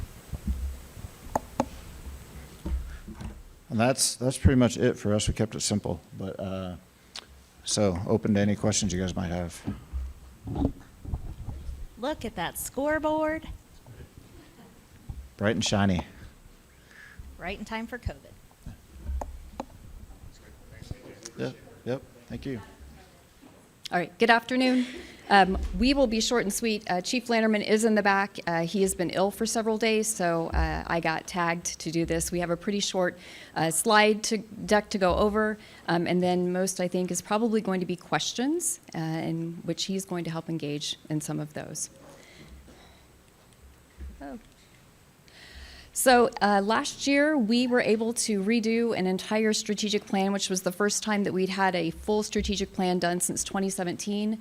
We took the opportunity to jazz up our mission statement, because we don't just respond to emergency calls, we are taking care of the community. So built on trust that goes beyond emergency care, Sedgwick County EMS offers compassionate community response, prioritizing the health and well-being of everyone we serve. So just a couple of highlights here. We are at the point of capacity when it comes to call volume and the staff that we currently have. We measure that by something called unit hour utilization, which we'll get into in just a couple of minutes. But just over the last couple of years, we've had an increase in call volume, about 7,000 requests for service. We are seeing an average of about 5% increase in calls every year. Our strategic plan, we thought long and hard about what it was that we wanted to get to as far as goals, and one of them was to lower our unit hour utilization, not only to protect our response times, but to protect our workforce and their health and the safety, and potentially patient outcomes. Of note, staffing levels have not changed in the field operations section since 2017. We haven't added any FTEs in field operations since 2017, and that was when we built Post 16 and brought on Medic 27 down in the southeast part of the county full-time. So this is just a quick graph of our historical demand. You can see from 2017 to 2025, we've had a steady increase. We did have a couple of years where we dipped. COVID, we didn't see as many calls. There was a month or 2 period where nobody wanted to go anywhere or call us, so we did see calls, but we rebounded from that. And then the Wesley contract left us in 2022. They started doing their own internal interfacility transports. But just over 13,000 calls just from the last time that we added FTEs, a total increase. For 2025, we had 75,424 requests for service. Commissioner Howell, you ask a lot about our status advisory events. So we have been tracking them for the last year in a manual way. Marvelous is the software that we used to use that tracked how many units we had available at what time when we went to status, how many status events we had, what the duration of those statuses were, and how many other ambulances we had scheduled for that 12-hour period. 911 sends us a notification every time that we go down to status 3, 2, 0, or 1. So I've been tracking those manually for the last year based on notifications. What it doesn't represent is the time that we've spent in status. So February, you can see that we were in status 2 100 times. Those 100 times could have been within a 20, I don't want to say a 20-minute, but you could have had 10 status events within a 10-minute or a 30-minute period as they continue to give alerts. So this was just the best way that we could figure out to track our status events until we can get our Marvelous software back online. One note that I would like to make, our goal would be to never have less than 5 ambulances available in the county to cover that response area. We can strategically place those units around the city and the county to cover the urban areas within that 8-minute and 59-second response time that we've set. This is called our whale graph. We usually present this every year in our annual report. It just represents kind of supply versus demand. So the blue part in the bottom is the 90th percentile of our call volume, and that's broken out by hour of the day. The green line is what we are staffing if we were fully staffed for that period. The red line is the maximum number of call volume. So you can see that it starts getting a little bit busier around 6 in the morning. We do have some of those resources to cover, but you can see that there is a very small margin of those resources until other ones start to come on. So we operate extremely efficiently as far as keeping status available for the county to respond. And then the red line obviously is those outliers that are the max calls where we've probably been in our status events. Our goal would be to move that green line up just a little bit so that we have a little more availability and resources to respond. So what is UHU? UHU is called Unit Hour Utilization, and it is essentially how busy we are. It's an industry standard to measure time on task. The unfortunate thing is that it only measures our call responses and the calls that we run. It does not measure or capture documentation time, decontamination, unless it's directly related to a call. It doesn't incorporate driving that's back to the station or filling interim posts. So really, we feel like our unit hour utilization is higher than what it's reported out on, because it's an objective number that does not capture those instances. For a high performance EMS system in the nation, UHU is supposed to be anywhere from 0.3 to 0.5. And that's to balance out efficiency and employee safety and fatigue. Urban systems can usually manage higher in the 0.5 range just because they're more concentrated. But because we cover both urban, suburban, and rural, and cover the entire county, our target is really more around 0.4. Okay, our current staffing capacity, if you take all of our 144 employees that we have, we produce 148,920 unit hours per year. The actual production for 2025 was 142,700, because that does take into account the times that we don't have staffing and we are shutting trucks down, whether it's for a partial shift or a full shift. Production is reduced by sick, vacation, family medical leave, paid parental leave, military leave. So we try to factor in all those different leaves to come up with what is ideal and what we actually produce. The one thing that is not figured into our staffing is the supervisors that are on the street, the standbys that we staff, like at Interest Bank Arena or the Heartland Credit Union Arena, and then our community response vehicles that are in Clearwater and Cheney are not factored into that. I guess one thing I do want to emphasize, our current staffing model really is not meeting demand. I guess that's what we're kind of trying to drive home today, and hopefully we can give you some specific data to back that up. So this is our strategic plan target versus reality. Remembering that UHU equals the total calls divided by the unit hours produced. And you can see that our UHU goal for 2027 is 0.48. The projected, if we don't add any staffing, is going to be up to 0.56. And I just flipped off of that.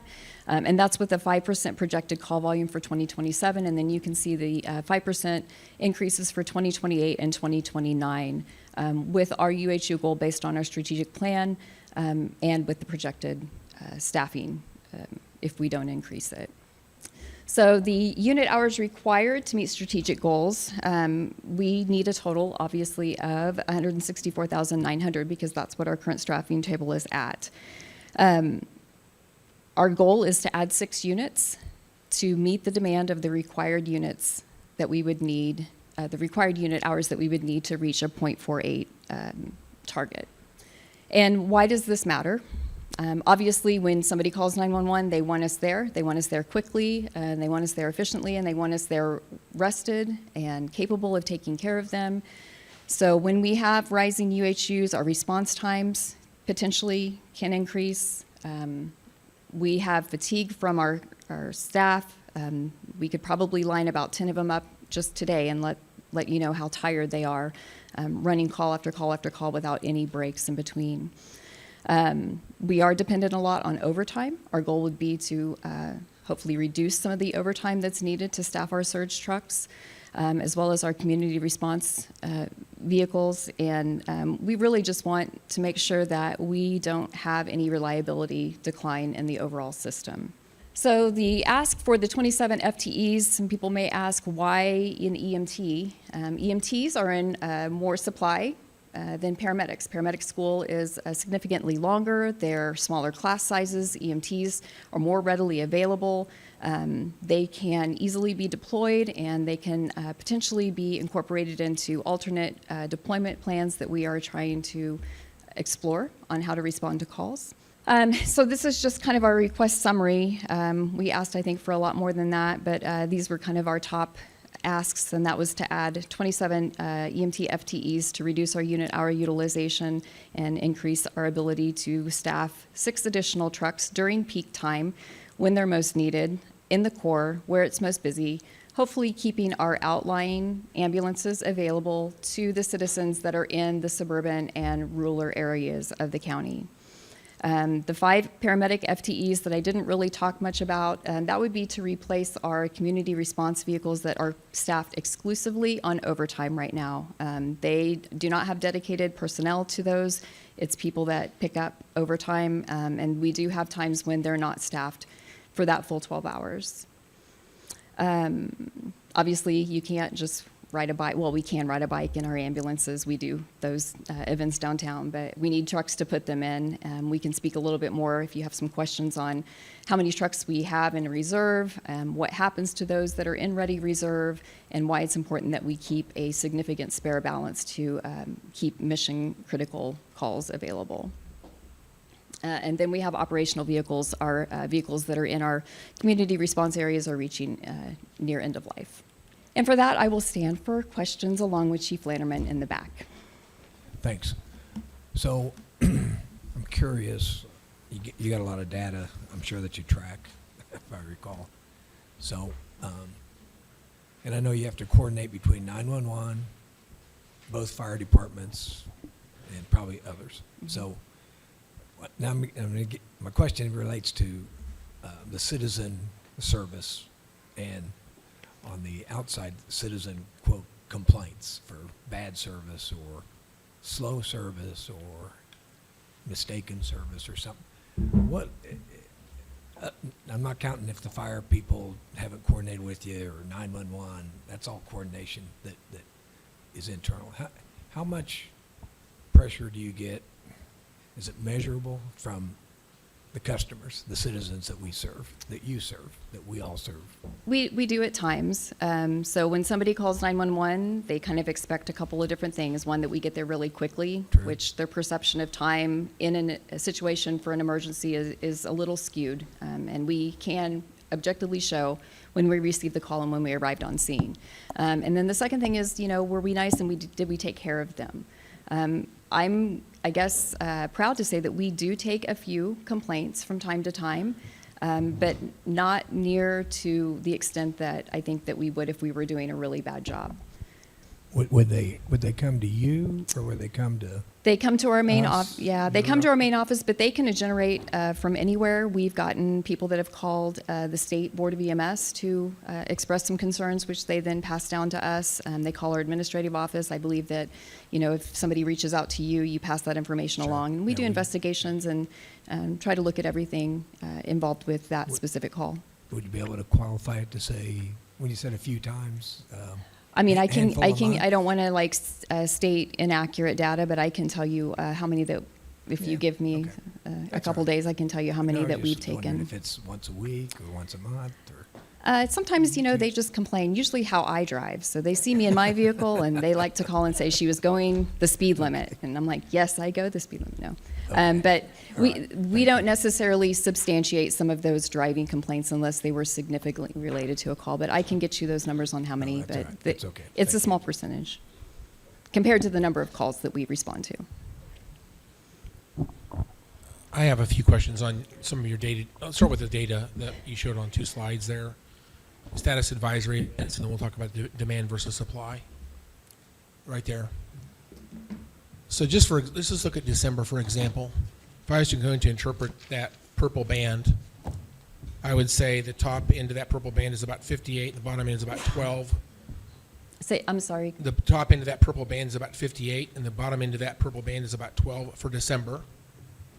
That means, if I'm just trying to interpret the chart here, so that means about 46 times in December you were at status 2.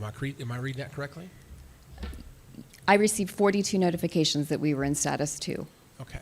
That is, I can get you the raw data so that you can see those times, and a lot of them, you can get 2 or 3 statuses back to back within a 15-minute period because it's an automatic status alert from dispatch. Yeah, I'd like to see the raw data on that, but just as a matter of interpretation here, you would think you would see a lot more status 3s on this chart. I see very few status 3s.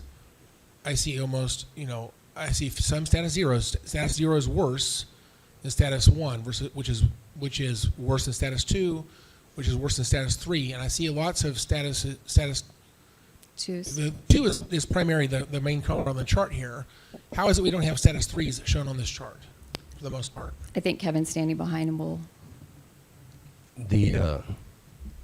Remember, this is just data that she's pulled from dispatch when they send out a notification of a status event. So it's all dependent on when dispatch sends that notification out of the status event. Most of the time, if it goes to status 3, some dispatchers will do it, but I know at status 2 and status 0 especially, they're supposed to put those statuses out. So that's why there's fewer status 3 events on those charts and more status 2 and status 0. Like she said, when we get the demand or the Marvelous deployment module, it will be a lot easier to track this data. We can tell you exactly how many statuses we are in for how long. This is just basically her spreadsheet that she has done with those notifications. So that's the best way we could do it right now, to give you that data, just show you that we are still going into status events quite frequently. And I believe that's true. I don't want to be status 0 ever. Honestly, I think it's just screaming for something a structural change to our organization if we have status 0, especially so if it happens again almost every month of the year. And again, if I was to add those up, I mean that first horizontal line there at the bottom of that chart is 20. So if you add that up, there may be 30, 40, 50 times this year, maybe more, that we hit status 0 just on this chart alone. I'm a little bit not sure that the data is completely all there, because again, I would have assumed there'd be a lot more status 3s on the chart than status 2s, a lot more status 2s than status 1s, and that doesn't be that way. It does look like there's more status 0s than there are status 1s, which I don't find that doesn't make sense to me. But nevertheless, go to the next chart, please. Commissioner, I will let you know that part of that data is, like she said, they may have been in that status 0 for a matter of seconds before units cleared and units were available. That does not depict on how long they were in those statuses. And our crews, like she said, are very good. They put those statuses out. You'd be amazed at how quickly they try to get turned around in the hospital, get back out there and run calls and take care of the citizens. But the fact that it gets down to status 3, 2, 1, it does not leave us any room for any major type of response at all at that time. And again, I think it's just, again, I believe everything you're saying. I just want to see the data. I think it'd help me understand it better. Rather than just have it graphically presented, I'd like to just look at the numbers, if that's okay.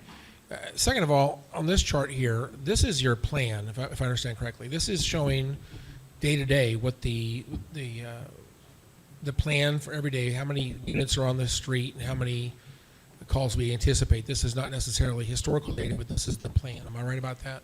It is historical data. I can provide you with what the graph looks like from year to year, and it doesn't change as far as like the 90th percent of our call volume. The 90th So- percentile goes up slightly every year. The dark or the blue So shaded area. this represents our Yeah. call volume. The blue represents our call volume historically, 90%, 90th percentile. The green line is our staffing. So if you look at how many calls are occurring compared to when our staffing is, and then the red line is the max number of calls that we've had during those time periods. And this would be for 2025. So on the max call volume, let's talk about that. What does that mean, just like one time of the, I don't know if this is for all of 2025, the maximum call volume for the entire year was what the red line represents? Just at that period of time, they take all of the calls that occurred 365 days and calculated like the peak call volume for that hour of the day. In that hour, that's what the It's maximum. just in that we've gotten to. hour. There's been times when we've had 25 almost calls in 1 hour. And you can see during those times, like the 12 o'clock, 11, 12 o'clock hour, that's almost 24, 25 calls. And we only have 18 to, or 17 to 19 trucks on the street. So that kind of explains why we're in that status event all the time, or very frequently. Even if you look at the 90th percentile, say at the 9 o'clock hour, 90% of the time we're running, 13 calls an hour, and we only have 15 trucks on the street. So that doesn't, that pretty much shows you why we're in that status 3-2-1 very frequently when we don't have enough trucks on the street to meet that demand.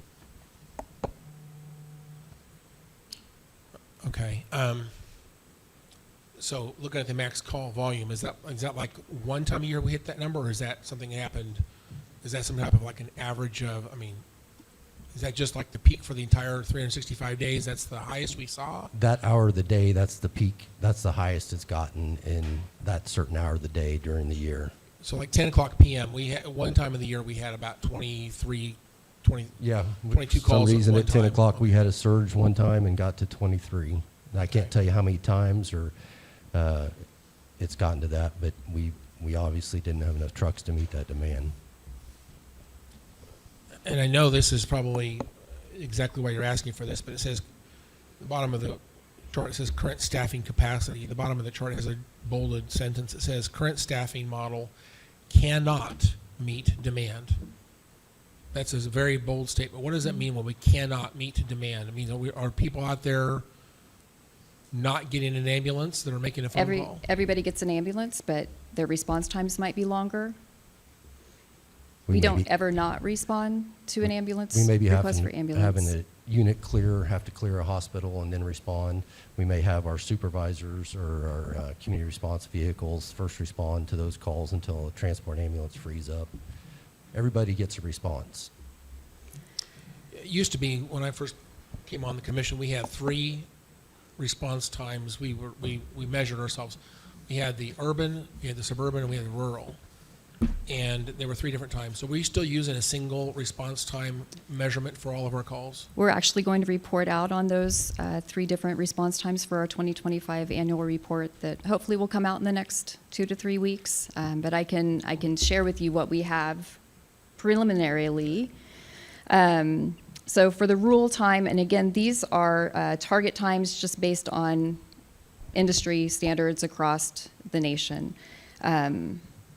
Our ultimate goal, working in a system with our first response, is that somebody gets medical care, whether it's us or a fire department or a first responder, within the appropriate amount of time. So I do want to stress that that is our goal, is to get the right resource to the patient at the right time for their need. When you look at rural for all calls, the 90th percentile, our average response time is 22 minutes. Suburban is 14 minutes, 14 seconds. And urban 90th percent is 11 minutes, 44 seconds. That is all of our call volume. And if you'd like, I can just provide you with this slide if that's easier so you don't have to write it down. And then we measure our priority 1s and 2s, which are highest critical responses. We're at 21 minutes for rural, 12 minutes for suburban, and 10 minutes for urban at the 90th percentile. And then our non-emergent responses, whereas when we're responding without lights and sirens, our rural is at 23 minutes, urban is 15, and urban is 12 at the 90th percent. County firefighter, EMTs as a first responder. County fire, Colwich fire, Cheney fire, if Clearwater is staffing there. Those times are just the EMS Yeah. unit. That's on just scene. EMS. That's That just is the EMS, unit on so. scene, yes. Okay, we need to see the numbers for, first responder being another professional, not just EMS, but what's the first responder on scene for, again, if someone calls and says, someone's not breathing, there's a car accident, someone's bleeding, first responders on scene. We need to know what that number is. Again, we have very round numbers. We probably have,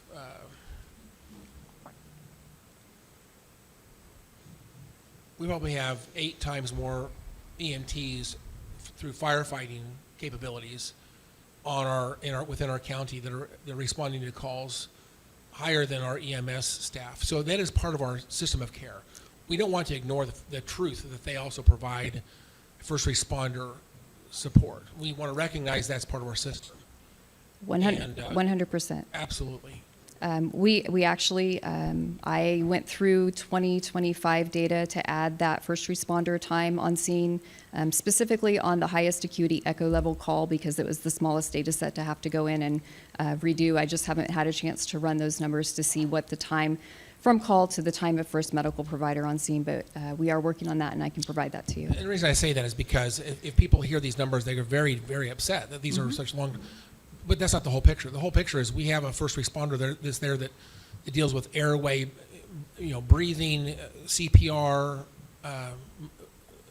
hemorrhaging, whatever. Those are the things that kills people. The firefighters are there to design. I hate to use that word. They are trained to respond to those extreme life and death situations. They are there to provide that care, and we have to recognize that's a part of our system of care.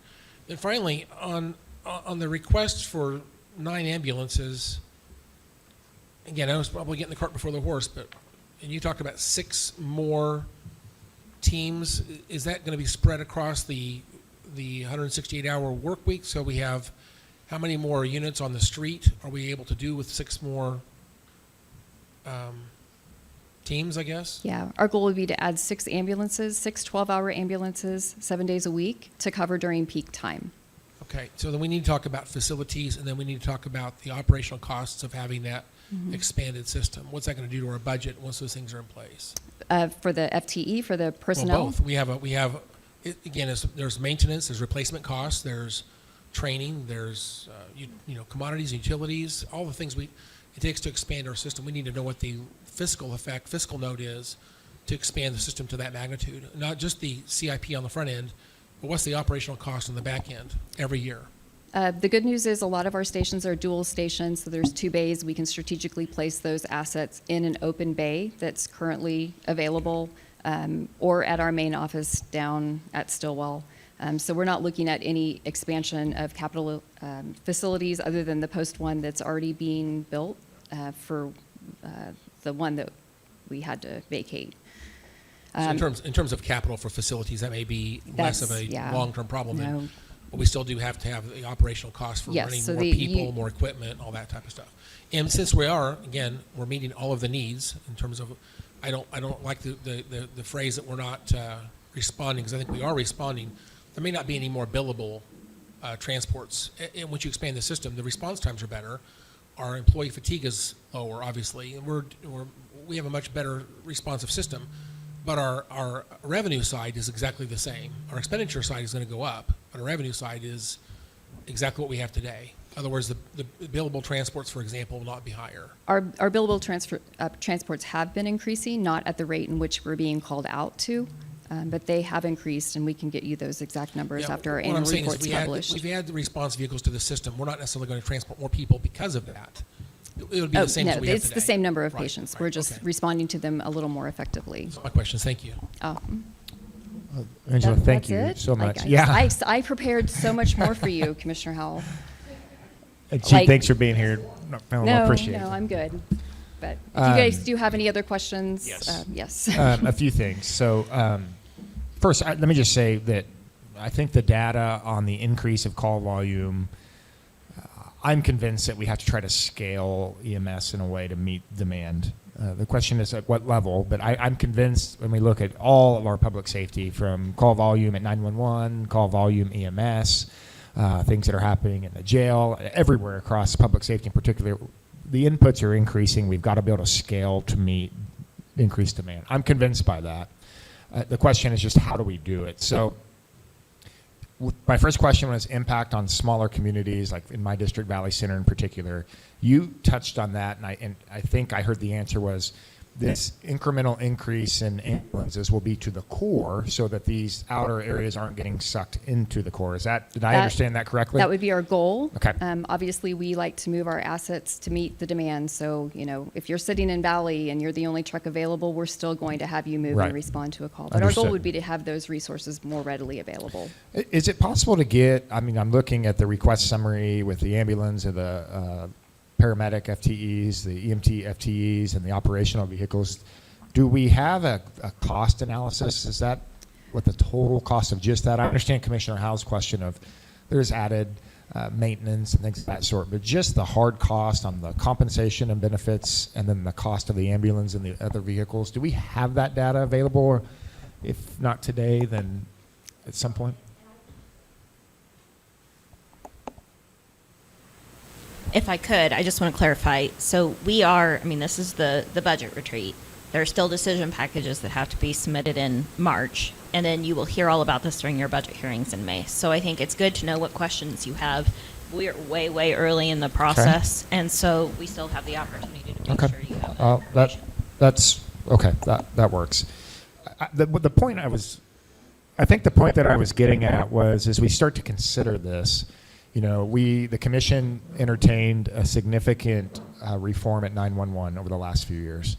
The bulk of that, in my view, was because we had a model change that had to happen. We needed to change a model that wasn't delivering what we needed for a lot of different reasons. So I think the EMS model your model is not broken.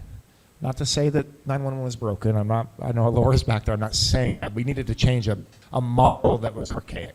Your model is not archaic, so we need to meet call volume. So my question is, with 911, this was a phased-in approach over a few years. When we get to budget discussions, is this immediate, or is this a phased-in approach that we're going to be able to hit this over a few years? Yes. Yes and yes. Okay. Obviously, we can't just stand up, January 1 and there's 27 bodies on a street with ambulances. It would be a phased approach. We are exploring. Our model is not broken. We have a very robust system with our allied agencies and our transport units that we meet the needs of the community, but we want to do a better job of meeting the needs of the community, and we want to work to get the right resource to the patient at the right time. So we've explored the mobile integrated health previously. We are exploring some alternate deployment models that would free up ALS units to respond to the more critical calls. That's a nice lead into my next question, was the deployment model. We have talked a lot about the role of EMTs versus paramedics, things of that sort. What does that look like? Is this what we're moving into? Is this a change in deployment model with EMTs and paramedics, or what? Because I'm seeing the 27 EMTs and 5 paramedics. Are we changing deployment model for EMS Sedgwick County, or what does this look like? That is part of this plan. Roughly 50% of our calls are what we call code green or non-life-threatening calls.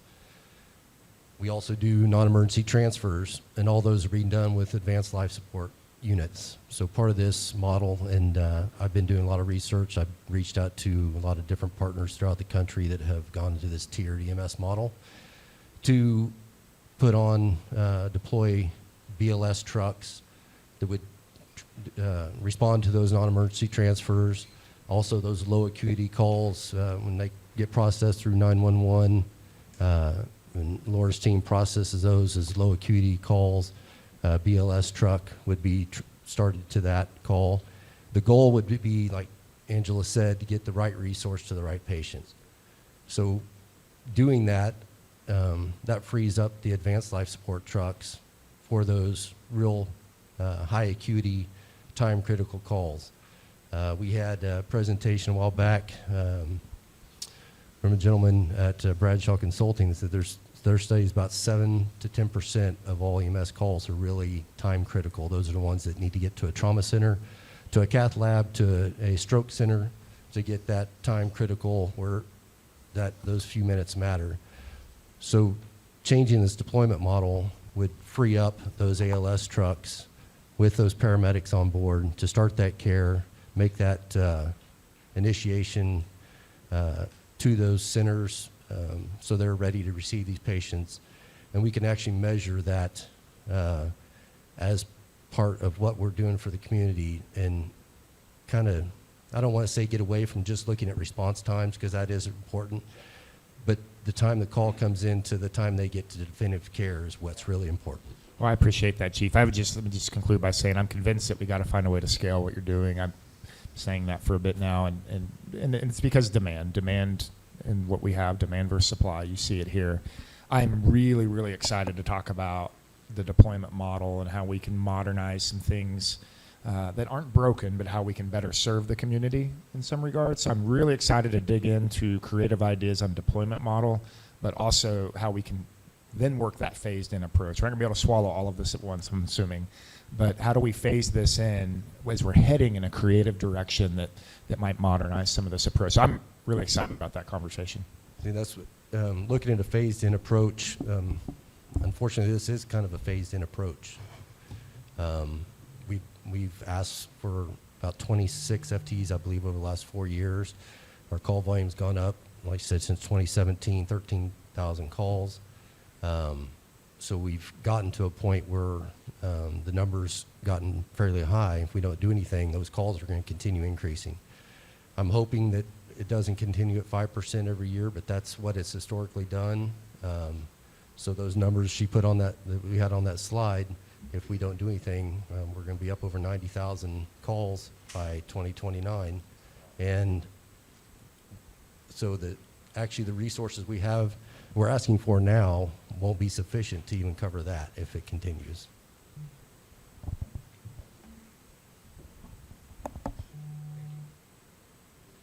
I do want to take an opportunity to thank you for the dedication that you have given to compensation.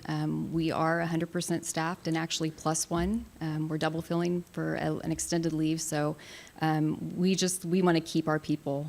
We want to retain them, and they come to work and they're beat to death, and they're going home, and it takes a while to recover. So when they're doing that, a couple of days in a row, it does take their toll. So, adding some resources to kind of spread that distributed load out is really one of our primary focuses, is to take care of our employees.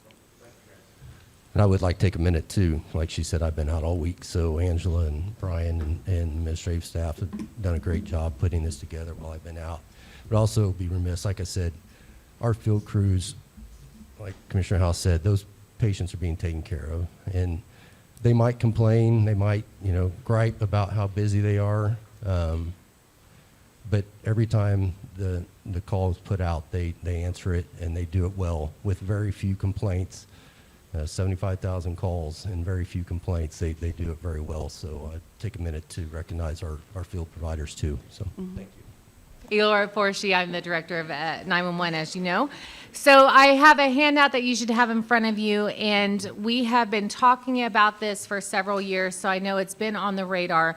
But our public safety radio system is out of support in November of 2028. So if you can recall, we had a decision package for the 2025 budget to hire a consultant to evaluate what our current state of our radio system is, to evaluate different options for moving forward, and to provide some recommendations.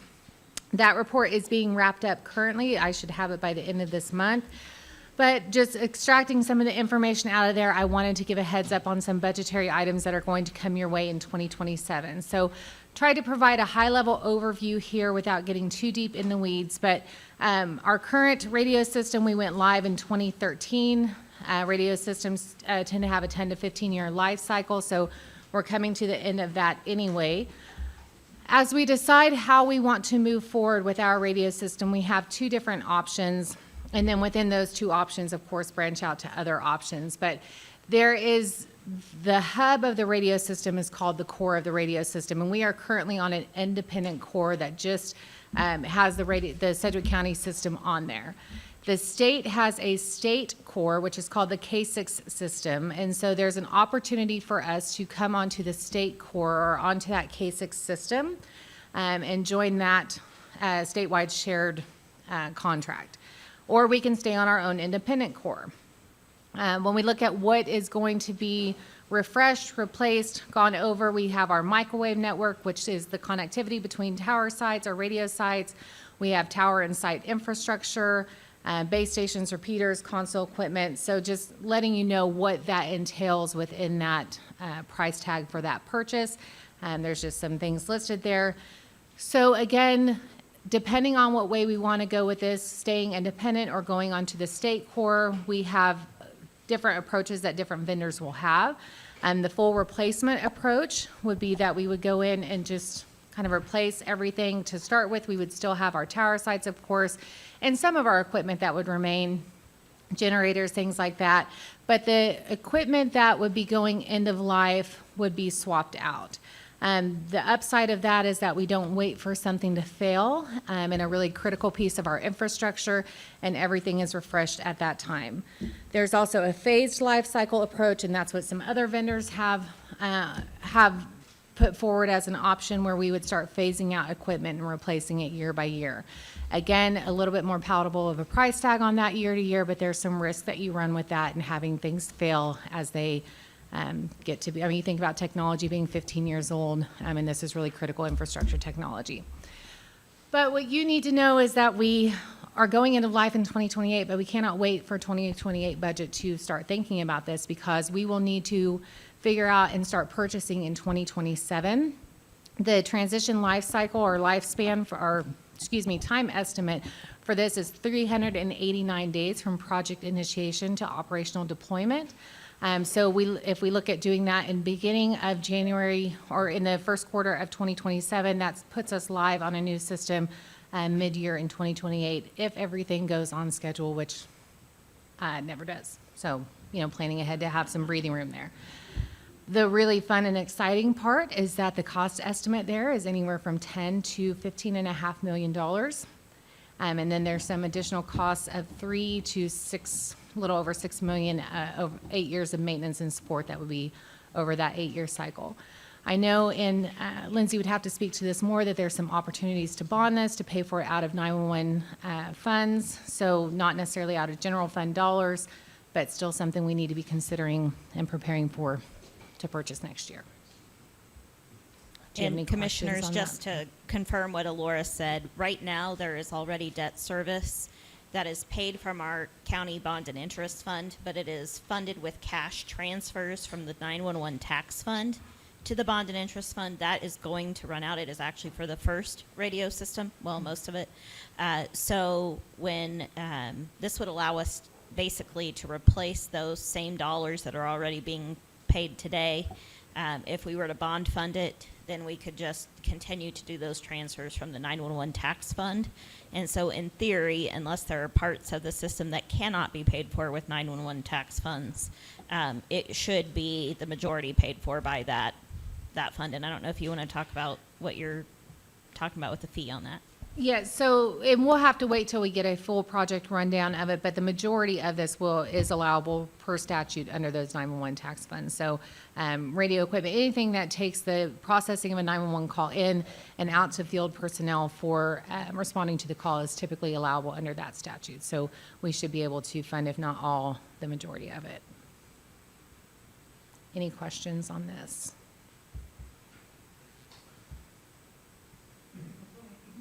Done deal, we're ready to go. Okay, that's what I like, and send me the check. That's what I need. No, go ahead. I thought somebody was going to. I'm just curious, is that usually the life? Do you have a lot of unscheduled failures with radios, or do they generally last this life and then they're timed out because of technology or whatever support? So we had actually an unscheduled failure on the December 31st, and so we were for about 15 minutes without radio contact out into the field. And so there was an RF controller at a tower site out in Cheney Colwich, excuse me, that went down, and so we were able to isolate that, take it offline, and go out and swap out that hardware. So we're running into these issues where equipment is just getting old. In that, we had a tower climber go up and realign our microwave network. We found some damage to lines that are up there, and these are lines that we have ice shields over, so we have the protective equipment there for that, but we're still starting to see damage. You think about as these lines and some of this equipment is out in the elements, it's been out there for, 15 years now almost.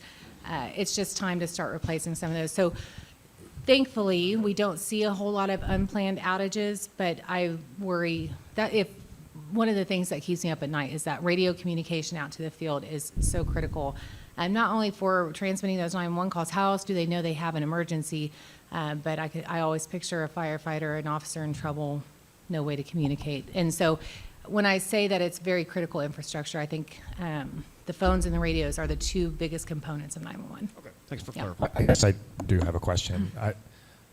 The K6 system, can you help explain maybe the benefit of going that route versus just maintaining a local core? And do you have a preference of which direction we go? Oh, I can talk myself in either direction here. I will tell you our field personnel have a preference in going to the K6 system, and that's going to be a big push that I know is coming from our advisory board, specifically our fire departments. When we had our consultant come into town and they did meetings with stakeholders, that was something that was a very big topic of conversation, and especially among the fire departments. So the benefit of going to the K6 system is that you have some redundancy built in that network, that some redundancy and some features, I guess, built into that network. And there's also some reliability in the way that we would hook into the K6 system, and it gets really technical, but up at that site where our fiber run is, it's a cleaner, more direct fiber run for reliability. And so that is good. One thing I will note with that K6 system, that would be a Motorola system, and we would come under the Motorola state contract that's already gone out for bid.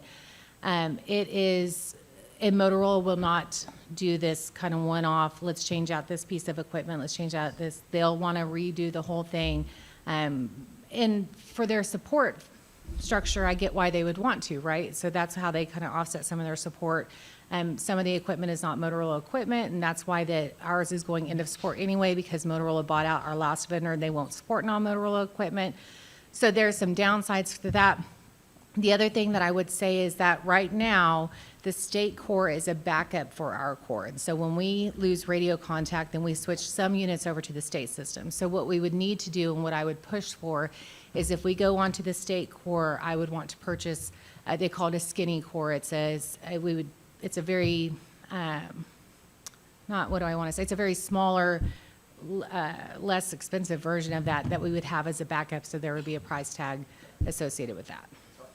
Yeah. Redundancy, we can't go down. Any other questions? Okay, thank you. So we actually had this half hour, we were going to talk about just salary issues and but sheriff's got a few deeper items than that. He's taken on courthouse police, that's a factor. We're opening 2 rooftops that's going to impact him, the admin building and ComCare crisis.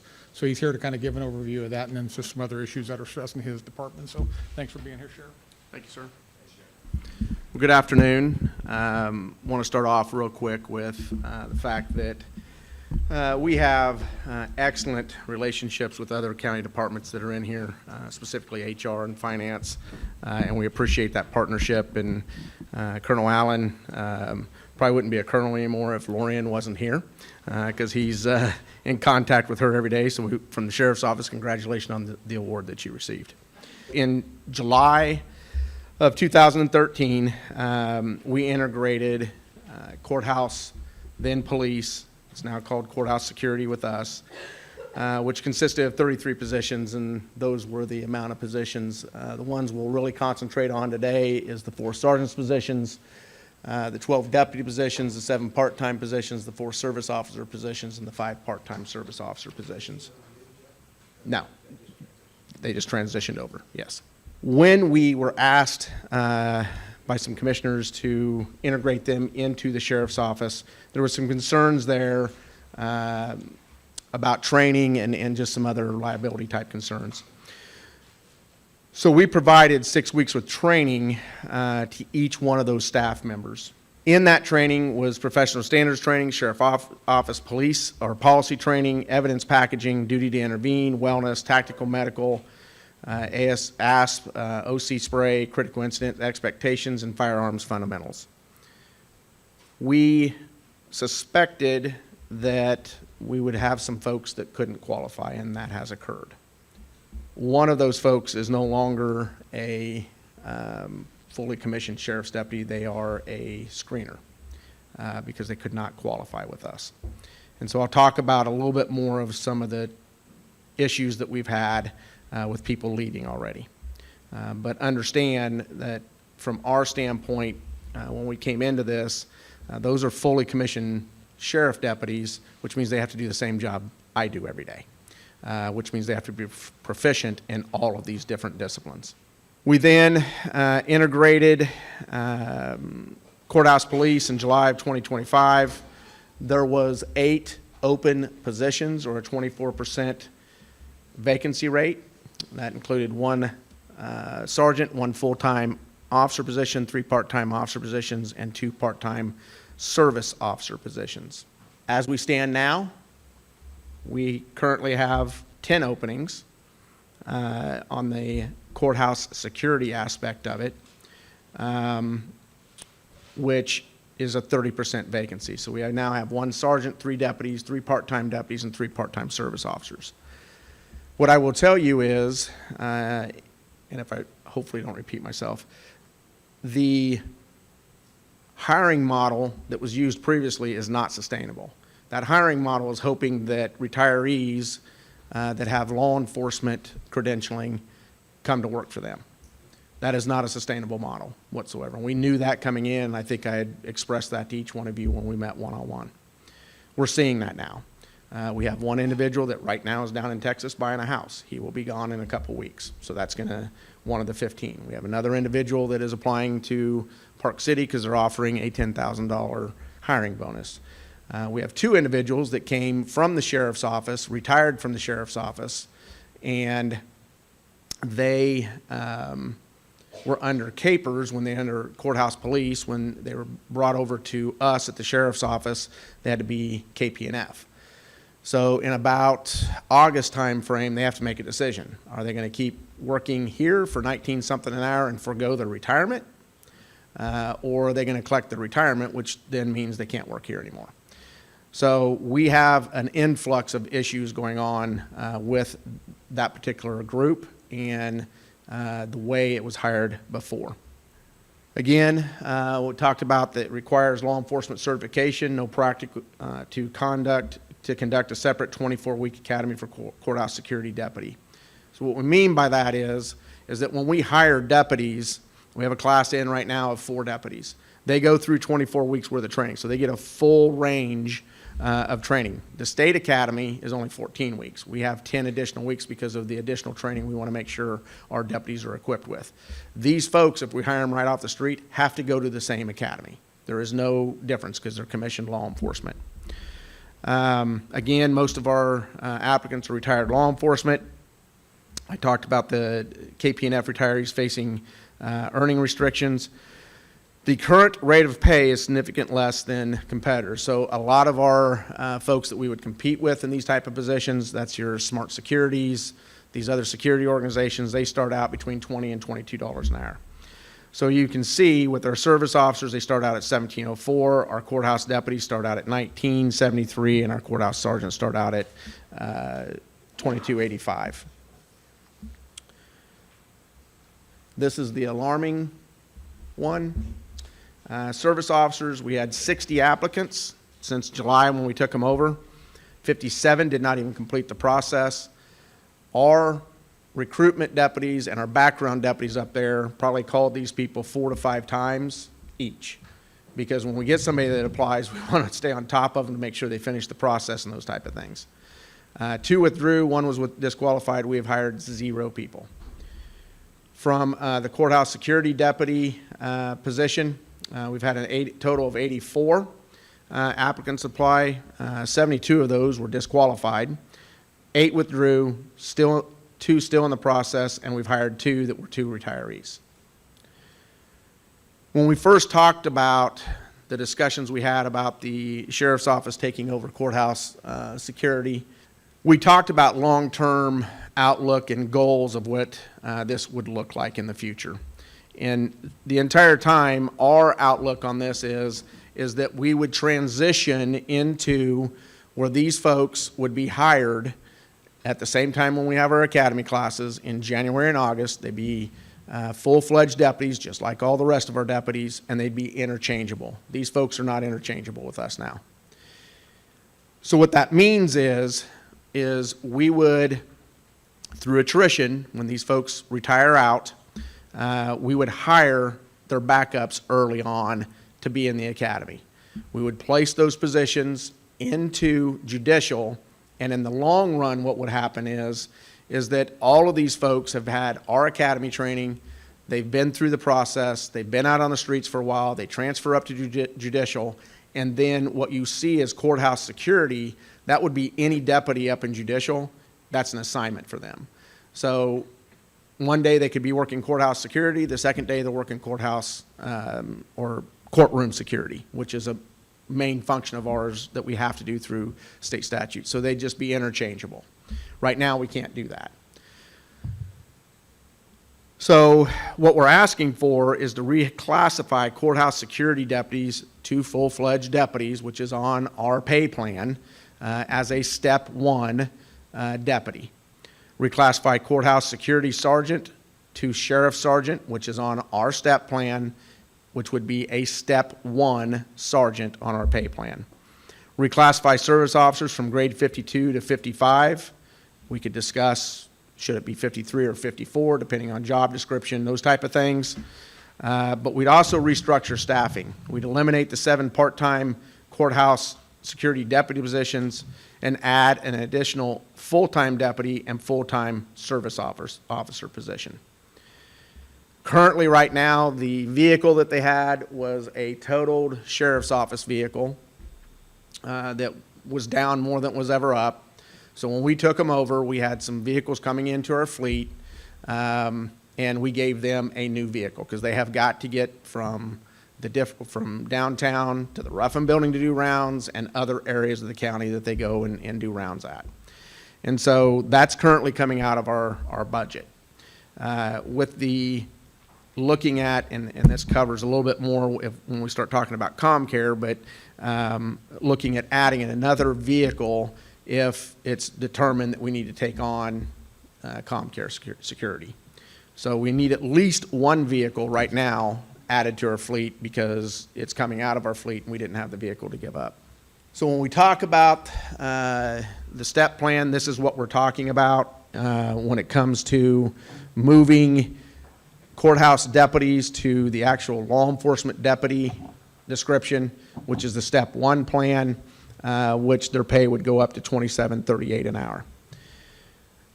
When we talk about moving sergeants to the sergeant pay plan, that would move their starting pay up to $34.95, which is where all of them would go. One of the things that how we would like to streamline this, because I would like to hire some of these positions in our August class. So we could hire in the August class, get them trained up for 24 weeks, and then start that movement so that courthouse security can be full as well. So what we're asking for is, from a staffing standpoint, this year would cost us $388,000, which we believe can be covered in our budget. Last year's budget, we gave back $4.3 million back to the commission. That was done through reducing overtime, being very conservative with our money. We operate on a needs and wants basis, and there's a whole lot of wants, but we don't go out and buy a lot of the wants. It's simply the needs. And so Lindsay covered our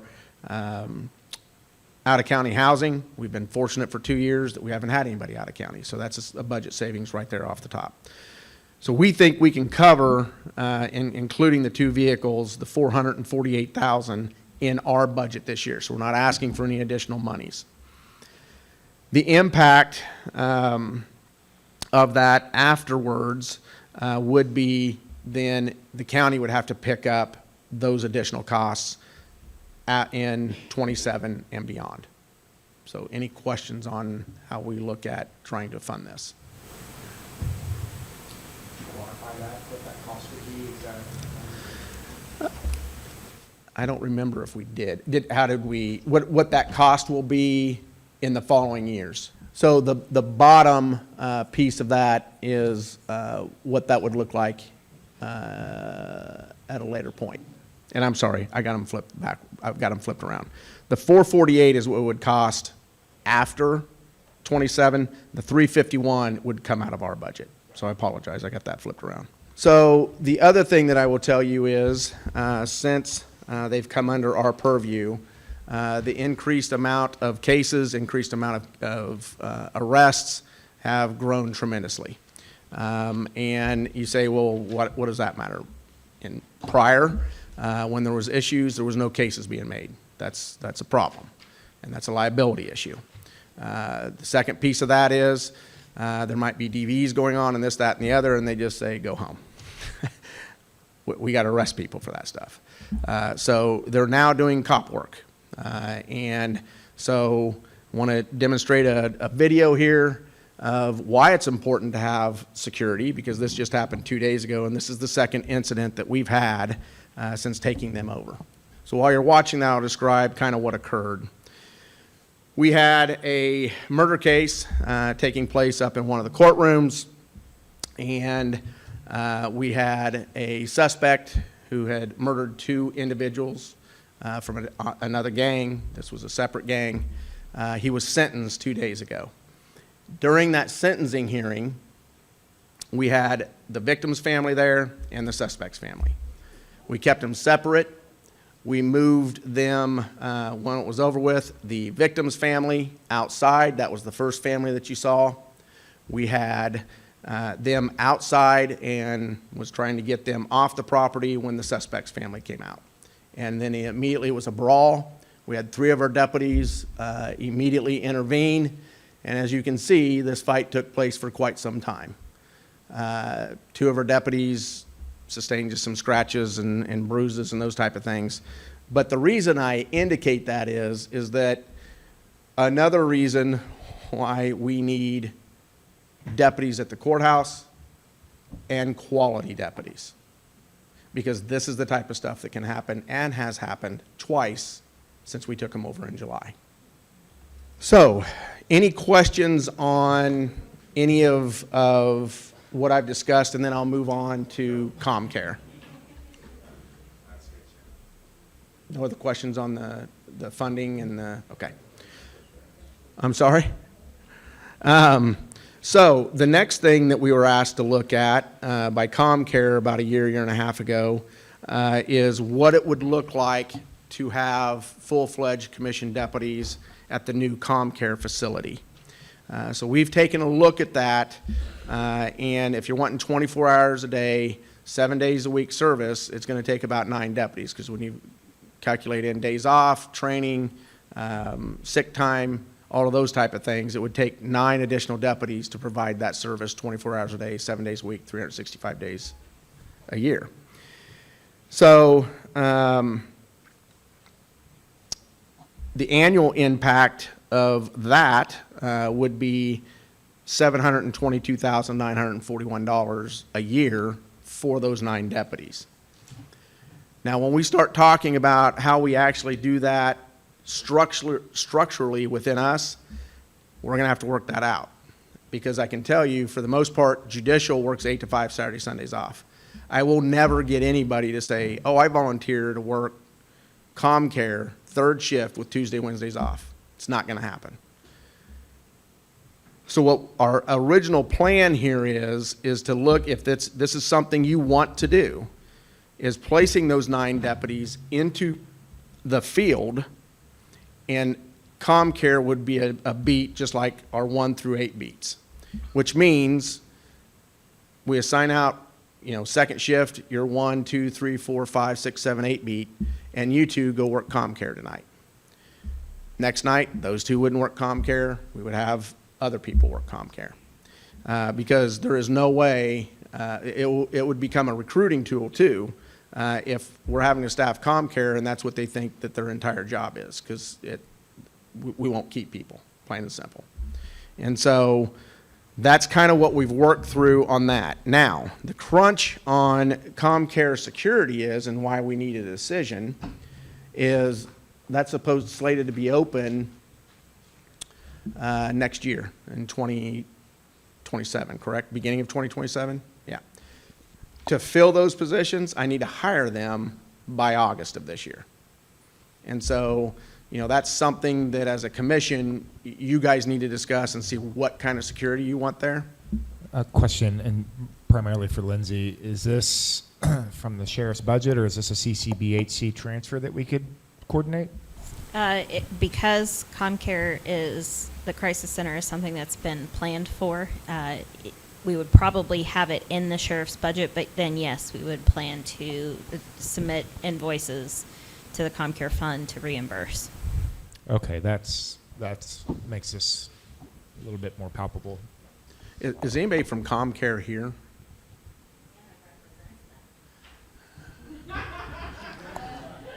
So here's one of the things that I will tell you that is going to be problematic with the changeover of what ComCare is wanting to do inside that facility gets done in the hospital, which has a lot of security around when they're holding people down, and ComCare is wanting to do that inside this facility.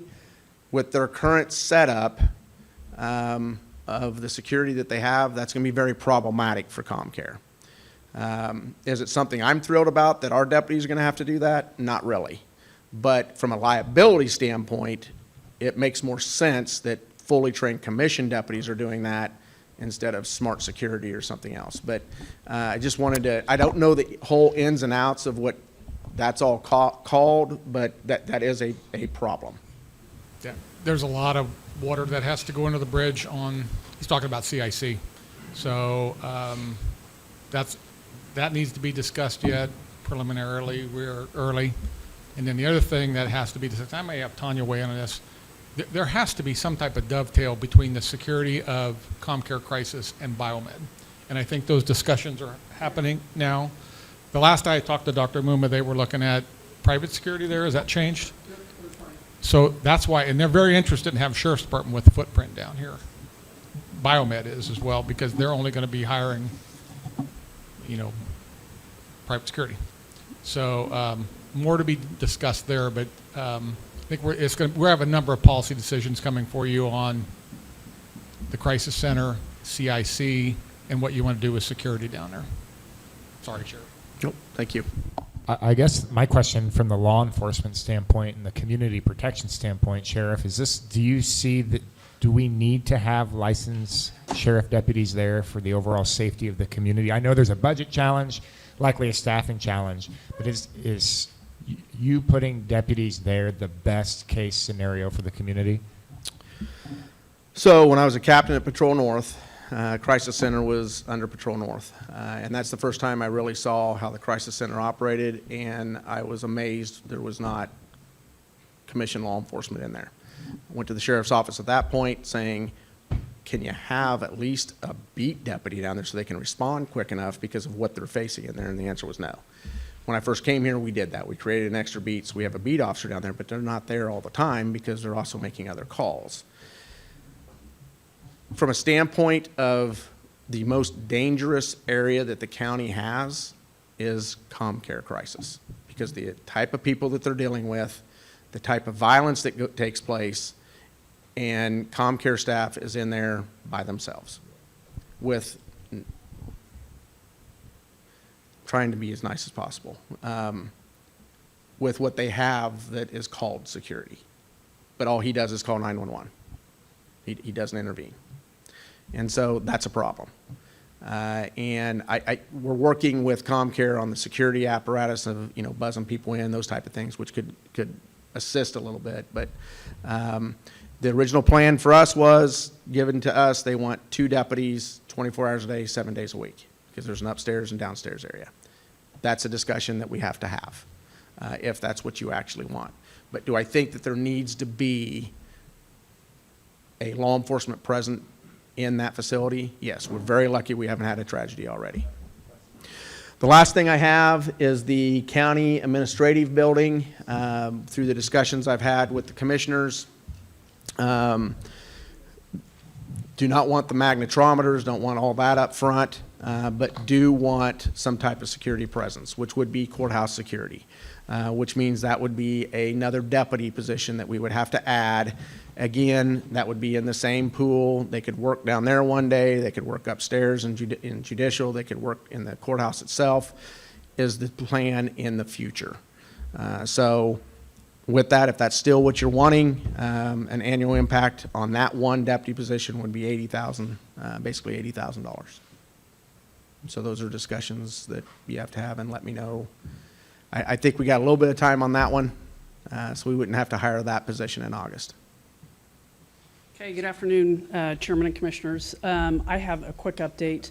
So a couple bills that we've been following. House Bill 2745. Lindsay talked about it in her presentation this morning. She talked about the impact on the general obligation debt. Just wanted to report out that Lindsay has been talking to our lobbyist and has been working on some language to provide to the legislature on that. So they've been kind of communicating back and forth this week. I talked to Jason just this afternoon. What he told me is that they will work that bill Monday in the committee, and then the plan is to send that to the floor, and they will that on the floor the same time that the Senate is going to work Senate Concurrent Resolution 1616. So you'll have the House working on the floor, and then you'll have the Senate working on the floor, and then the plan is to swap their bills to the other side and then discuss those bills at the same time. So just wanted to pass that on. And then I think Lindsay also mentioned, of course, that 2745 is a bill, so that just takes a majority vote to pass that.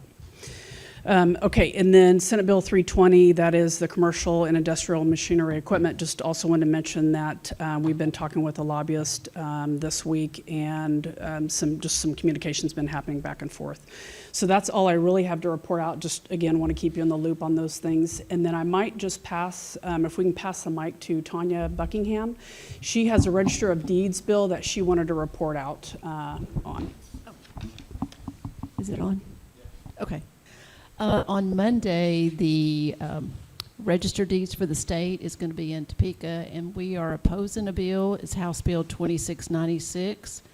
It is a biometric anti-fraud system that's going to require any notary in the state of Kansas to do the biometric facial recognition. The Kansas Land Title Association is going to be opposing it.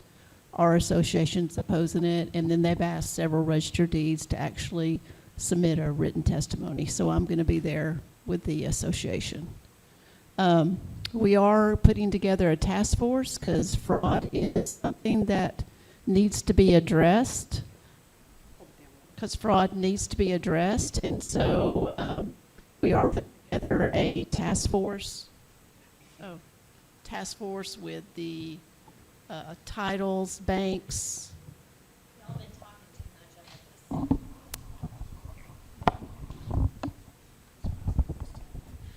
of this.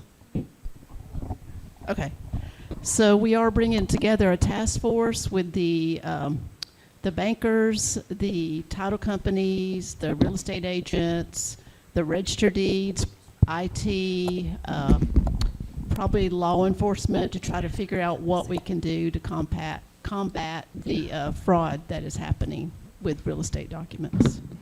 So that is what's happening. That's all I have. Thank you.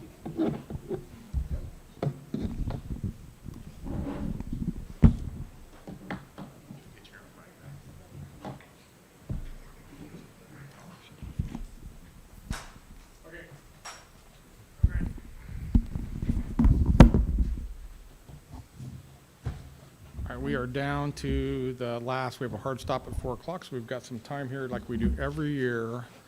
Kind of just do a roundtable with the commission on what you've been hearing from constituents or things that are on your mind that we did not talk about today.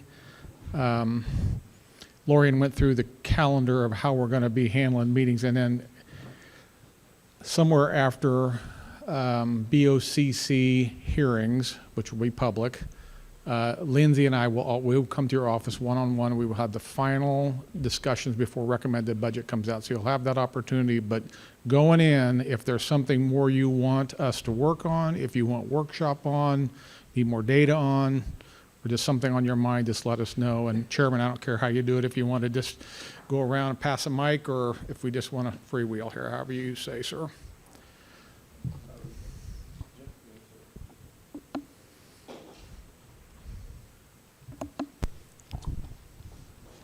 I guess I'll start. Thank you. One of the, I don't know where to begin here. I will say thank you for all the great work today. You guys did a tremendous job. I think all of our staff deserves a huge round of applause, frankly. You guys did a great job. I'm always so impressed when I hear the details from our staff. You guys just do an amazing job. Everybody that presented today, just fantastic. I always walk away feeling that we have some challenges, but I love where we're at. I think the county is well managed, so thank you for all the great work. And Tom, I know this is your anniversary, but you deserve a lot of credit for thank you, where sir. we've come as well. Appreciate it. One of my concerns, I guess, is I think we don't really have a great place to go to get data to specifically explain to the public and the legislature what do we do with property tax dollars.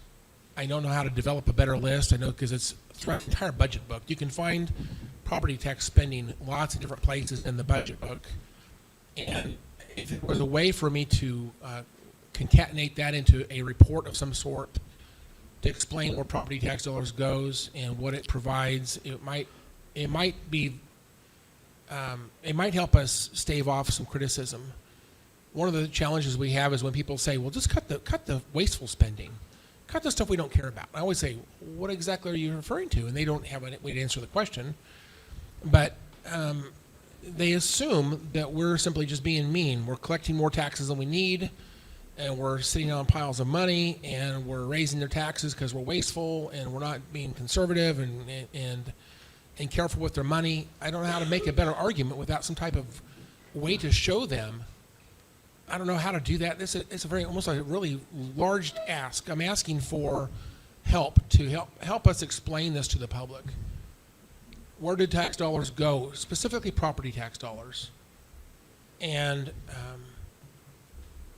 I don't know how to do that in percentages or in dollars or in mill levy. You know, out of the 27 mills, where does that money sit amongst the different budget categories? It might be really great to have a report in a number of different ways to explain that data to show them where the money is. I'm actually very impressed with the property tax system overall. I think at the end of the day, it's upon us to do a better job explaining this. I think there are inaccuracies, and no offense to Deanna, she does a great job. I think the appraiser's office overall does a really great job. But I think the problem is that the appraisals, there are some errors and there are some corrections. In either case, if it's an error or if it's a correction, it might be a jump in property value. And that jump in property value creates a narrative, and people like to normalize that narrative to mean that everybody has the same increase, and that's not true. It's not fair. The numbers are actually quite impressive. If you look at our sales data versus the appraised values, and you compare them on every single home sale across Sedgwick County, we come in slightly under, the county comes in slightly below a sales price. On average, we're slightly below sales price. Now, there's exceptions to that. But if you look at everything as a congregate, put it all together and look at it totally, we're not that far off. And so I know Commissioner Blubaugh, Chairman Blubaugh, and myself have worked on a number of things to kind of address property tax fairness. And I feel like some of those discussions, I don't know if you listened to the hearing on 2745, at least one of the ideas was presented at that hearing as a question. The ball's not really moving forward. There's a lot of really good ideas out there on how to address property tax frustration. And I feel like we're doing a lot of talking. We're not getting a lot of understanding by people from the community, and certainly not from the legislature. I feel like we have a lot of opportunity to do a better job of coming together as a commission, agreeing on these things, hopefully, and work on better messaging to get these ideas out to the public. I think that's when we win. When we talk about these things as a commission and people begin to understand there are better ideas out there, I think we will help the people understand that I hate to say we're not the problem. I don't think we're the problem. I think there are some problems out there, but if you look at the county as a whole, I don't think we're the problem. And I look at two of my colleagues here. They're brand new on the commission this last year, a year ago. And, they came in, I think, they have more knowledge today than they had a year ago. They came in, I think, with the idea they were going to help move county in the right direction. And I'm sure we are in the right direction. But I think what you're hearing, you see all the data we've got today. This is so educational today to sit through this and see where we're at.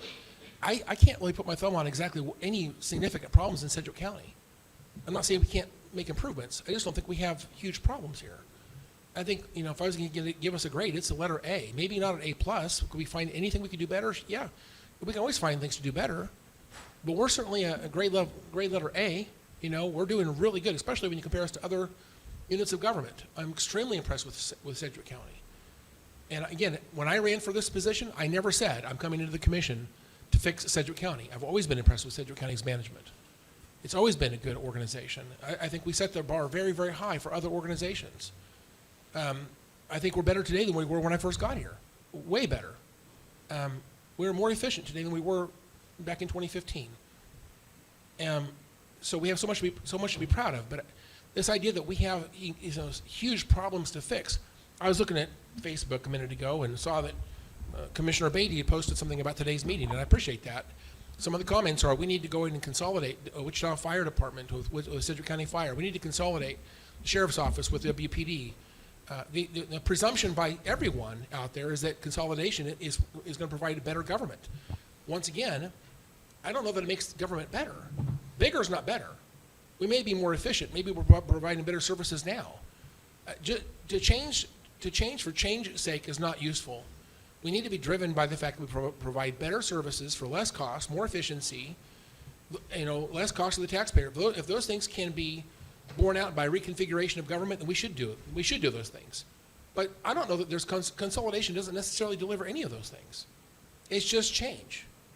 And again, if those things come together, then we should certainly explore them and maybe do them. But I'm not convinced that consolidation is going to deliver good things necessarily. We have to be very analytical about how we approach these things. And at the end of the day, there's such a presumption out there that we're bad and change is better. And I don't think that's true. The reality is we've taken decades, generations, to bring the county to this pinnacle of efficiency and good governance. I don't think that the people before us were stupid, and then somehow we're better.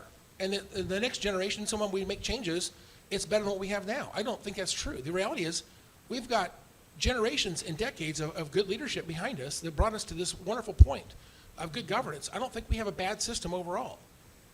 But at the end of the day, everyone assumes the government's broken and any change is a change for the better. That's not true. I think we need to do a better job of messaging why Sedgwick County actually is setting the bar very, very high. And no offense to Wichita or other municipalities, but you compare us with anybody around here. Our efficiency is notable. Our services are fantastic, and we're extremely efficient. And I credit our great staff for those things, to be able to say those things. But I think we're not doing a good job messaging to the community we actually have a pretty good system in place. And if you want to talk about changes, we need to approach it from the perspective of, let's analyze whether that's a better system or not. But let's not just assume it's better because it's consolidation. I don't know that that's ever going to be true. I think at the end of the day, we have partnerships with we partner with organizations throughout this community where it makes sense. We're already doing a lot of that. And I'm not saying that there's not opportunities, there may be. But I don't think that just because an idea pops up, that's always a good idea. We need to be analytical in how we approach this. Just like when the legislature talks about tax cuts, I think the other side of that coin, I said earlier today, we can cut and burn government. We can starve the beast, but we got to cut services to go with that. If people want to cut taxes, we can cut taxes and services. That's the full sentence. We can cut taxes and services. They're not going to be happier when we do that. At the end of the day, we're providing the services that people want and demand and expect. And we're doing this efficiently through a fair system of taxation. Is it perfect? No, it's not. And we need to address those imperfections, those errors. We need to address them with policy changes and better ideas. But the system is not broken. And I don't like the fact that we're approaching government like we have a system that's broken, that we have to somehow make it better, that we don't have a good system today. I don't believe that's true at all. Anybody who wants to run for my seat, you want to come in here and say we can fix Sedgwick County, I would challenge you to show me what we're doing wrong. I don't think that's true. I think the reality is they don't know what they're talking about. Sedgwick County is not perfect, but I'll tell you what, we are extremely good as an organization. And I'm proud of you, Tom. I'm proud of our staff for making us as good as we are. Okay, thanks, Chairman. We have opportunities. I don't want to miss the chance to say we have opportunities. But we are not an F organization. We're an A organization. Appreciate it, Commissioner.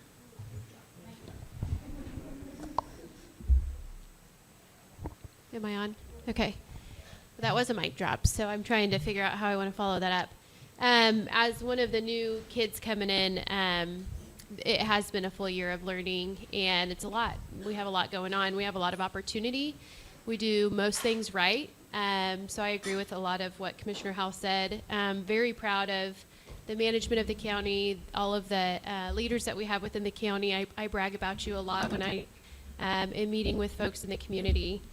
I do see some efficiencies that can come out of consolidations, but not the big ones that are maybe headline news. But I think that we have small things that we can start to do maybe better together and not duplicate, just as we become a little bit more of an urbanized county.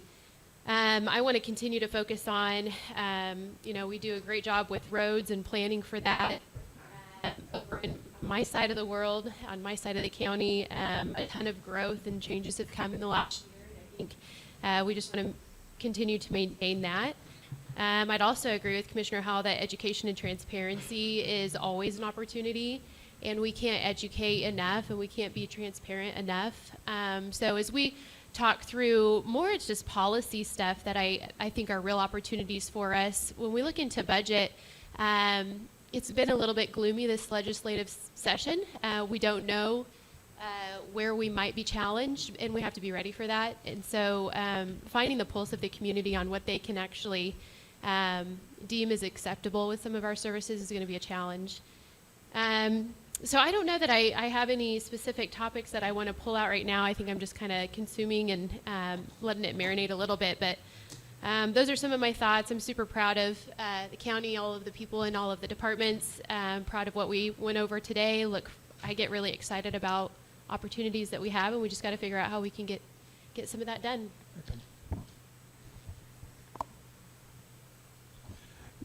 Coming into my second year of the budget here, I did experience 11 years of budgeting with the Wichita City Council, pretty similar budget size. Did a few years on the Goddard School Board as well. And I will say that this budget's the leanest I've seen of any of those organizations. It's the most conservative. It's the most pointed and focused. I'm just very impressed with the leanness of it. But in the reality of today, we have to move forward with a continuous improvement model in hand. We are faced with the same challenges that every business and every organization is faced with today. Rising costs, rising personnel, And incomes out there in the public just aren't keeping up with the cost, whether you're running a business or a government or a school, whatever it is. We're just all struggling. We've got to continue being as lean as we can. I have put a lot of emphasis this last year on the valuation department. I feel like we're definitely headed in the right direction. We've got a lot of new ideas. We've got some new opportunities with collaboration, and my focus is still to ensure we're obtaining the closest real market values we can, or for the, not just our 25% of that tax bill, but the other 75% of that. And I think we've got the right people to move us forward in that. Well, thank you, Chairman. Thank you, Tom and team, for today. I always find this to be a really helpful kind of start to the budget year for the commission, to have a general landscape of where we're at and what we're working on. But so I appreciate today and all the effort that goes in today, and everybody else that comes to listen in and provide context, and thank you. If I was to talk about, this will be my fourth budget, looking at some very high overarching goals, there'd be three things for me. The first would be continued staffing stability. I remember when I first ran for this seat in 2022, that was the big topic of conversation around the county, because staffing instability led to some service outputs that were less desirable, and that's just organizational realities, that if you can't staff something to its peak efficiency, it impacts service outputs. And what I'm really proud of is, I mentioned earlier with Sheena, is that we've achieved staffing stability almost across the board, not universally, but almost across the board. But the things we measure, the KPIs that we measure, everything is improved. Everything is significantly improved for the taxpayer, for the constituents and the citizens in Sedgwick County. So we can't lose that momentum. We've worked so hard to get up to a baseline. We have to maintain the baseline, and that will require doing things to keep pace. But staffing stability and maintaining that is the core priority that I think I walk into this budget cycle with. The second thing is we have to grow, but we have to grow responsibly. So responsible growth is really, really important.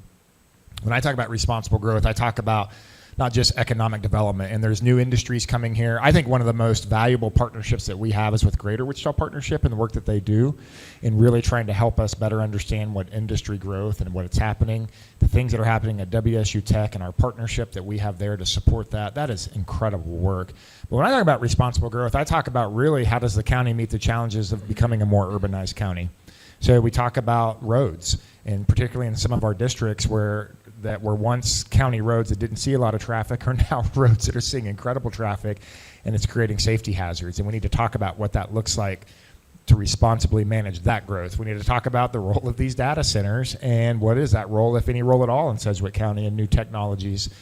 And we've got to really talk about these cultural amenities that we have here. I'll tell you the difference between the budget 4 and budget 1 for me. Budget 1, I think I walked in here talking about, what is the role of the Sedgwick County Zoo, and is this a role that the county government should have? I think I said that a lot in 2022, and that I'm reminded of frequently from some of you in this room. But the fact is that these are ours. The voters have asked us to do these things and voted to do it, and if we're going to do them, we need to do them well. But how do we grow them responsibly? What we saw today from Scott and the zoo, these are visionary opportunities, and I think we got to find a way to do some of these things, and we got to grow economically, but responsibly. So those are the things that. When I talk about responsible growth, these are the conversations that I want to have in this budget cycle. The last thing is really the modernization of local government. And we talk a lot about consolidations, things of that sort. I think it's a bigger discussion than that. I think, how do we utilize technology to modernize local government and some of the things that we have to deliver better services and communicate better?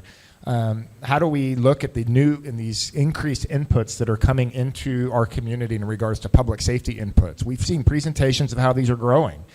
Well, I think traditional models are, we just scale up staffing and meet the need. And I think there's more dynamic and creative ways to meet the need. And we can look at model changes and pivots to meet some of these needs. That's modernization. There are strategic collaborations. Kelly Bielefeld told me USD 259 superintendent, that because of Commissioner Howe's collaboration board that he has, that's where he got the idea to work with Laura Rainwater in elections to use schools on a different capacity.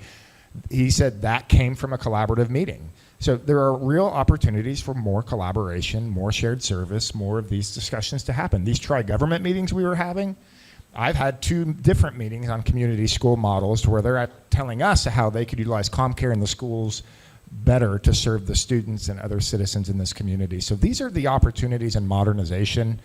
And I know sometimes government is slow to modernize and pivot because in business, if we don't modernize and pivot, the market doesn't reward us.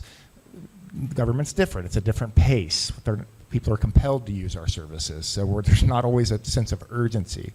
And I think that's been the hard part for me in 4 years, is the lack of urgency to do things, because there's all kinds of other challenges that we have to meet. So some of the things I talked about 4 years ago, we're still talking about. And I just think that that's just the nature of this beast we call government. But the vision is still there, and I want to keep pursuing that vision of modernizing some of these things and utilizing what we do here to better serve constituents. So staffing stability, responsible growth, and modernization of a lot of things we do in the local government model, I think are real top priorities for me to look creatively how we work through this next budget. So again, thanks for today. Thanks for everybody's effort today and comments. It's really been helpful. Tom, thank you. And if we could just move faster, then Commissioner Beatty will be happy because he likes to move fast. But hey, just thank you, everybody, for being here, putting a full day in. I know some of you probably were disinterested in some things and kind of got in the weeds on some things, but appreciate your patience. I just want, if I can just say a couple of things. We just shared this earlier. So we're just so you can have a perspective of, quote, Sedgwick County. So we are $600+ million budget, right? 620, whatever. And we're 520,000 citizens. 620 budget, 520 citizens. Johnson County, our counterpart, is about 600,000 citizens, and their budget is $1.8 billion. 1.8 billion versus us at 600 million. So pat yourselves on the back that I think we do a little better with less. And we have, as we've heard, a consistent theme. We've had pretty good service. We have, some of our questions have been, how many complaints have you had? You know, when the complaints happen, we hear about them. I.e., when we had our challenges because of the tag office stuff with the license plates that would renew every 5 years instead of, staggered. But we worked to solve those. And so I think you should be proud of that. The other thing I would say is we've made a concerted effort, us group, to lower the mill levy 3 years in a row, slightly, a little bigger than, or slightly. And we've kind of taken the lead in exposing that to other taxing jurisdictions, the cities, the school districts. They haven't really followed our lead. Some of them have tried, but at least we have and we're not doing that to put the financial pressure on you all and all our employees, because we're still, as we've addressed the compensation and staffing, but it's just the right thing to do. When the revenue's coming in at a +8% growth or whatever, and inflation's at 3 or 4, and costs are 4, 3, and 4 and 5, it's just responsible for us to say we're going to capture 3 or 4 or 5. We're not going to take all of that. So that's kind of the message to the community. It's not that we're cheap or something like that. It's just some of this stuff's just the right thing to do. And all in related to, I know Commissioner Howells feels very challenged about how do we message to the state and whatever. And it got me thinking also about, and our communications team, I think, has done a really, everybody's done well, but a communications team has done a really good job. We've had a couple of crises this year that really could have put us in the headlines and a lot of feedback, but we didn't. We had little adventure with our property auction. We had the horrible incident with the Lofton case. But between all of us communicating the right way and our comms team, I say that in that maybe if you get back to your long sheet, you can do a little mental exercise yourself. You go to, maybe we just take those last 2 years, 24 and 25, and if you look at that, just take the first, and I thank you, Lindsay, for always numbering the lines, but if you take line number 1, that's the expense, and go to line number 5. So all of these on these 2 pages are the ones that the state are requiring us to perform. So line number 1 spends $18 million, and the county support is $2.4 million. That sounds decent, but you could just go down, go to that first line and then the next line. Look at it in appraiser. $5.8 million in expenses, and how much is county support? $5.8 million. So some of this stuff, and it's really interesting to go down and see, to me, what is the required and what is our support. And you see ComCare, because we flipped that model with some revenue, it kind of breaks even. But you go down to the big gorilla, Jeff Easter, I don't mean to be picking on you, but look at the sheriff. So naturally we have to have a jail, and we have to have, but $82 million and is what it costs, and we get state contribution of $495,000. We get $500,000 state support on that kind of an expense that we eat. And then you finally go down to line 85. Line 85, the state requires us, the expenses is $267 million. And then after a couple and the state actually contributes $37 million of that 267. And then line 89, that's what we contribute. We pay $135 million of that 267 million that are all state mandated. I think that's a very strong, maybe we can get that into an easy palm card of just those 16 departments, just the last 2 years. I love it that we've done since 1985, or I'm just kidding, whenever you, Lindsay, you did a great job of this, you know that. So anyway, that's just an eye-opening thing. Us versus Johnson County, explained our mill levy, why we're trying to do that, even though we take a hit on the sales tax distribution. We know that, we're working on that, but you all should be proud of what, and know that we're just trying to do, in my terms, just the right thing, the logical thing. Not, we don't have an agenda that's going one way or another. So that's my statement, Tom. Everybody, and all of you that are, I'm glad that a lot of the departments management are here to watch that and be a part of that. So thank you very much. Thank you, Commissioner. Chairman? You have time for more comments? Sure. I'm sorry.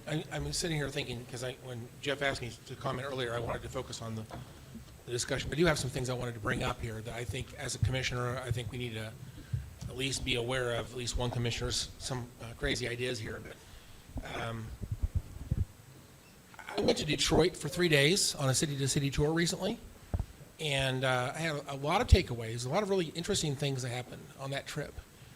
But I was very impressed with the community that basically had gone kind of to the bottom, and they were rebuilding their community. And it was a lot of things to be very proud of in Detroit. It's a very interesting city, a lot to learn there. One of the things that I took away from that trip was a 2-hour presentation from a gentleman named Ned Stabler, and I mention his name specifically because he has a perspective that I think is reminds me of a little bit of Jeremy Hill, WSU. Jeremy Hill now is working for the Federal Reserve. However, when Jeremy was doing his economic outlook conference, he was always very interesting, very pragmatic. He can kind of see the future and kind of talk about what's about to happen. He was usually pretty good, and I enjoyed getting his perspective on economic trajectory going forward. Ned Stabler is an economist an economic professor, I should say, at Wayne State University in Detroit. So it's WSU. The name is Dennis Taylor. He talked about some economic development strategy that I think it surprised everybody in the room. I was with about 50 people from this community, a lot of folks from GWP and Wichita Chamber and other council members, things like that. His starting off point was that economic development that you guys are doing in your city it's all done incorrectly. What you think you know about it is wrong, and there's a better way. And he began to explain what Detroit is doing differently. And I think it's worth noting. I'd like to see us partner with Wichita and other other folks from that trip and see if we can find a way to bring Ned Stabler into our community. This ought to be its own event. We should host an event because it would change our perspective as a community. Wichita is trying to get the 1% sales tax to pass going forward. One thing I would have counseled them on, but no one asked me my opinion, which is fine. But I would have said if Ned Stabler would have been here 6 months ago, we might have a different outlook on how to move this idea forward. And so Ned Stabler, I think his messaging was so good. It's worth the trouble and money to bring him in, however we can do that. The things people care about, we talk about property taxes already. I can tell you the other thing people are very concerned about is public safety. And I know that a lot of this deals with primarily what goes in the heart of Wichita, but I feel like there's opportunities there. We talked a little bit about the juvenile justice reform bill that I've been working on. That hopefully will have some impact on that. I do believe that bill is moving forward.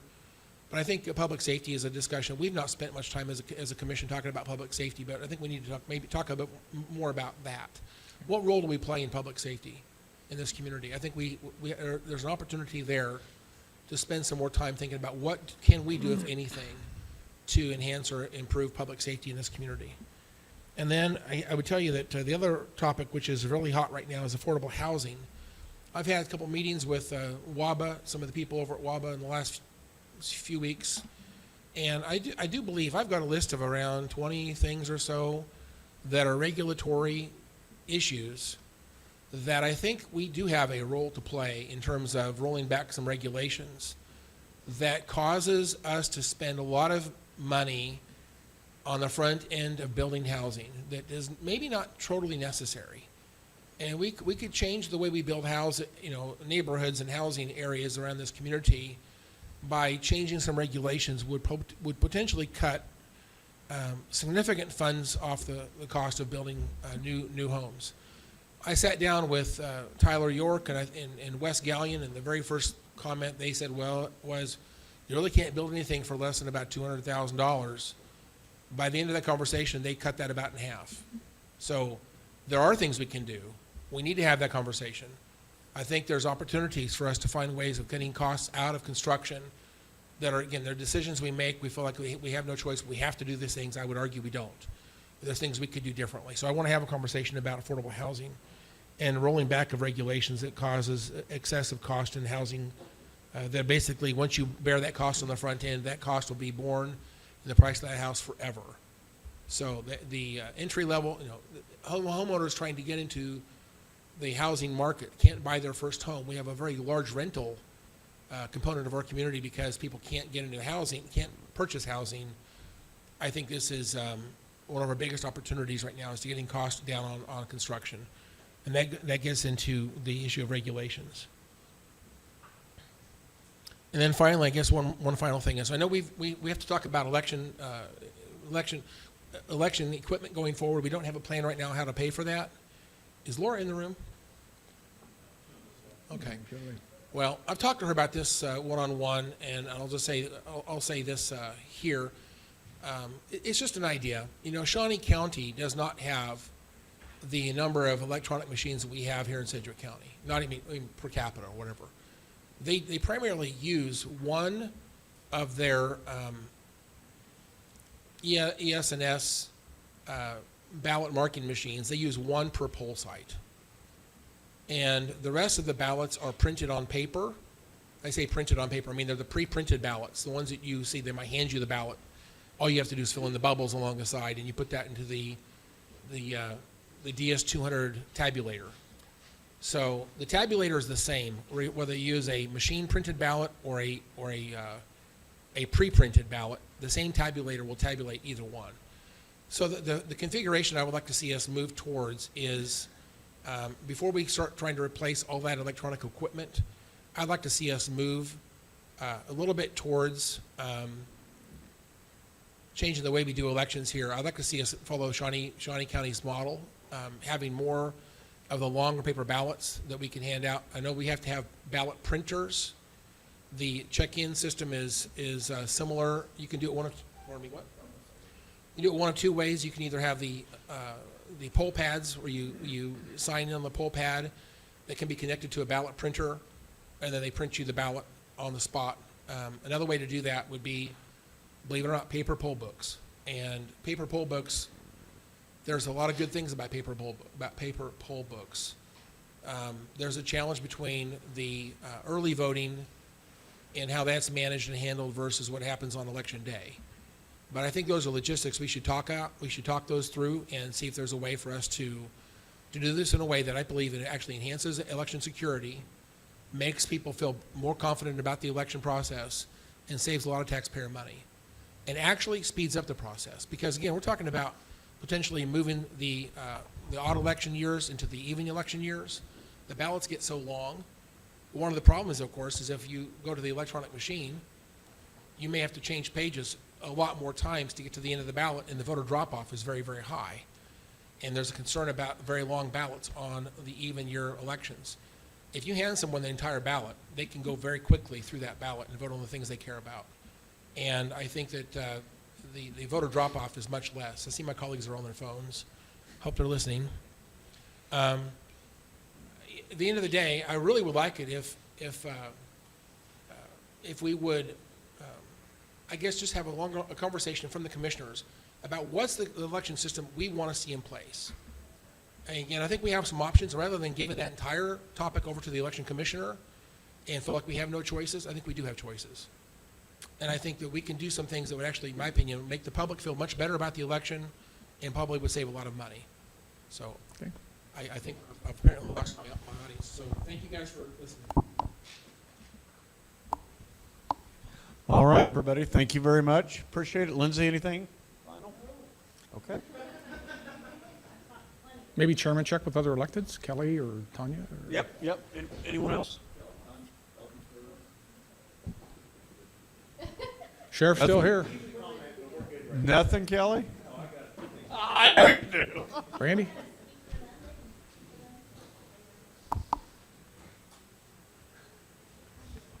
You good, Brandy? Okay. I guess that's all we had, sir.